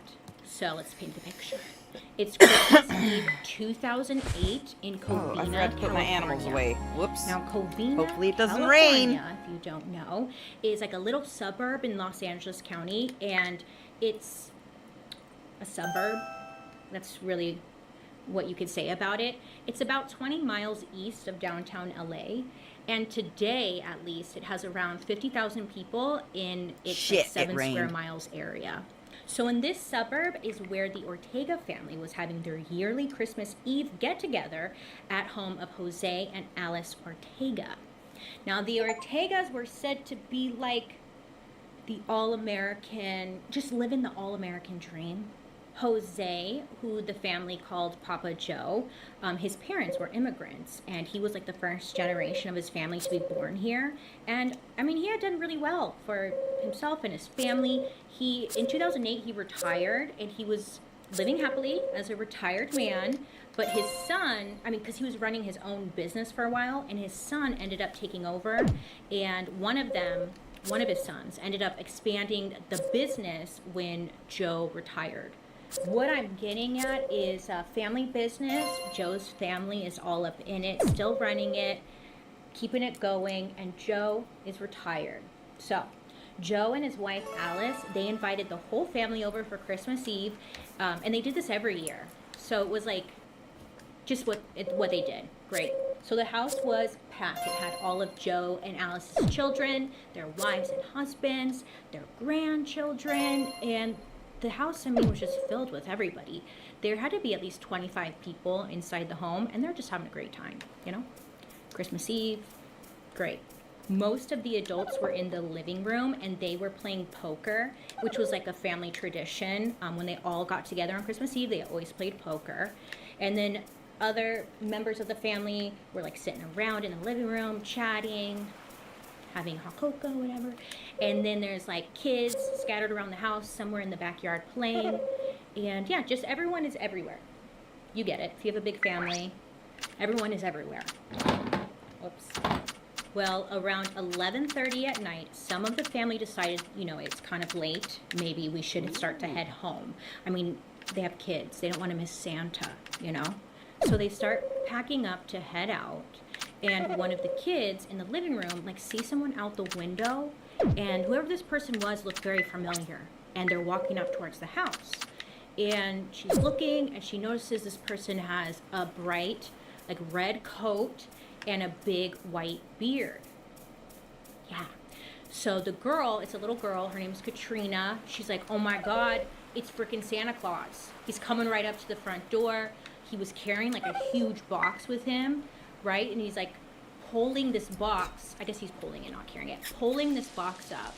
It's all wrapped up like Hello, a Christmas present. Hey, bitch. And I mean, hey, fuck your mother. I mean, Katrina, she believes it's Santa. I mean, she's only 8 years old at the time, so she is stoked. And what does she do? She runs straight to the front door, opens up the door, and yells like, Santa's here.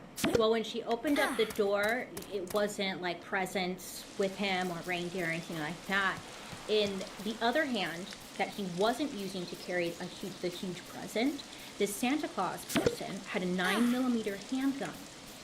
Bitch. And as soon as the front door opened, he was firing on the whole Ortega family. Fucking what? Yes. What? What a douche. What a dick move on Christmas Eve. You fucking dick. Obviously, his first target was the little girl, Katrina. She had opened the door, and I'm just going to tell you right off the bat, she ends up being okay. She was the first to be shot at. That's the first injury was fatal, and she was okay. Unfortunately for We're not playing Lunars. We're playing Story of Seasons. It's awful. So the adults were all gathered around the poker table in the living room, and I guess the Santa guy, when he gets in through the front door, he just has a quick, clear view of them. So he just starts firing away. I guess somebody in the family had shouted to everybody to get down. I'm bailing out a fucking hole for the treasure chest, eh? They were already freaking flying by that point. And in just a few minutes, the scene had gone from this wholesome family Christmas Eve magical moment to a freaking massacre. This is such an awful story. Christmas. A few of the Ortegas who hadn't been in the living room. There's a few of them who managed to escape out the back. It's 11 o'clock at night. Most of them She's were asleep. children who were already playing in the backyard pool. Are you high?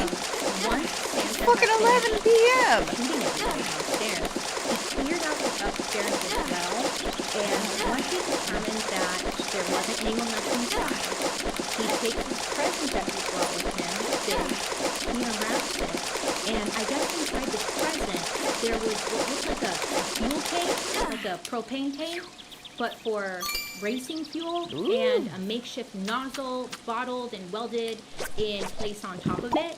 So basically, it was a homemade flamethrower. Yeah, this Santa is fucked up. What? Yeah. What? Yes. Yes. Okay, are you fucking kidding me right now? No. No. No. The hell is wrong? So the Santa guy pulls out his flamethrower and starts setting the place on fire. Okay? Now, meanwhile, the 911 lines are lighting up. One of the adults who was inside of the house managed to escape, and her name was Letitia, and she actually was able to hop the fence in her backyard, hop the fence, and go to the neighbor's house to use their phone to call 911.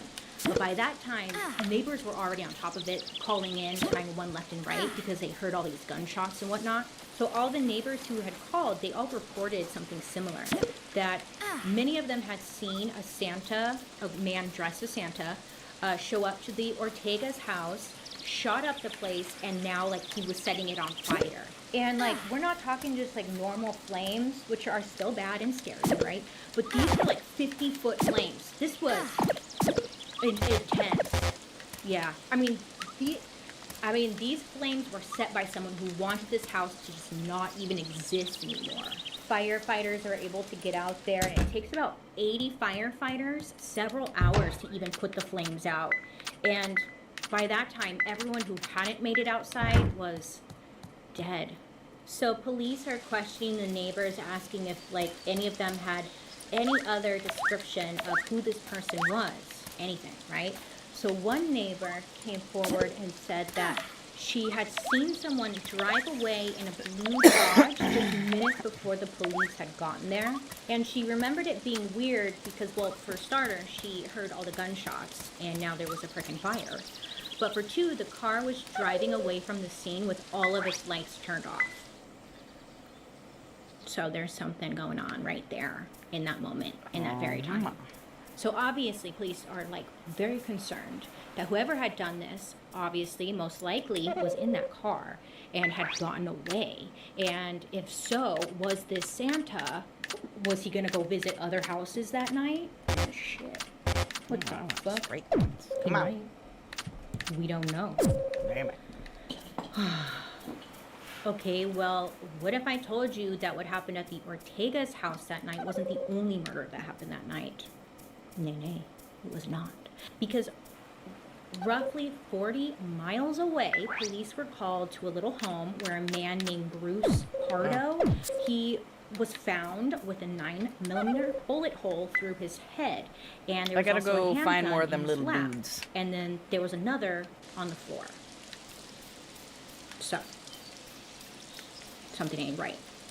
Now, this suggested to police that, I don't know, maybe there was more than one shooter, and that maybe this guy was trying to defend himself, but the killer maybe shot him first. Whoever the killer was, though, they had left behind the murder weapon, which is like a rookie mistake, but it was good news for police.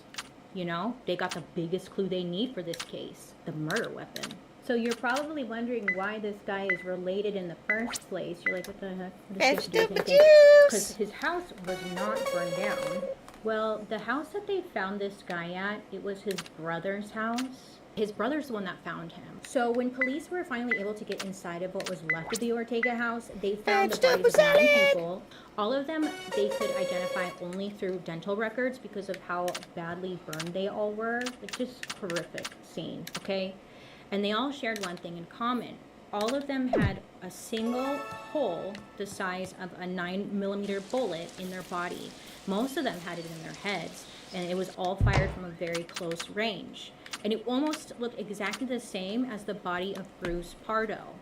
It happened the same night. So even though Bruce's home wasn't burned down, it looked very similar to what happened to the Ortega family. The wounds were similar, the distance, okay, the time it happened, it just kind of all linked together, and police were believing that these two cases were most likely connected. Now, of course, it made police super nervous because here they are on Christmas Day with 10 bodies, right in front of them, okay, and they had no idea who had done it, besides some guy dressed as Santa, which is just all sorts of fucked up.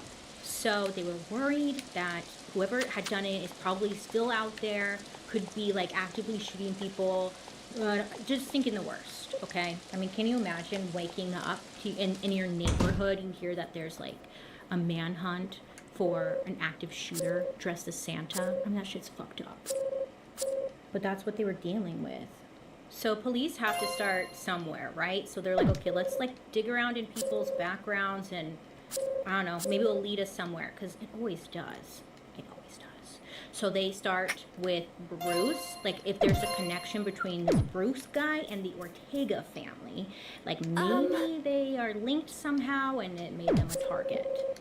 Because to police, the bullet holes, I mean, they weren't there to, I mean, whoever had done it, like, wanted these people dead, okay? And then to freaking torch the place, hide evidence or something, I don't know. But shit, it was a crime of passion, to say the least. So they start looking into the personal histories of the victims and figure out if there's any type of connection. And boy, did they find a connection. They found one. They start with Bruce. They see that Bruce is a local in the area, okay? He grew up in the San Fernando Valley, and he went to college. He went to college for computer sciences at California State Northridge. So he's like a little smart one, you know? College, So right after this Bruce guy graduated, he started working as a software engineer at the Jet Propulsion Lab. Or JPL. Only being allowed to do this one at a time is infuriating. It's where a lot of development into NASA spacecraft is done. When it was founded, though, it was a missile development place, like for war missiles, but now it's like has to do with space and NASA. Anyway, so yeah, there's where he was working. I guess things were pretty okay for Bruce. And then in the 1980s, things got messy, okay? He had a string of just really bad relationships. He even had an engagement that, no joke, he ran out of. Full on left his bride at the altar with his mother and brother, who were all waiting for him. Doesn't show up. He ran. That's fucked up. Well, this story's fucked up, but like that's fucked up too. Lots of things can be fucked up.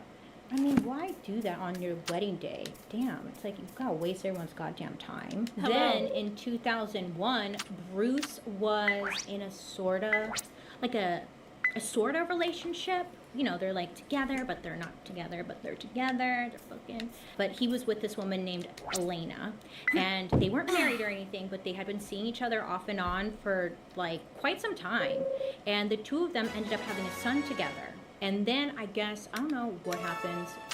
Very strange, but I mean, it could have happened. We don't know. One day, Bruce comes over and he's watching his son because Elena, I guess she had to go run some errands and she didn't have anyone to watch their son. So Bruce goes over to the house watching his son. Everything's peaches and cream. Elena comes home.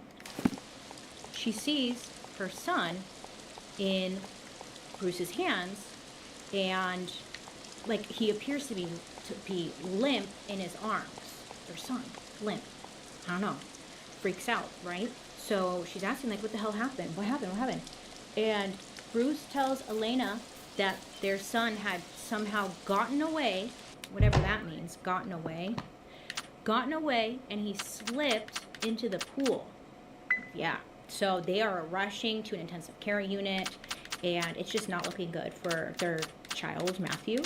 And then he ends up staying there. The child stays there for a couple of weeks, and I guess the doctors informed Bruce and Elena that Matthew had suffered some terrible brain damage and he wouldn't be able to walk ever again. They didn't believe.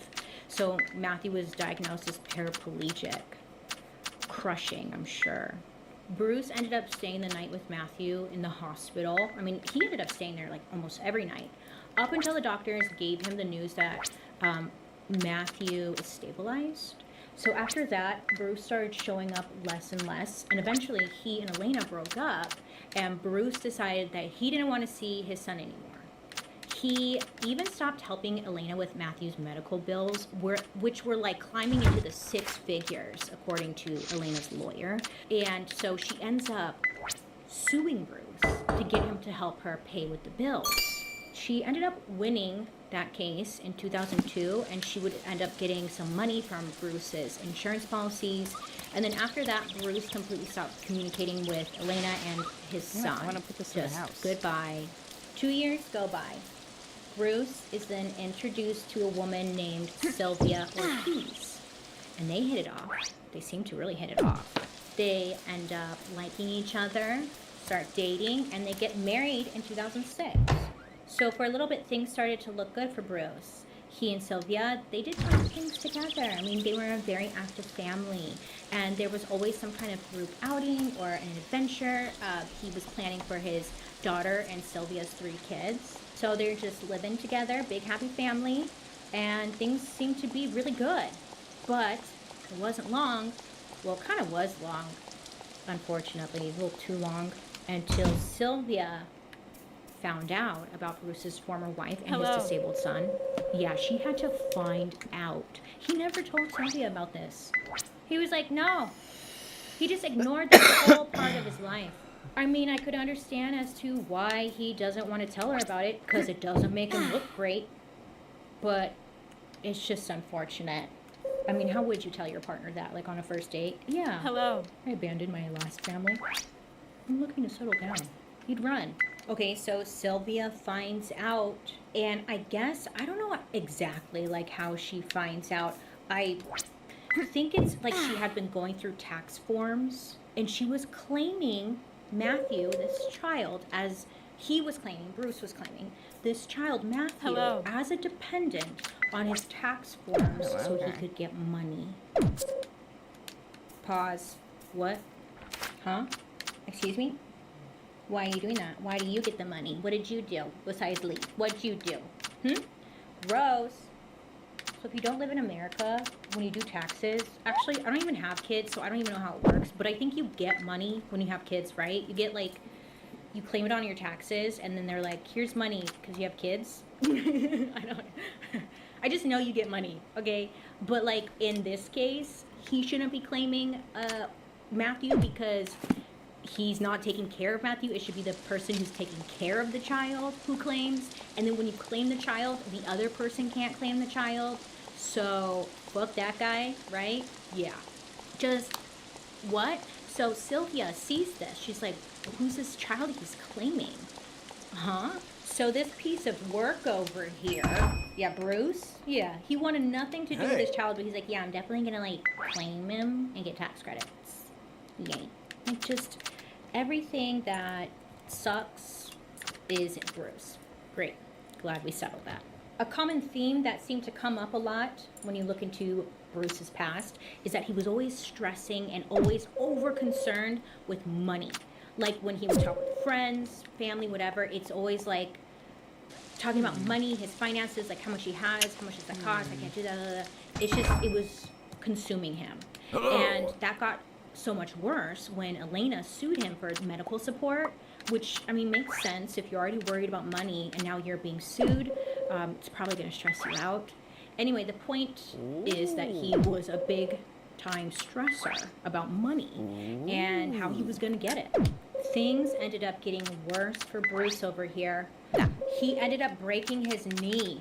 Yeah, I don't know how. Sorry about that. Forgot to look. He breaks his knee. Now, this forces him to start working from home. And, you know, if you live in America and you're not doing well financially, you know that breaking a body part can freaking ruin your whole life. It's over, bitch. That's it. You're done. It's disturbing. But this is where we're at. Anyways, so he breaks his knee. He's already stressed out about money. He's now got medical bills. He's working from home. Things are not great. Sylvia, his current wife, she told her friends that the injury made him like into a completely different person. He didn't show any type of joy, interest, emotion, anything anymore.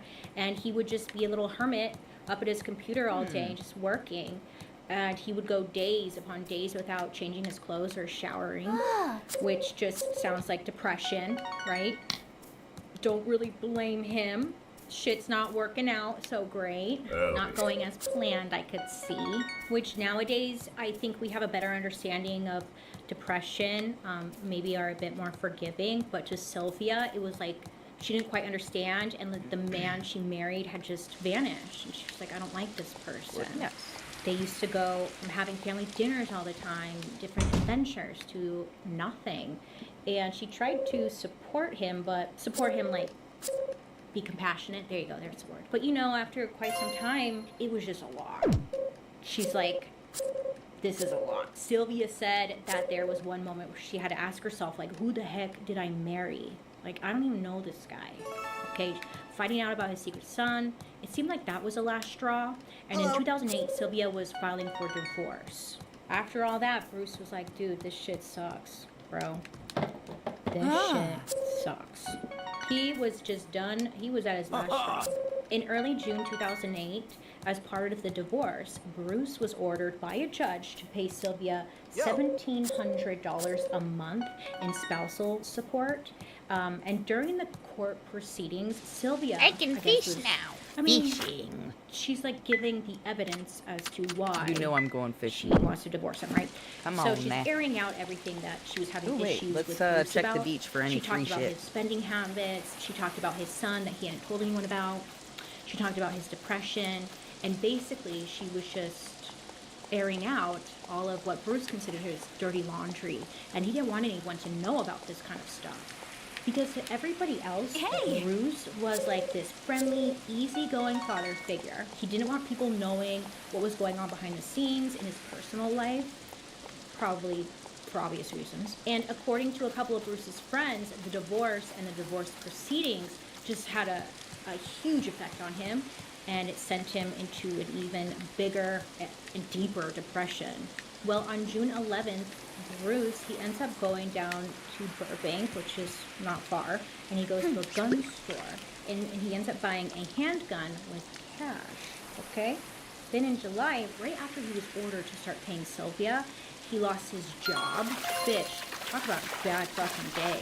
He got caught for billing his employers for hours he wasn't actually working, aka he was stealing.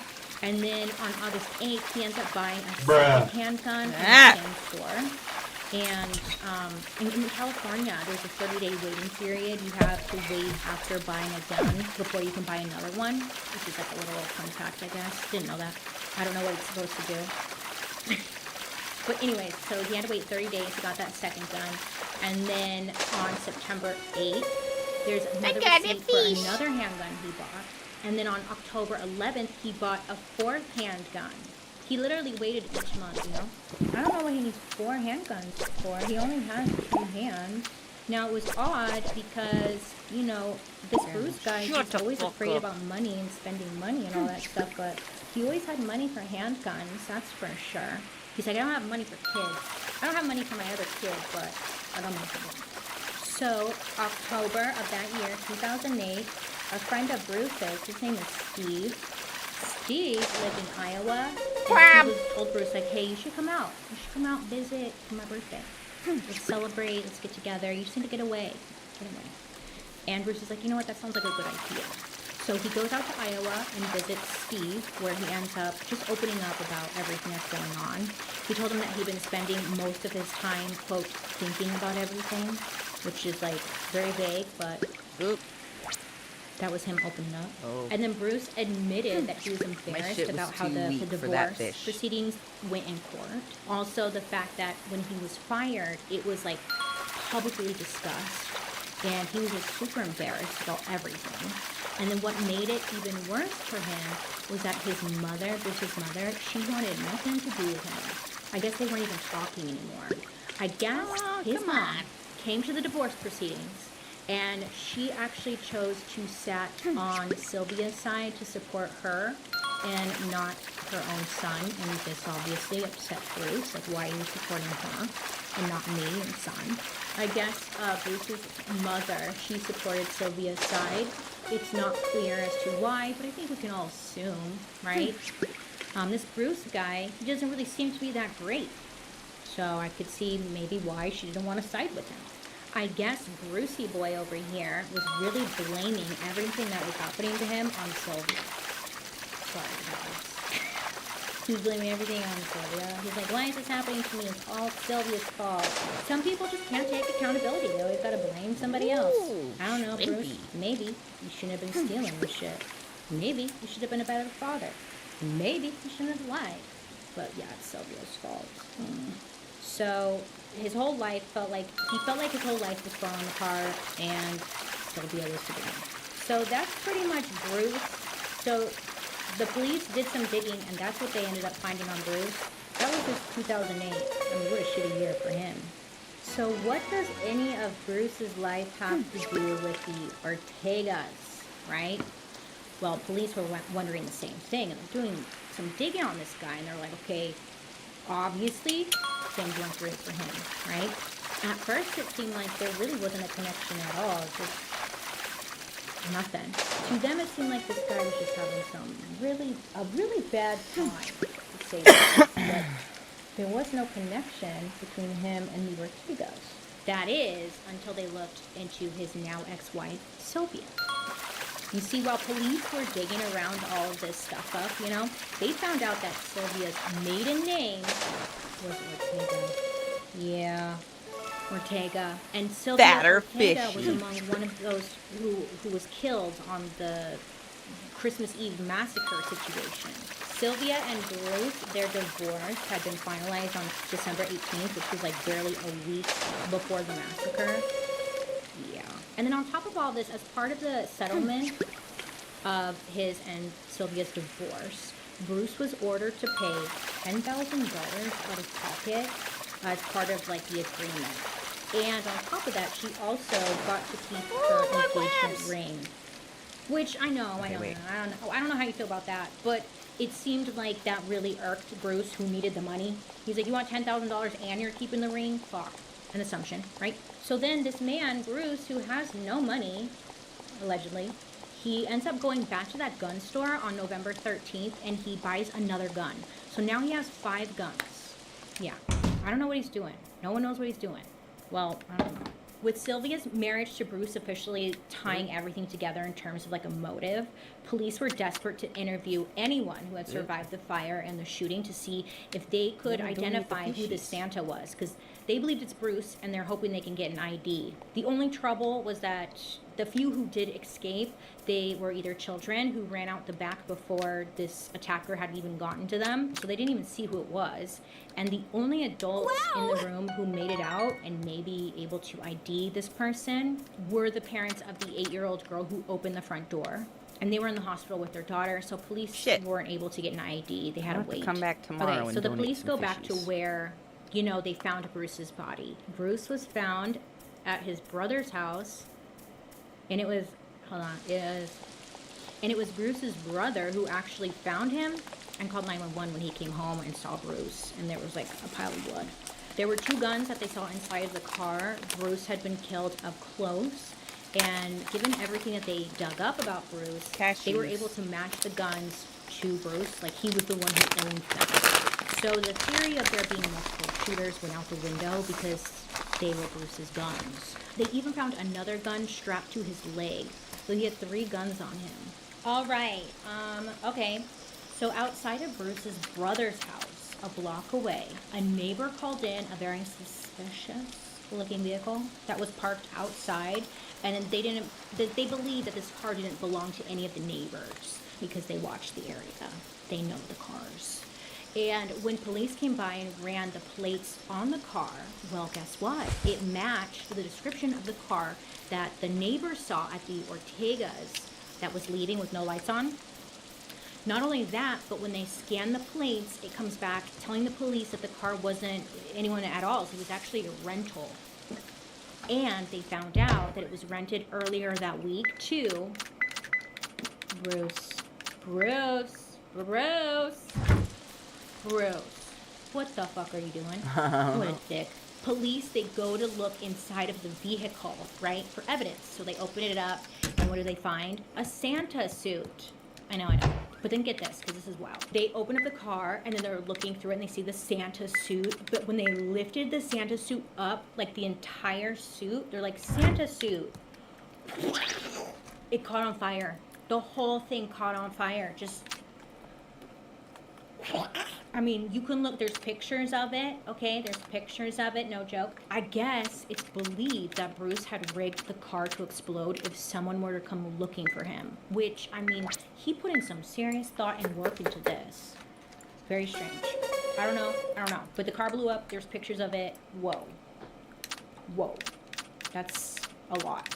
Now, after that, the police found out that he bought a plane ticket to his friend Steve's house in Iowa, the same guy that he visited earlier, remember? Yeah.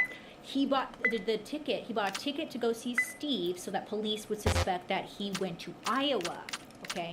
But police instead found out that he rented another car, Bruce. He rented another car, okay? Cool. And inside of this car, because they were able to locate it, they found food, guns, ammo, maps of the US/Mexico border. So it's believed that Bruce's plan was to, Oh, yeah. you know, go to fucking Mexico. Bye. And then police would be looking for him in Iowa. That's fucked up, too, because now you just involved your friend Steve. What a dick. What a dick. So all this evidence is just piling up. Everything's pointing to Bruce. And there's really no sense for them to suspect that it was anybody else at this point. And once they were able to talk to one of the adults at the party, Letitia, they were able to confirm that she saw that it was Bruce who came through that door dressed as Santa. Letitia was able to confirm for the police basically the entire timeline of what happened that night. So I guess what happened that night was Bruce showed up, right? Santa, hey? And he starts shooting everyone right away. But he was mainly trying to go for like Sylvia, okay?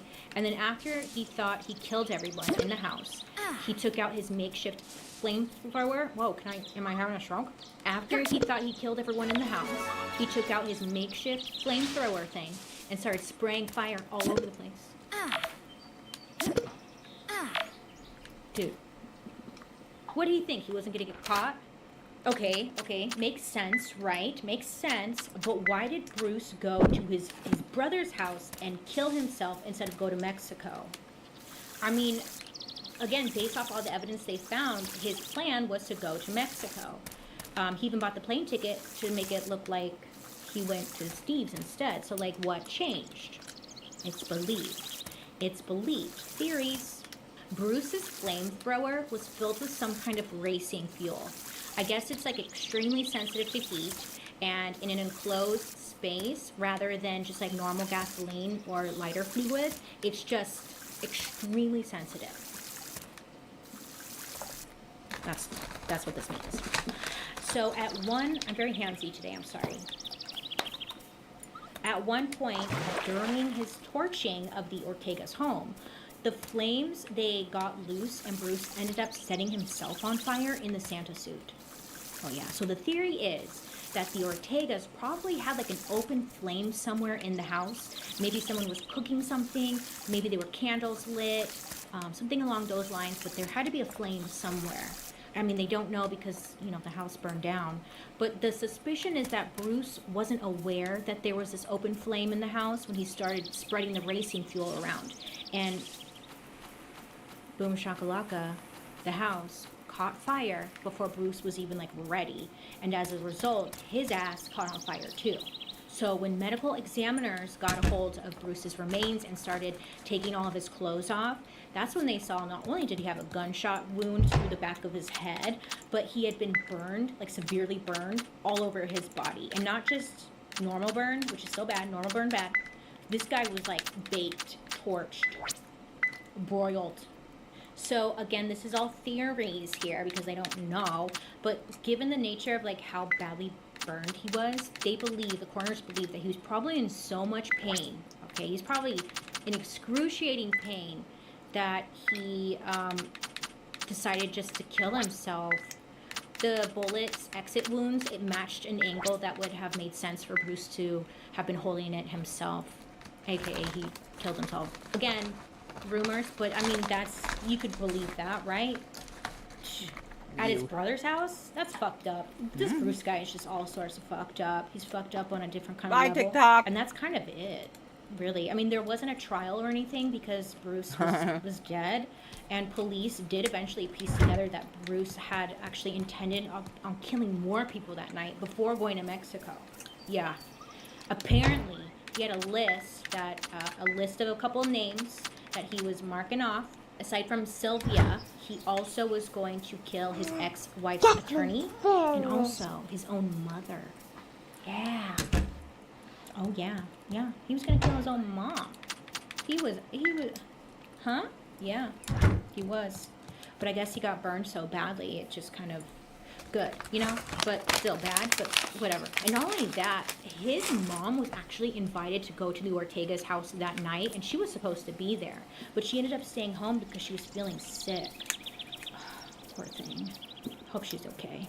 Well, as a final note, since there wasn't a trial or anything, the single surviving daughter of Joe and Alice, Letitia, the one who identified Bruce to the police. She was interviewed a few years ago, and like, how has her life been since 2008?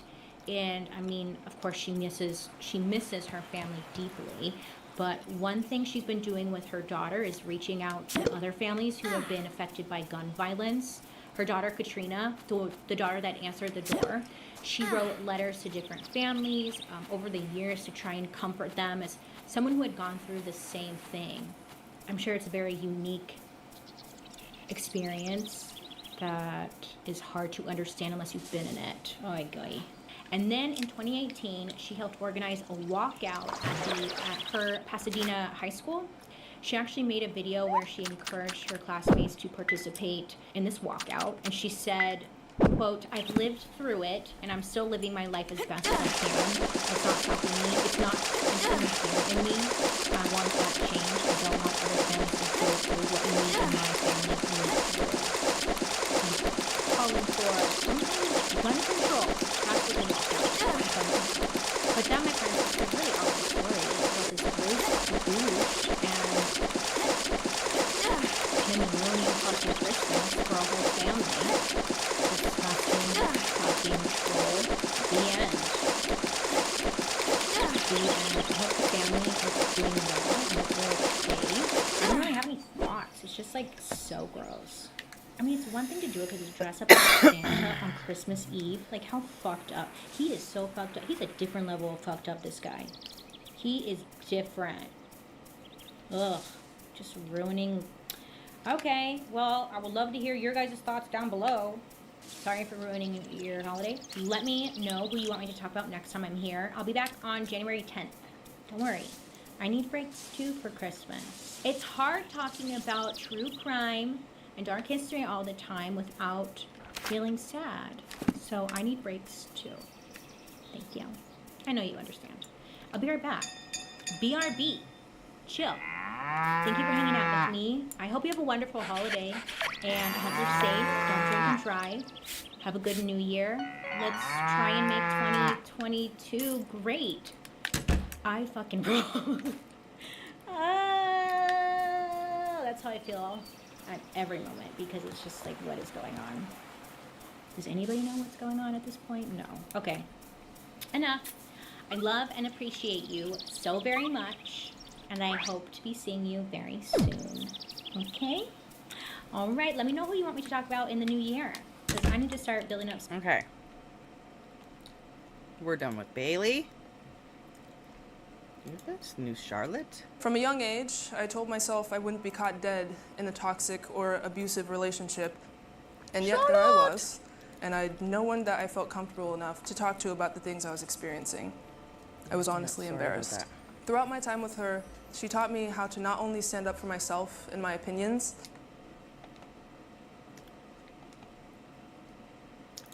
Hang on, everything's froze.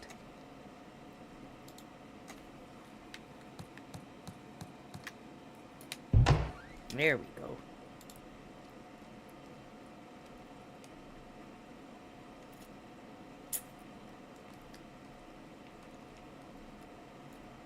My cousin wants me to publicly apologize for what I wore to her wedding. What'd you wear, babe? This story was posted in the Charlotte Dobre YouTube subreddit. This is absolutely crazy, and it just happened to me this past weekend. I just need some outside perspective to see if I'm in the wrong and should apologize, or if I should stand my ground and, quote, tear the family apart. You're tearing me apart! This will be a long one, and yes, this actually happened. Do tell. This last weekend was my female 23 cousin's female 25 wedding. She had been with her fiance, male 30s, now husband, for about 2.5 to 3 years-ish. We got the wedding invitation in the mail during the summer and had noticed that there was a dress code. She wanted everyone to wear fall colors and had a link to a website that had approved colors on it, as well as her wedding registry and venue address. Fast forward to a week before the wedding, I look on Amazon and I find this burgundy floor-length dress and some black heels. Oh, Hi. The colors were approved on her dress code, so I thought all was well, and I tried them on for my husband, male 23, and he said I look great. I'll attach the pictures. Oh, that's cute. You got that on Amazon? Oh my goodness, that's actually so cute. I wore a dress like that. Well, like similar cut to my sister-in-law's wedding. Great dress, great shoes. What's the problem?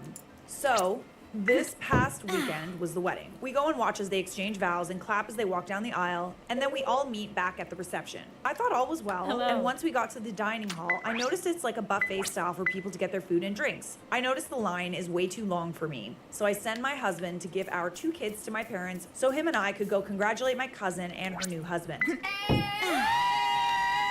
When we walk up to my cousin, she does a double take at me after we congratulate them.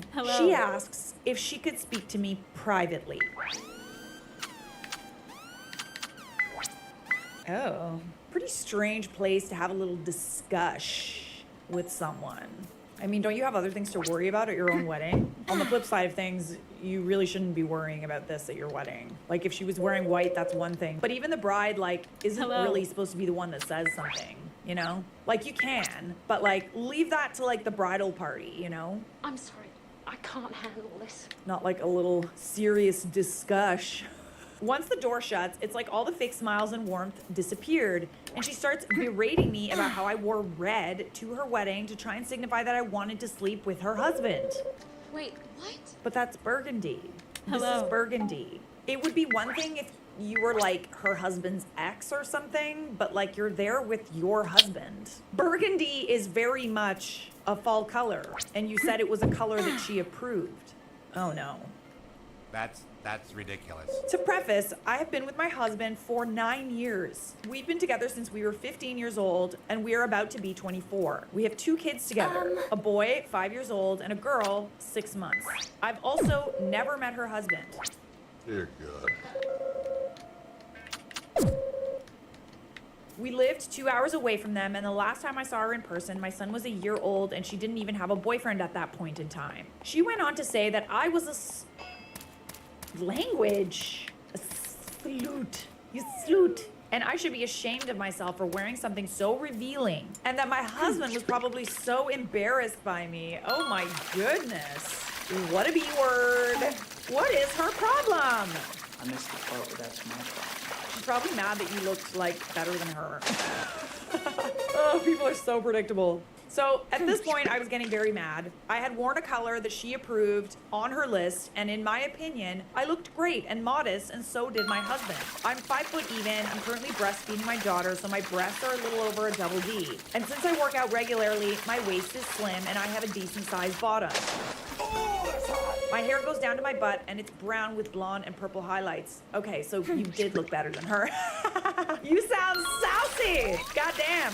She's also very beautiful, but her body is a complete 180 from 9. She's 5'5", she has maybe an A cup, she's got a small waist and almost no booty, but she could still pass as a model. Her skin is perfect, her hair is to her shoulders, and she's blonde. In my opinion, we are both pretty in our own way.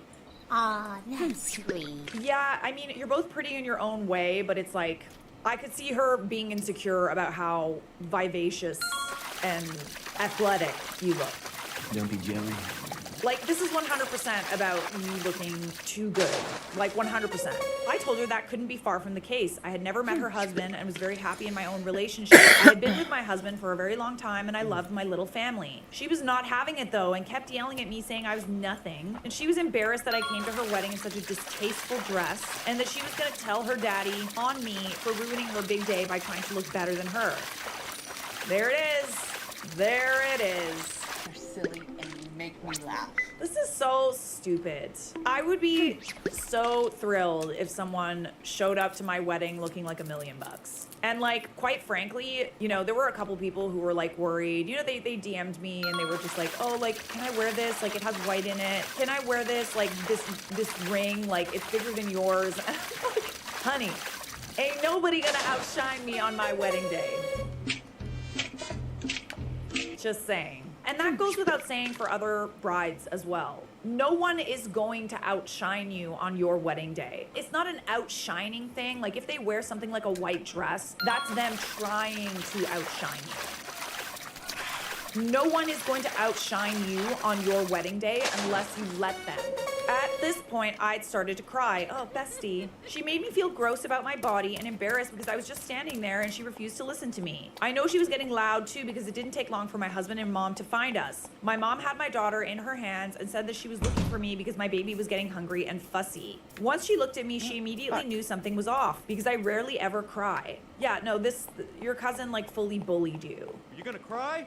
Huh? My husband took my daughter from my mom and walked over to me and grabbed my hand and asked if I was okay. My mom looked around and asked my cousin what was going on and why I was crying. My cousin threw her hands up and said I was acting like the victim because she exposed me for dressing like a tramp and trying to seduce her husband, that I was so obsessed with him and that I had to name my son after him. My son and her husband do have very similar names. Let's say my son's name was Samuel and her husband's name would be Sam. It's not the same name, but it's a longer version of her husband's name. She got an issue with you, man. What is your problem? Yeah, like she got problems with you that run real deep. I wouldn't be surprised if this was like some sort of projection, you know what I mean? Like maybe she's the one that like copies you, or like maybe she's the one that like wants to be you and she's accusing you of doing what she's doing. My husband laughed at this and told her our son was named in 2020. There you go. 2 years before she even met her husband. And there was no relation to the name. Oh my goodness. I was wondering about that. Okay, no. She Delulu. She drinking the Delulu lemonade. At this point, it's probably been about 20 minutes, and I know guests are starting to wonder where the bride is, and that's when her dad, my uncle, comes outside with her husband to see us. So picture this. I'm standing next to my husband. I have mascara running down my face. My mom and cousin both have their arms crossed, glaring at each other, and my husband is standing there feeling uncomfortable, holding our fussy daughter. My uncle immediately goes to me and hands me his handkerchief from his pocket, while my cousin's husband goes to her and starts to whisper in her ear. I have no idea what he said, but I wipe my eyes and I tell my uncle my husband and I are leaving and that he can ask my mom, his sister, what happened. We get back inside and grab my son from my oblivious dad and say our goodbyes and go to the car where I feed my daughter, then change both the kids into PJs for the 2-hour drive. I forgot to put the animals in. Morning, Shit! My cousin sends me a barrage of text messages, Facebook messages, and Snapchats demanding I publicly apologize on Facebook for dressing so scandalous to get her husband's attention at her wedding, and for trying to make it all about me by leaving early, embarrassing her. This is insane. What were you supposed to do? Like, you're damned if you do, you're damned if you don't in this scenario. Like, if you stayed wearing the dress that she was clearly uncomfortable with, then she would have accused you of, everything she's accusing you of. But you left because she seemed to have an issue with you, and even that's a problem? What did she think was gonna happen? Trying to make it all about me by leaving early, embarrassing her, when my mom and uncle told a few people about what she did because her daddy didn't take her side when she tried to yell over my mom about what happened. You're weird. Nah, nope. So far, I haven't answered her messages, but she keeps sending more and more every day. If anyone should be apologizing, it should be her. This is a ridiculous thing to be mad about. My husband is completely on my side and is very baffled about this whole thing. My husband and I have been together, like I said, for 9 years, but this was his first meeting of this side of the family. I'm adopted and I only have my uncle on my mom's side. Her parents have already passed away and my aunt is literally a crazy Karen, but that's another story, and we are no contact with her. So would I be the a-hole if I just decided to go no contact with my cousin and refuse to apologize for the dress I wore to her wedding? Or should I just say sorry and save face because of holidays with my uncle? I don't know what to do, but I'm definitely leaning toward no contact because I don't want this behavior in my kids' lives. I don't want them to think it's okay to act like this, but if I'm wrong, I'll apologize. I don't think you're wrong. I think definitely low contact at the very least. And you don't have to make it about your kids at the end of the day. This person disrespected you and made you cry over something really dumb, over jealousy. This is literally over jealousy. You looked better, you looked vivacious, you had curves, and you wore something that showed them off. You didn't wear something that's lingerie to her wedding. This is a very modest dress. I'm sorry. Especially if you have long hair that's covering your shoulders. This is a very modest dress and tasteful, I might add. You're pretty cute, you know that? She's angry that you looked good. And if she's that insecure, she's got bigger problems. Let's look at the comments. $10, your cousin found out her new husband cheated on her, so she's hypersensitive to anyone around that could possibly be perceived as a threat. If anyone needs to apologize, it's her, not the a-hole. I mean, that's a fair assumption. It could be possible that, like, she found that out and she's hypersensitive to it. But, like, I wouldn't be surprised if this issue, like, why the cousin? You know what I mean? Like, I feel like this issue ran deeper than that and, like, probably has a bit of a history there. That, or he made a comment in the bride's presence about how nice OP looked. I mean, but then that wouldn't explain, like, the double take that she did, you know? She was kind of, like, surprised to see how good she looked. Whether it was an innocent or creepy comment, the bride took it out on OP instead of the groom. People can't get mad at you for simply existing and looking good. Just saying. Let's not go blaming and assuming the groom is a cheater just because the cousin is a bridezilla. And I got evidence. One, she tried to tell her daddy on the cousin and blamed her he didn't side with his daughter. Number two, she called her cousin a slut for a dress in a color she approved. 2.5, having approved colors at your weddings for guests is just a major red flag. I would somewhat agree with that. Like, it's normal to approve colors for, like, the bridal party, but, like, it's your wedding, and if you want people to wear fall colors, then there's dress codes for weddings. You know, like, I told people to wear, like, pastels or, like, a bright color or something like that. You're gonna wear it out of the store, okay? You're gonna treat yourself. And it wasn't because, like, I cared if someone showed up in something different. I wouldn't have cared. It was honestly to make the guests look good because of how, like, colorful the building that we got married in was and, like, all the colors associated with the wedding. Like, I wanted people to, like, pop with the background, you know? But it was a suggestion. It was not a, like, you're wearing this or you're kicked out. Tried to claim OP named her son after a man the bride hadn't even met yet. Not a single person except OP and OP's husband were surprised by this behavior. No one was happy, but none were surprised. This was not the first time her acting like this. Yeah, I agree. That's why it's like, I feel like this is like a long-standing kind of feeling that this bride had about her cousin. So we do have an update. Questions that I've seen in the comments. I've tried to read them all, but more keep popping up and I haven't had the time to keep up. First off, multiple people asked me who passed away. My adopted mother's parents both passed away about 4 years ago when my son was 1 year old.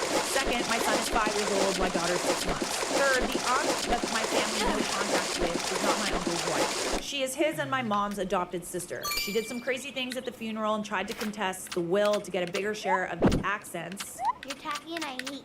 And was very mad when she lost in court and is still trying to threaten legal action even though there's nothing left to dispute. Fourth, I will not be posting a picture of my body in the dress. Multiple people have asked to see me in it to get an idea. I think it goes without saying that she's got, like, a nice body, okay? Just, like, use your imagination. But I don't really feel comfortable with that. Even if I blur out my background and face, I do not want to read gross and rude comments about what my body looks like or be body shamed again. Multiple said they didn't think I looked good because I'm so short. What the f***, you guys? Like, let's not go there, okay? I did wear heels and it made me about 5'4". This is pointless. Like, OP, please don't listen to this shit. I'm sorry, guys. We're cracking down on the like, spiciness that's going on in the comments. Just for anyone that's a member of this subreddit, let's keep things, like, respectful, okay? She showed you what the dress is. The dress is not revealing. What her body looks like is pointless. Pointless to point out. And kind of like body shaming and victim blaming, quite frankly. So let's not go there.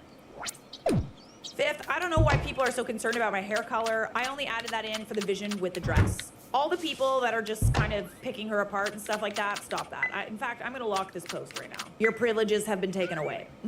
Some of you have had great ideas on what to post on Facebook to be petty about it. I had a few good laughs at those. I honestly don't know why she mentioned Facebook since I'm not friends with any of her extended family on there. The only people who would even see my post would be her parents, along with my dad's and husband's side of the family. I don't know how I'm supposed to clear anything up since I'm not friends with anyone else that attended her wedding. She might have tried to share it to her page or something, but I've decided that's not happening.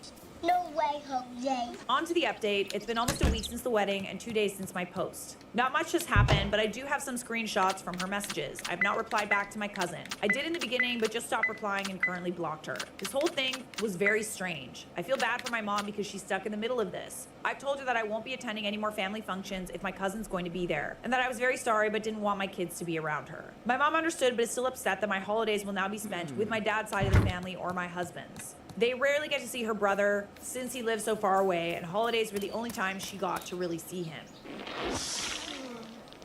I've told her she can go without me and we can still do a makeup holiday the day before or after my grandparents' house on my dad's side, and she seems to have accepted this. This is very fair. And like, if anyone should be apologizing, it's your cousin. But honestly, this is like kind of a little bit, we're past apologies at this point. Like, this woman literally took time out of her own wedding to berate and bully a guest for literally no reason.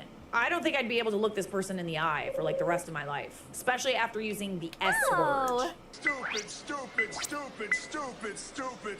All right, let's look at these texts. I can't believe you just left. You're going to regret this. What did you expect her to do? You didn't want her there in that dress. Oh, and you corrected the grammar. Really? You're so immature. Your mom is literally going around telling everyone that I made you cry. You did, though. Everyone is going to be talking about this. You literally ruined my day. You should know that red means that you want to sleep with the groom.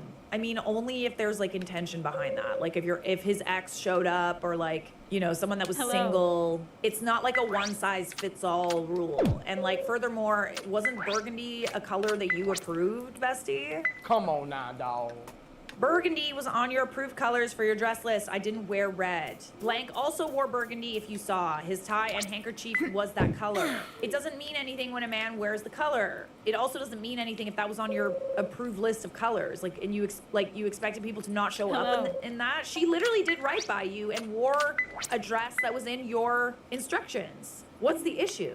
Girl, literally aunt wore the same color button-down shirt. Does she want your man too? I don't even know him. This was the first time ever meeting him and he didn't even look at me. Who are you? Ew, you know she's old. She doesn't want my husband. Everyone is going to think I'm a horrible person because you just had to leave crying. Well, you should have thought of that. Like, what do you expect to happen? You call someone and body shame them? Like, what did you think was going to happen? Oh my god, thank you so much! I'm gonna go get some cake! I've had multiple people come up to me asking why you left like that. I don't want him. Oh my God. I've been with my husband since 2017. What is your deal? What if my kids were there and saw you yelling at me? You're literally acting crazy. You crazy?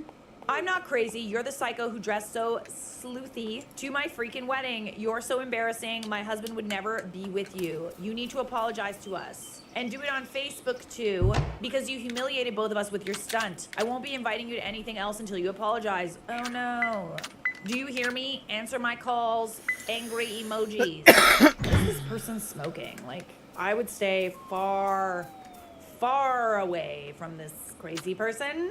I would never apologize for what you wore. I would never even speak to this person again. So, are you the a-hole for not publicly apologizing to your cousin on Facebook for the dress you wore to her wedding? No. We got some more spicy family wedding drama for you. I got the sauce, the marinara.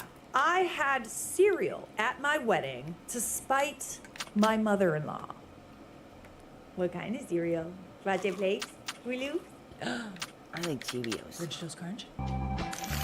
I've wondered if I would ever get the courage to post this story, but after a good nap and hours of watching Charlotte reruns, I've decided it's finally time. Some names and specifics have been changed because I'm not about to start drama in my personal life. This is my first Reddit post. Yogurt! Me, 29 female, and my husband Jim, 34 male, had been married for 10 years. We were very young when we met and didn't date long before we got married. I was 19 and he was 24. Yep. We have a 5-year age gap, but I moved through life pretty fast. Graduated high school at 15, working full-time by 16. And honestly, it didn't seem that weird to anyone who knew us. Anyways, I first met my mother-in-law, Sandy, a few weeks into our relationship.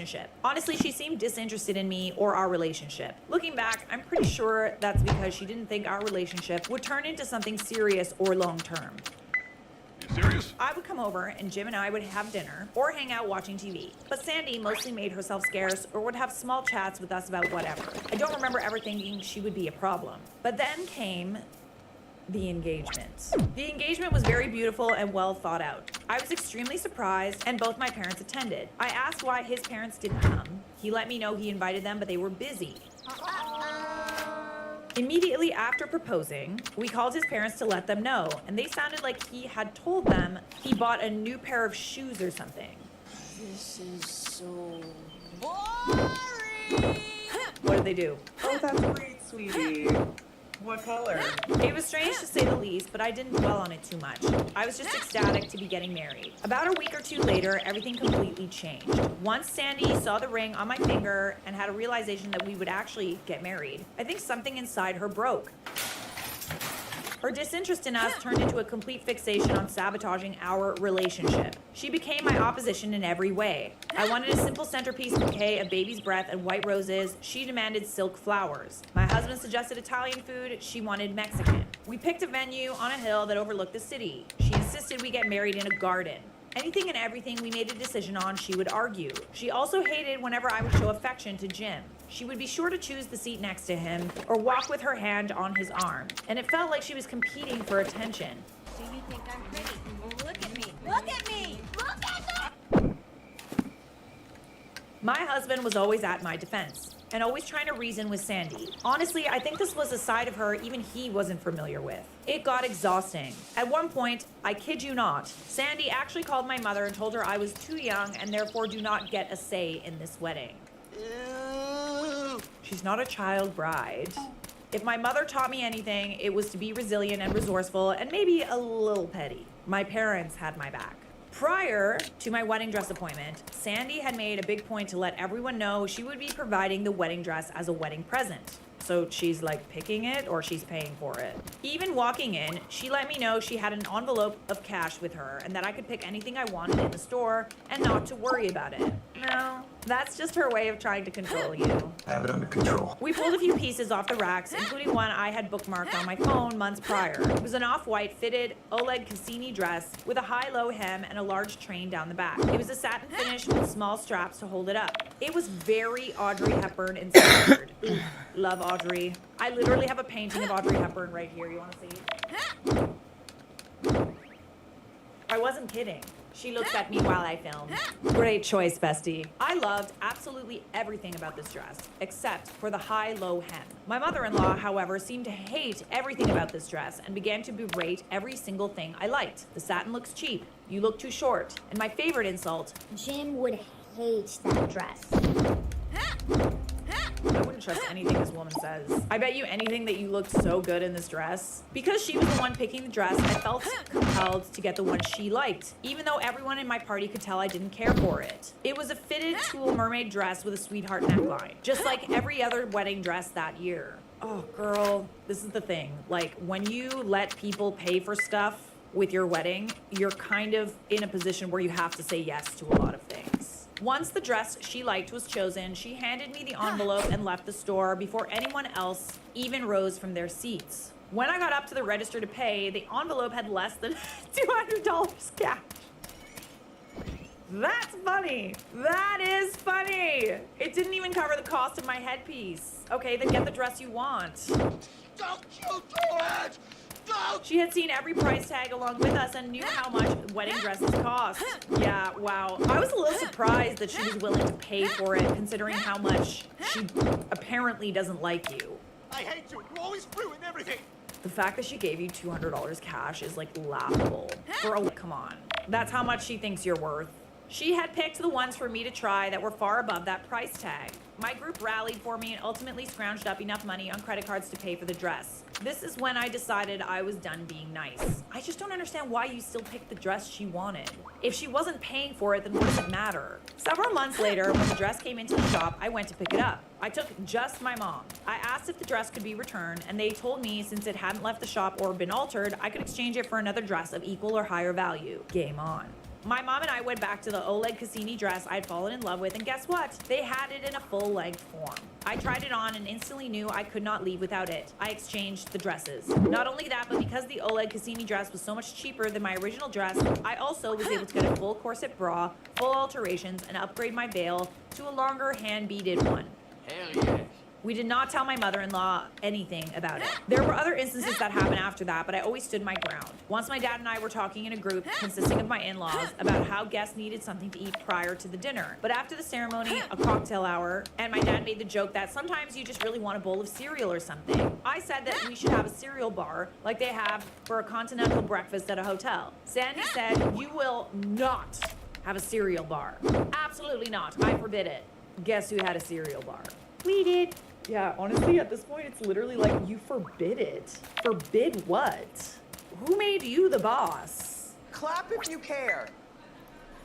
Who made you the manager of the wedding? The guests understood the assignment too, and they went ham. We had all the fancy dispensers and all the different kinds of milk. Almond, whole, 2% oat. We had gluten-free options and low-sugar options. It started as a joke, but I regret nothing. I made sure the photographer got lots of pictures of our guests eating cereal. Anyways, fast forward to our wedding, and Sandy's busy getting ready at a nearby salon, so she didn't have a clue what was going on, being set up, etc., which proved to be awesome because she couldn't fight anyone on anything. I didn't actually see her until she walked down the aisle before me. It surprised me zero that she was wearing a full-length, silver, sequined, fully sequined, mermaid-style gown with a sweetheart neckline. The same style she thought I had purchased. Ew, people suck. Oh. Her hair was pulled into a beehive and she had full glam makeup. I'm picturing something, you know that show that's like, you know this show? Like I'm picturing like this, you know what I mean? Like this is this show. Do you guys know this show? That's what I'm picturing. She stood out like a sore thumb. Silver wasn't even one of our wedding colors. It didn't match the style at all. She just looked ridiculous. Like, come on. A beehive, a silver dress, and full glam. Like, she was so focused on herself that she never realized I switched the dresses. Even to this day, it's never come up. I still laugh when I think about it. Wait, she didn't even get mad? It was her moment, bestie. Why would she worry about what you were doing? We've been married now for just over 10 years, and he's still the love of my life. The first few years of our marriage were very, very challenging, with learning how to handle interactions with her. To this day, she doesn't understand why we aren't a close, bonded family. But I've also been through enough therapy to know that there are a lot of mental health issues to unpack there. Jim and I set boundaries and have enforced them through the years. I can honestly say we live a pretty calm life now, like I had imagined all those years ago. Be so for real. This woman is so unbelievably focused on herself that she didn't even realize that you spited her after she specifically forbade you from eating cereal at your wedding. Yeah, please. That's a funny plot twist, I have to say. Okay, OP posted, here's the Oleg Cassini dress since everyone's asking. I had a longer train and bustle, not me pictured. Okay, wow. Yes, very Audrey Hepburn. Very Audrey Hepburn, I love it. I love it. And it had pockets. Oh my God! Pockets! I'm so glad you stood your ground. I was really kind of expecting her to like have a bit of a freak out, but that is an interesting turn of events. Well done, bestie. 10 out of 10 petty revenge. Subscribe!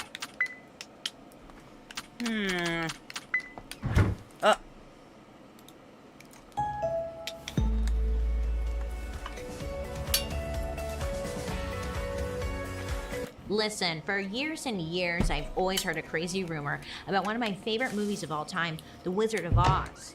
I mean, it's one of the most iconic movies ever made, right? You've seen it, most likely. Maybe you've cried. You've probably had maybe a little gay awakening because of the whole Glinda Elphaba thing. The shoes maybe even did it. I don't know. I don't know your life.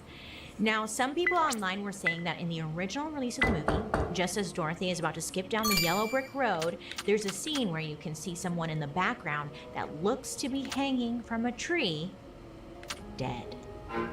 Oh, you probably heard this rumor. Listen, after I did some digging, I concluded that this rumor was a total lie. I'm so sorry. I know, you're already out. Listen, it opened the door for like a ton of behind the scenes drama I had no idea about. Because The Wizard of Oz might look like a sparkly, just beautiful fantasy, but behind the scenes, when they were like making the movie, things got dark. People were getting rushed to the hospital, there were near-death accidents, starvation diets, physical abuse, and poisonous snow. Now, this movie came out in the 30s, and to this day, we still hear rumors about The Wizard of Oz. I mean, they just like have never stopped. And you know what that means? There's gotta be some kind of truth within the rumors, right? So today, we're following the yellow brick road all the way backstage to set the record straight about the actors, the makeup, and the learning lessons, shall we say, behind the movie that changed Hollywood forever. So grab your oil can, because this one's gonna get pretty wet, pretty wild. Welcome to the dark history of the Wizard of Oz.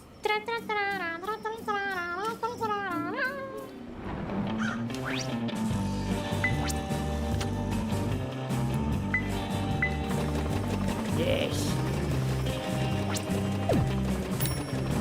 Hi friends, I hope you're having a Now I wonderful can day make silver. today. My name is Bailey Sarian and I'd like to welcome you to my podcast, Dark History. Here we believe history does not have to be boring. It might be tragic, sometimes it's happy, but either way, it's our dark history. Before we get into it, don't forget to like and subscribe. I'm always posting new content, and let me know what you think down in the comment section down below. I read comments at the end. Yes, I do. Now, let's get into it, shall we? Obviously, if you're watching on YouTube, you can see that we dressed up. Dorothy, of course. Wicked Witch. Paul. I'm sorry. What's your name? Joan. Wicked Witch, Joan. And then we have Paul as Glinda. Is it Glinda? Or just like toddlers and tiaras? But either way, I love it. We look great, don't we? I know. I love The Wizard of Oz. Growing up, if you have kids at home, you know how kids like to watch the same movie over and over and over again? When I was visiting my nephews, it was Trolls 2. I watched it 5 times in one day with them, and I was going mental. Well, for me, growing up, it was The Wizard of Oz. When I was a kid, I watched it all day, every day. I was Dorothy. You can't tell me otherwise. So I love this movie, okay? I just had to let you know. Anywho, listen, we found some secrets though. Here's the thing, when The Wizard of Oz came out in 1939, it actually didn't perform very well. Oh, yeah, I know. I was like, what? Not because it was a bad movie, obviously. It had decent reviews, but it was not set up for success for a few reasons. First of all, the budget. So the studio MGM. And MGM had a budget of about $2.8 million to make this movie, which in 1939, $2.8 million was like you could buy a small country for that price. In today's money, it would be over 60 million. And listen, this was like for what they were considering like a children's fantasy musical, which was a very niche genre. Now, when it opened in theaters, audiences were mostly kids, right? But back then, children's tickets were affordable. It was like 10 to 25 cents to go see a movie. Could you imagine? What that means is that they were never gonna make, the money back on kids' tickets alone. So MGM dumped money into like a huge promotional campaign to get adults to go and see it, Now they were thinking, okay, listen, maybe we'll make up a lot of the money in international sales. But, that was not the case because someone stopped The Wizard of Oz from premiering in Europe. Any guesses? Joan? No, not Charlie Chaplin.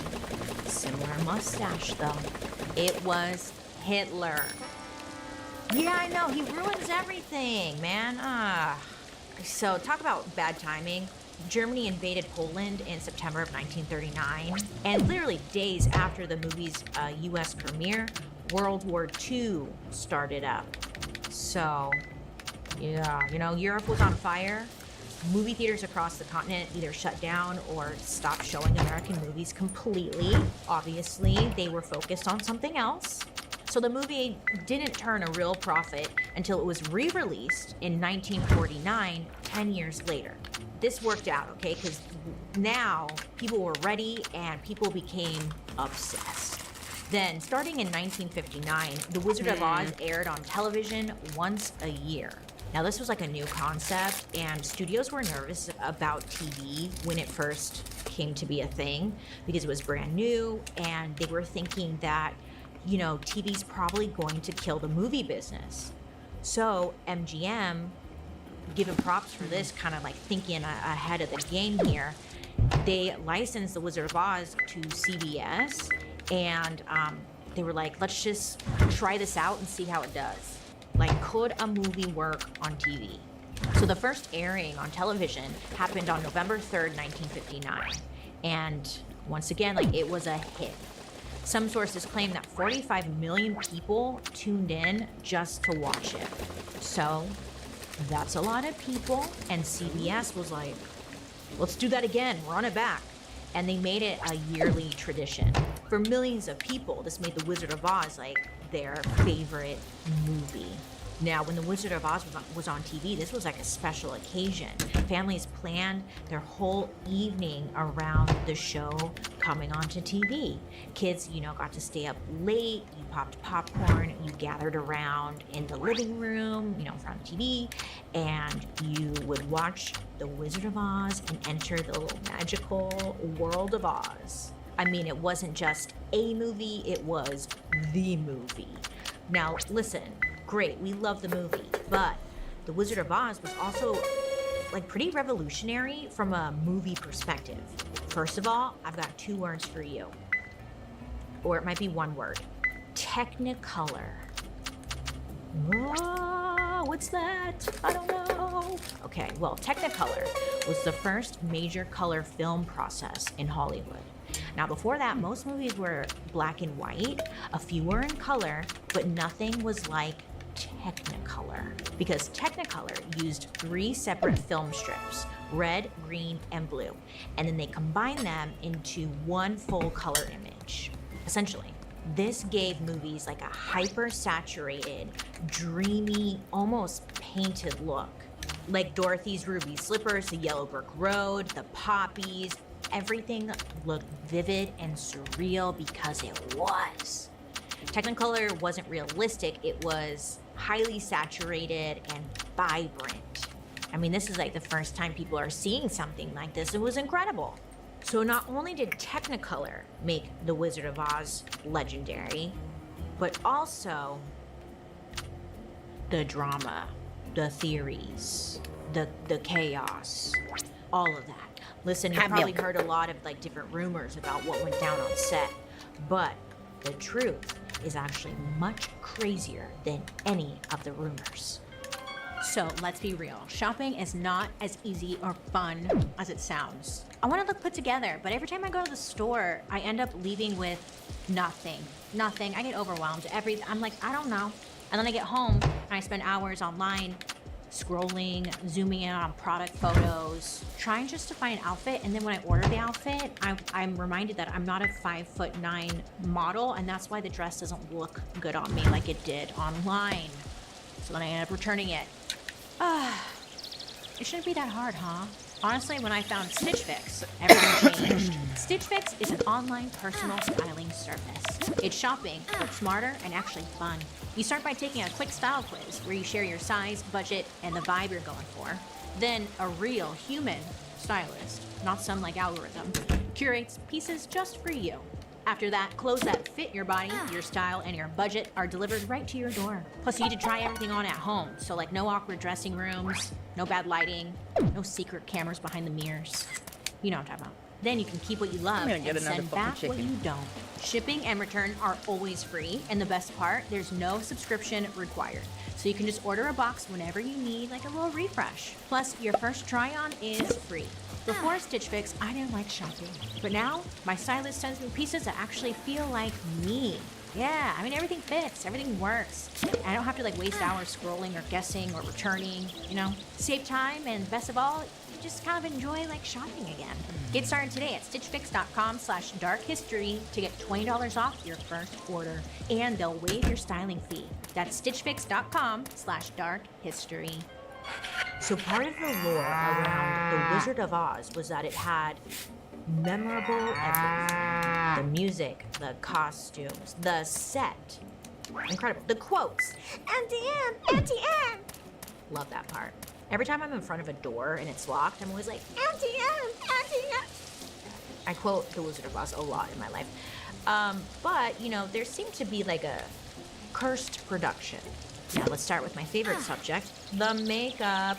Because the makeup on The Wizard of Oz, it was incredible. From the Tin Man to the Scarecrow, the Lion, the Wicked Witch of the East or West. I'm not sure what location. It was incredible. But what we don't know was that a lot of this makeup was trial and error. Okay, it was one big learning lesson. So starting with the first Tin Man. I'm oiling myself like the Tin Man. Okay. I know you might be thinking, like, wait, what do you mean the first Tin Man? Listen, originally the role was supposed to be played by this guy named Buddy Epson, who, fun fact, became famous later on the Beverly Hillbillies. Did you ever watch that? I watched that too, yeah. Didn't age well. So for the Tin Man, the makeup department used face paint, clown white face paint, the type of makeup used by circus clowns. And then what they would do is dust aluminum particles on top of that, and it would like stick to, you know, the face paint. And this gave Buddy that aluminum look. So they're doing that, right? And it's working, it looks great. But over the course of filming, you know, touch-ups have to happen. So Buddy was dusted many times. And after about 10 days of this, he literally seized up at home. Like the Tin Man, I know. His hands and his arms, legs, feet, I guess were all cramping, and he was having difficulty breathing. Method acting, I thought? No. Reaction. Yeah. So listen, he was having some kind of a reaction to that aluminum situation. So he was rushed to the hospital, where it was discovered that the aluminum dust was not good for him. All that makeup, you know, when he was applying it, it was being inhaled, and it had coated like his lungs like glue. Buddy ended up in an iron lung for weeks and almost died over makeup. Oopsie. That fine metallic dust used like in application, it can and it did in this case coat the lungs, and it led to like inflammation, fluid buildup, and a condition known as chemical pneumonitis. Basically, like the lungs start to drown themselves trying to like fight this intruder. It wasn't good. It wasn't good. So poor Buddy's medical costs, they weren't even covered by MGM, and he reportedly suffered from breathing issues for the rest of his life. I mean, we take it for granted now, because back then they didn't know like this would happen. They're just like making it work. But now it's like we have all these, you know, rules and regulations when it comes to makeup, and thank God we do, because you don't want something like this happening with a loose powder. You know what I'm saying? Anyways, MGM was kind of like, oopsie, sorry about that. And they replaced the original Tin Man with a man named Jack Haley. And thankfully, they like changed the formula, the makeup formula a bit. So instead of using loose powder, they used an aluminum paste. It still wasn't great because it ended up giving Jack a serious eye infection. Yeah. So if you actually watch the movie, now that they got like all this 4K and stuff, you can see, if you look in his eyes, one of his eyes is like irritated and red. He's like, that's a Tin Man. But listen, like that's not that bad compared to everyone else. Well, is it? That other guy ended up in an iron lung, so I recant that statement. But the Tin Man, that was just the beginning, okay? Now, the Wicked Witch was played by the absolute icon Margaret Hamilton, and her green skin was not CGI or anything like that. It was a green grease paint that was copper-based. Again, they didn't know. Trial and error, okay? Turns out it was toxic, okay? So it was hard for her to, like, eat safely on set, because, like, even if she got a little bit of that paint in her mouth, it could cause severe internal damage. Margaret was a professional. She took all the precautions she needed to. That is until the fire. The fire. There's a scene early in the movie, it takes place in Munchkin Land, where the Wicked Witch disappears in a puff of like flame and smoke. Does your dog's breath smell like shit? This product is for you. Yeah, because it Over licks its 80% ass. of dogs have dental disease. To make this happen, But there also, was like a you probably trap need to door brush your dog's teeth. that Hamilton Duh. would stand on. Then, like on set, you know, they would release like a cloud of smoke, and the trap door would like open up or drop, and Margaret would kind of like fall below stage or whatever, and then flames would go off on top, and it was like, wow, magic, right? So they try it, it goes fine, and then they do a second take, and then things went wrong. On the second take, the smoke came out on cue. The elevator dropped, but the flame was released a second too quickly. So Margaret, she was on stage when the freaking flames went off.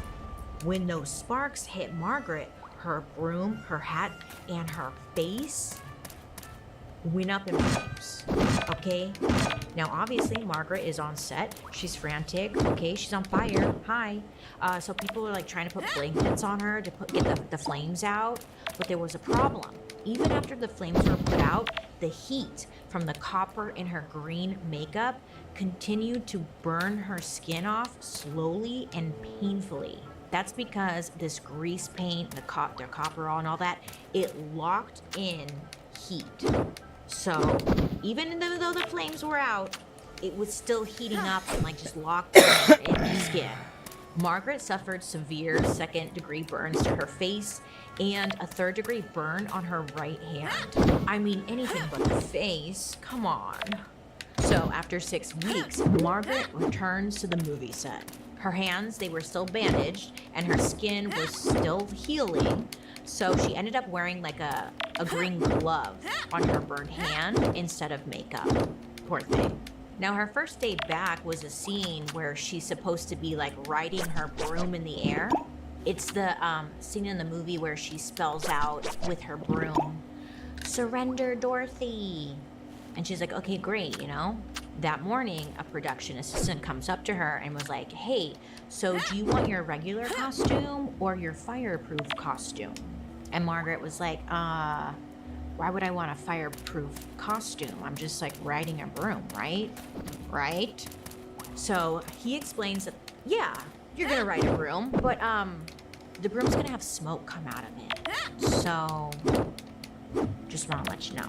So again, Margaret is in full, like, flammable, toxic green makeup near fire once again. So she puts her foot down. She tells him, I do not want to be near fire.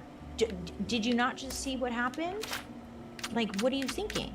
Now, of course, you know how it goes. Anytime you try to speak up for yourself, people are like, don't worry. No, don't worry. It's a very simple shot. Everything's going to be fine. The flames are coming out behind you. Like, don't worry. All you have to do is sit on a broom. That's all we're asking. You know, she's like, I don't know. So for the scene, she would be like 10 or 15 feet in the air. And she'd be sitting on like a steel saddle, okay? And you, in the movie, you can't see it because her costume is covering it. There's wires that are kind of holding the whole thing up. And then there was gonna be like wind machines, you know, blowing, obviously. So it looks like she's flying through the air. And there was gonna be smoke coming out behind her. And they told her, don't worry, it's totally safe. We haven't tried it yet, but it's safe. Now, Margaret, good for her. She was like, nope, I'm not buying it. She's like, if it's so safe, then why am I wearing a fireproof costume? You know, and they were like, we just want you to be extra safe. Yeah. But Margaret, she's like, I'm not doing it. No, I'm out. And good for her. She just got burned. Jesus. So obviously, production, they were very upset. And they even threatened to tell the head of the studio that Margaret was refusing to cooperate. And then Margaret tells them if they were in her shoes, the studio would be in the biggest lawsuit of their life. I imagine her being like Faye Dunaway in Mommy Dearest. Don't fuck with me, fellas! This ain't my first time. Don't fuck with me, fellas! This ain't my first time. Something like that. So the director, Victor Fleming, who, fun fact, won an Oscar for directing Gone with the Wind, he tried to convince Margaret to get on the broom. Just get on the broom, Margaret. Margaret, just get on the broom. It's safe. Again, Margaret said, don't fuck with me. She said, no, thank you. I've had all the fire I want at your hands. I have a little boy. I'm his sole support, and I do not intend to jeopardize my life further. Very professional. So finally, they convinced her to ride the broom for close-ups without the smoke pipe that was connected. So she's strapped in, raised up, wind machine, broom rocking and rolling. She does her performance, the cackles, all that stuff. They get their footage, great, boom. But MGM, they still wanted someone in the air riding the smoke broom. So they decided to get a stunt double for Margaret named Betty Danko. So Margaret sees Betty getting into her costume, and she goes up to her, and she's like, "Are you doing the broom shot?" And Betty was like, "Oh, yeah. I mean, I'm getting paid for it, and I hope it's worth it, dear." So Margaret goes home. She's sitting there. Poor thing probably has some creams on to help with the burns. And less than an hour after she gets home, the phone rings. Bling, bling, bling, bling, bling. Hello? There's been an accident. An accident on the set of The Wizard of Oz. After a long day researching, writing, filming, sometimes I get home, well, a lot of the times I get home exhausted. Then I open the fridge and I look inside and it's like, oh great, I have ketchup and an onion. Cool, I love that. And I don't want to order delivery because then I feel lazy and it's super expensive, and then I'm just like, so I'm just gonna starve or eat the onion? It's frustrating, it's annoying, and then I always put it off, like going to the store and all that. Oh, but that's why I love HelloFresh, the #1 meal kit in America that's making home cooking easier, tastier, and way less stressful. Listen, this isn't the HelloFresh you remember. They've totally leveled up. Now it's bigger, healthier, and tastier than ever. They've doubled their menu so you can choose from 100 options every week, including seasonal dishes and recipes inspired by cuisines from around the world. Plus, the portions are bigger too. Perfect if you're feeding family or friends, or just yourself. And listen, if you're trying to eat better, HelloFresh has you covered with over 15 high-protein recipes each week, like grass-fed ribeyes, lamb chops, and veggie-packed meals with 2 or more veggies per dish. Listen, you can get steak and seafood recipes every week at no extra cost, with 3 times the seafood options. And listen, they're also serving up cozy fall favorites like classic beef chili and honey-glazed pork tenderloin. Ooh, I love chili. Chili? I've been using HelloFresh for years, and it's totally changed the way I eat during those weeks when I don't really have a plan of what I'm gonna eat. Everything arrives fresh, Now I wanna eat pre-portioned, cereal. and ready to cook. So no grocery store drama, Damn, no Charlotte. food waste. Oh, Everything fuck, is just I gotta go to bed. easy. So if you're sick of not knowing Alice's what to cook for birthday dinner, party is or you're just tomorrow. tired of, takeout guilt, let HelloFresh save the day. I use HelloFresh, and you should too. The best way to cook just got better. Go to HelloFresh.com/darkhistory10FM now to get 10 free meals plus a free breakfast for life. You better live forever. Get your money's worth. 1 per box with active subscription. Free meals applied as discount on first box. New subscribers only. Varies by plan. That's HelloFresh.com/darkhistory10FM to get 10 free meals plus free breakfast for life. So Margaret gets a call from the set. Turns out Betty Danko, she's in the hospital. Margaret's like, I fucking told you. Betty's experience on the broom that day was almost an exact replica of what happened to Margaret earlier. I guess the first 2 takes worked perfectly, but then the director, Victor Fleming, he didn't like how Betty's cape was pinned down to hide the smoke pipe. So they moved the pipe and had it remounted kind of more directly beneath Betty's body. And then they covered the contraption with asbestos just to be safe. Now, we all know asbestos, what are you doing?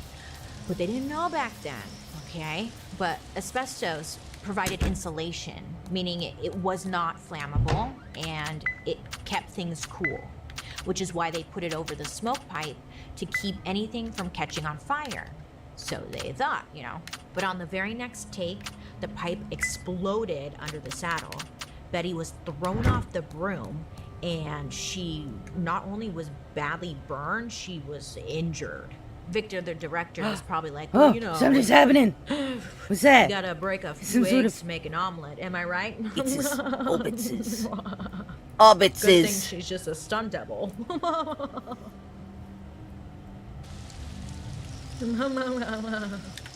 So Betty ends up in the hospital just like Margaret Hamilton. Deja brew. Deja brew. So, oopsie, you know, we've mentioned 4 people who were badly injured by makeup, mainly makeup, but also obviously the stunts.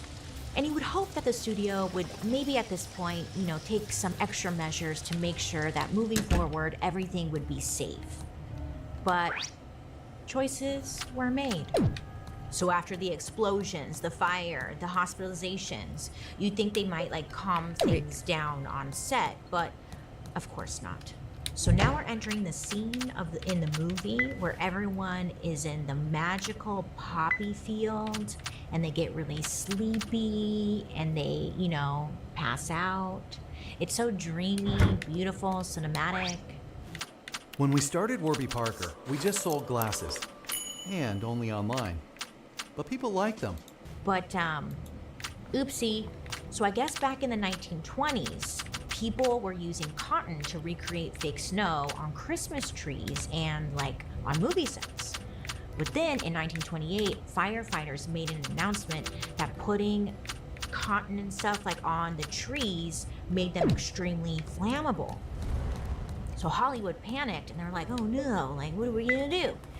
And decided, you know, they needed to figure out a different way to do snow. So they tested salt, flour, they painted cornflakes, tried that. Salt you can't see, flour, I don't know what happened there, probably just looked powdery and weird. And then the cornflakes were too loud, literally. You know, the actors would be talking and walking and all you would hear was like crunch, crunch, crunch, crunch, crunch, crunch, crunch, if anyone was moving on set. So it wasn't working. So instead, they went with chrysotile asbestos. So, you know, the asbestos was soft, it was white, and it looked just like real snow. The best part about it, it didn't burn, it wasn't loud, and it just worked. Yay! You know, like, yay, we did it! Asbestos snow was actually so popular in the 30s and 40s that everyday people were buying it in bulk to decorate their Christmas trees at home with it. You know, you'd be like, let's add snow to the tree. But at the time when they were selling it to the everyday person, they kind of had some interesting names that sound like low-key something you would buy off the street. It was called like Snowdrift and Pure White. You buy it and then you would, like, you know, add it onto your tree or wherever. It was exciting, it was fun, and it looked good. Who doesn't like a pretty tree? Anyways, in the poppy scene, you see all the characters laying down in the poppies, and that's when, you know, production, however they did it, they dropped the snow, aka asbestos. So everyone's just like doing their part acting, and they're inhaling and breathing in this chemical. Yeah, not great. And we don't know how many takes they shot of that scene, but I imagine it wasn't just one. Here's the thing, that beautiful, magical asbestos is now known to cause a horrible cancer called mesothelioma. So, they didn't know that yet. They just thought it was cute snow. Basically, when you breathe it in, it's like tiny shards of glass. It shreds your lungs slowly, and it never leaves your body. And asbestos wasn't just in the snow, I mean, it was all over the set. The man who played the Scarecrow, his name was Ray Bolger, and his suit was actually made from asbestos. Specifically for the scene where the Wicked Witch sets him on fire. You know, when his arm catches on fire, and he's like, They just used it for everything. They didn't know it was bad. Not yet. And I know some of you at home might be thinking, well, you know, at least I hope they got paid well, at least. You know, hopefully they got that. Well, Toto was, but for everyone else, honestly, I don't know if it was worth it. You know, especially if you were cast as a Munchkin.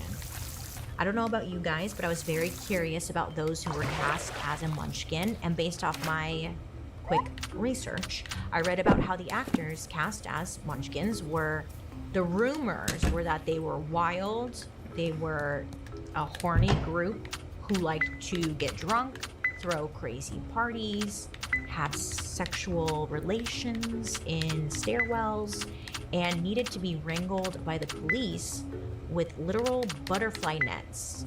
And I was like, this can't be real. No. And if you haven't heard those rumors, well, now you have. I mean, that's what people said. The truth was that MGM brought in about 124 little people to play the Munchkins. Most of them came through a guy named Leo Singer, who had a troupe of dancers and actors called, quote unquote, Singer's Midgets. That's what he called their group. He was like their manager, essentially, but it was controlling. It was very much like, hey, you guys belong to me, I own you, I'm gonna like rent you out, and then you give me the money. Okay, that's the deal. I'll give you some money, but I get most of the money. Okay, great. So most of these performers, they were from Germany and Austria. So almost none of them spoke English. So a lot of them were already at a disadvantage because this singer guy, he was doing all the negotiations, you know, like their manager on their behalf. And they were just told like, don't worry, you'll get your cut. You know? Now they were promised money, a hotel, a few weeks of work on like a big movie. So to them, this sounded great. I mean, a lot of these performers had never been in a movie before. They'd only been on stage. Hollywood? Who would say no? Well, you know, it turns out a lot of them never actually saw their full paychecks because that singer guy kept a portion of it. A good portion. Of course he did. Each actor was paid about $35 to $50 a week. If they complained, like, hey, where's my money, you know? They were told, hey, you should be grateful. You should be grateful that you're working on this large movie and working at all. Like, shut up. I saw online that Toto the dog was making $125 a week, and I was like, damn, really? The dog was making more than the people playing the Munchkins? Like, what? I got clarification. Toto the dog didn't make $125 a week. Instead, it was the dog trainer that got $125 a week. But still, you know? To be fair though, like trying to get a dog to like, you know, do the right thing on a set, kind of hard, right? So, okay, fine. Sure, okay. When they were filming, the actors who played the Munchkins were packed into old hotels around Culver City, which was like where the studio was located. And when I say packed, I mean they were packed in there. Like multiple actors were expected to share a single hotel room. On top of that, the costumes were said to be very heavy, itchy, and almost impossible to get in and out of without someone helping them. And they weren't getting much assistance because at one point, one of the actors fell into a toilet and they could not get out. Sorry. We're not gonna laugh because that's not. Have you ever fell into the toilet in the middle of the night because your partner left the toilet seat up and then you go like middle of the night, you don't want to turn on the lights because, you know, and then you sit down and you fall into the toilet? When your butt hits that water, there's something about that that's just not right. Anyway, so this actor, he falls into the toilet and he gets stuck. And no one found him until 45 minutes later. They're like, hey, where's that one guy? He's been gone for a while. So finally, someone finds him. Now, after this incident, the studio finally hired attendants to assist them during production. Apparently, people started buying these actors drinks. Imagine, I mean, you've had a long day, and now some producer's trying to be funny, handing you like 6 cocktails at once. You know, it's a long day. Someone's handing you cocktails to keep you happy. Come on, keep it up. Your energy needs to be up. You need to be exciting. You're in Munchkin land. So imagine like you're drinking. The next thing you know, you're 6 cocktails in. Woo-woo. So yes, apparently some of them did indeed get drunk. I mean, I don't want to say who wouldn't, because I know a lot of you would be like, I wouldn't. But back then, I mean, Even now, if someone's handing you drink after drink and you're not, I don't know, whatever. And that's where like the rumors really started. Like, oh, the people playing the Munchkins are just out of control. They're trashing the hotel. They're fighting over women. Like, I guess they were just a wild group of actors. Now, years later, Judy Garland referred to them as drunks. She jokingly said that the studio had to send security guards out with butterfly nets to wrangle the actors. But honestly, Judy had a lot going on and maybe wasn't like the most reliable narrator when it came to what was going on set. Part of the reason they were having so much fun was because some of the actors who were cast as, you know, the Munchkins, some of them were not part of Leo Singer's group. So a lot of them had never met another little person before. So, you know, this is the first time they felt like they were surrounded by someone like them. So of course they're having a little fun. Give me a cigar. The lollipop again, the lollipop again. You know, hell yeah, I'll do that. So yes, maybe they were a little rowdy, but can you blame them? No, I don't know. Now, of course, while we're here in Munchkin Land, I know you want me to talk about the most notorious rumor of all, the Munchkin suicide myth.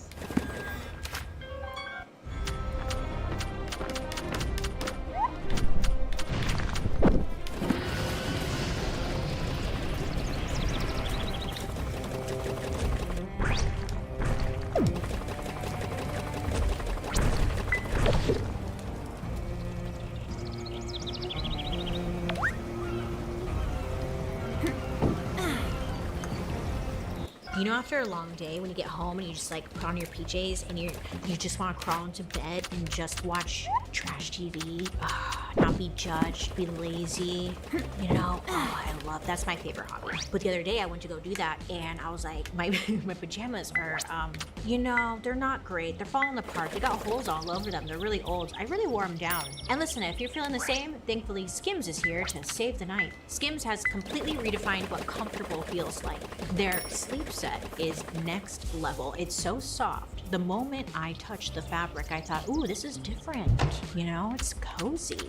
This is the definition of cozy. It drapes just perfectly. It's cool. It's not too hot. It's just right. I've been wearing the sleep set nonstop, lounging around the house, sipping my evening tea while I watch, you know, true crime documentaries. Yeah. They even have matching sets for men, kids, and your pets. Yeah, which makes holiday shopping super easy. So if you're tired of tossing and turning in pajamas that feel like sandpaper, or cling in all the wrong places, or just like way too hot, Skims is the upgrade you've been missing. Once you slip into their sleep set, you'll understand what exactly I'm talking about. Shop my favorite pajamas at skims.com. After you place your order, be sure to let them know we sent you. Select podcasts in the survey, and be sure to select our show in the drop-down menu that follows. And if you're looking for perfect gifts for everyone on your list, the Skims holiday shop is now open at skims.com.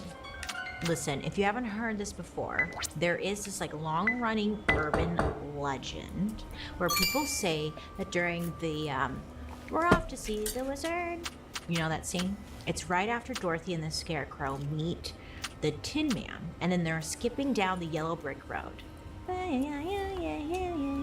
Now, allegedly, in the background, you can see hanging from a tree what looks to be a body. Some claim it's someone who was playing a Munchkin. Yes, allegedly, the rumor is that an actual cast member took their own life, hanged themselves from a tree, and it was caught on film, and like no one saw it in the final edit or whatever, and it's just been left in, or it was left in. Now, I love a good creepy Hollywood rumor. So when I first read this, like years ago, I was all in. And I was like, oh yeah, I see it. Yeah, oh my God. I was so like a believer. But this one's actually, okay, it's actually complicated. What actually happened was that, and you're not gonna believe me, I know you, but listen, this is what actually happened, okay?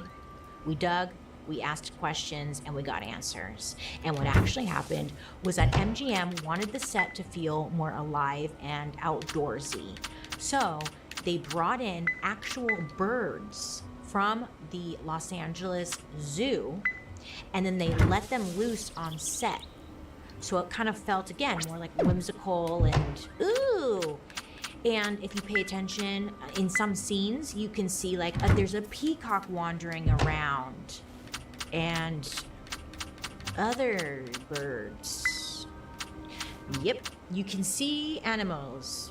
But listen, so in this specific shot, what you're actually seeing in the background, believe me, it's a crane flapping its wings off in the distance. I know, you're like, no, it's not. I know, it's not as exciting. Years ago, someone on the internet tried to revive the whole thing by posting a clip they claimed was the original Wizard of Oz VHS cut. And in this video, the thing in the background is much larger and more dangly. The person who uploaded this, whatever, claimed it was the real footage before MGM edited out the truth. And of course, again, like I was telling you, I saw it and I was like, oh my God. Yeah. But turns out it is 100% doctored.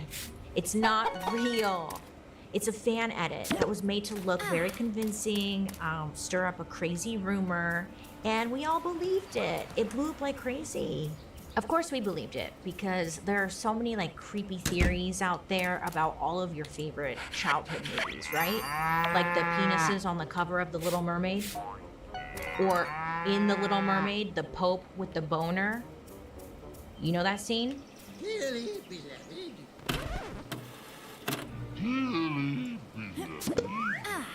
Someone drew in a boner on the Pope when The Little Mermaid and Eric are getting married. The Pope has a boner. The Pope had a boner. Don't make excuses for it. Someone drew it in. You had to draw it in. It's not an accident. The Pope had a boner. Do you understand? Anyways, so of course, like, it's easy to believe anything. The Pope had a boner. But then sometimes I think about it, and like if I was drawing all day, I'd be like, I'm gonna put a boner and see if anyone catches it. And then like, let's say you did do that, and then I would tell all my friends, like, watch, I drew in a boner. No one caught it. And you know, The Lion King has that, when the leaves are blowing and it spells out sex.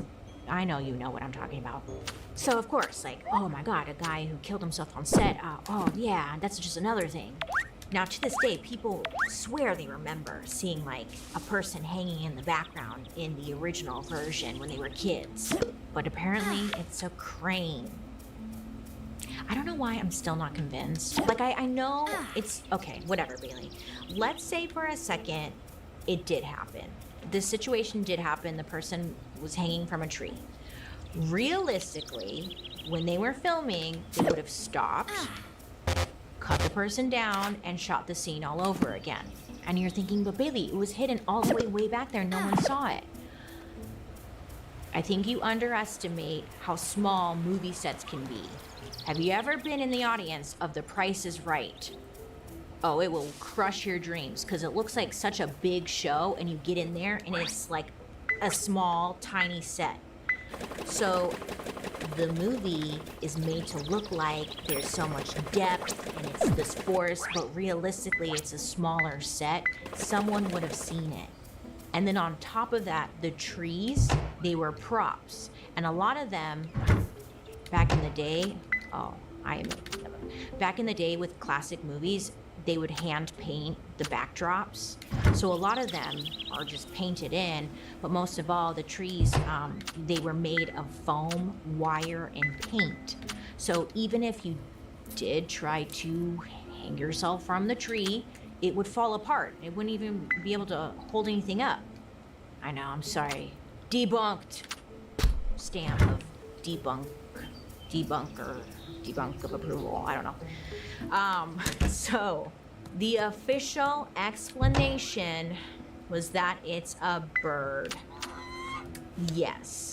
And most likely the version that you've seen with like the person allegedly hanging from the tree is the doctored version. I know. You want to believe.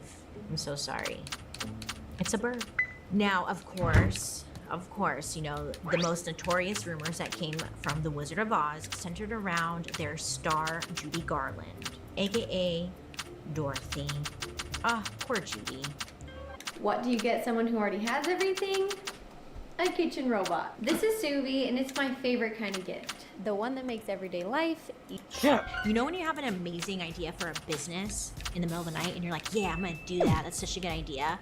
But then you realize, like, where do I start? What's step one?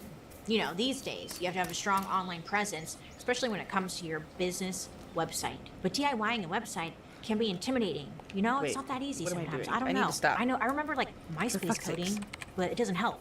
Thankfully, Squarespace is here to save the day. Today's episode is sponsored by Squarespace. Squarespace gives you everything you need to bring your business or your creative chaos to life. With Squarespace's cutting-edge design tools, you can create a website that actually feels like you. Their Blueprint AI website builder asks a few simple questions about your vibe and goals.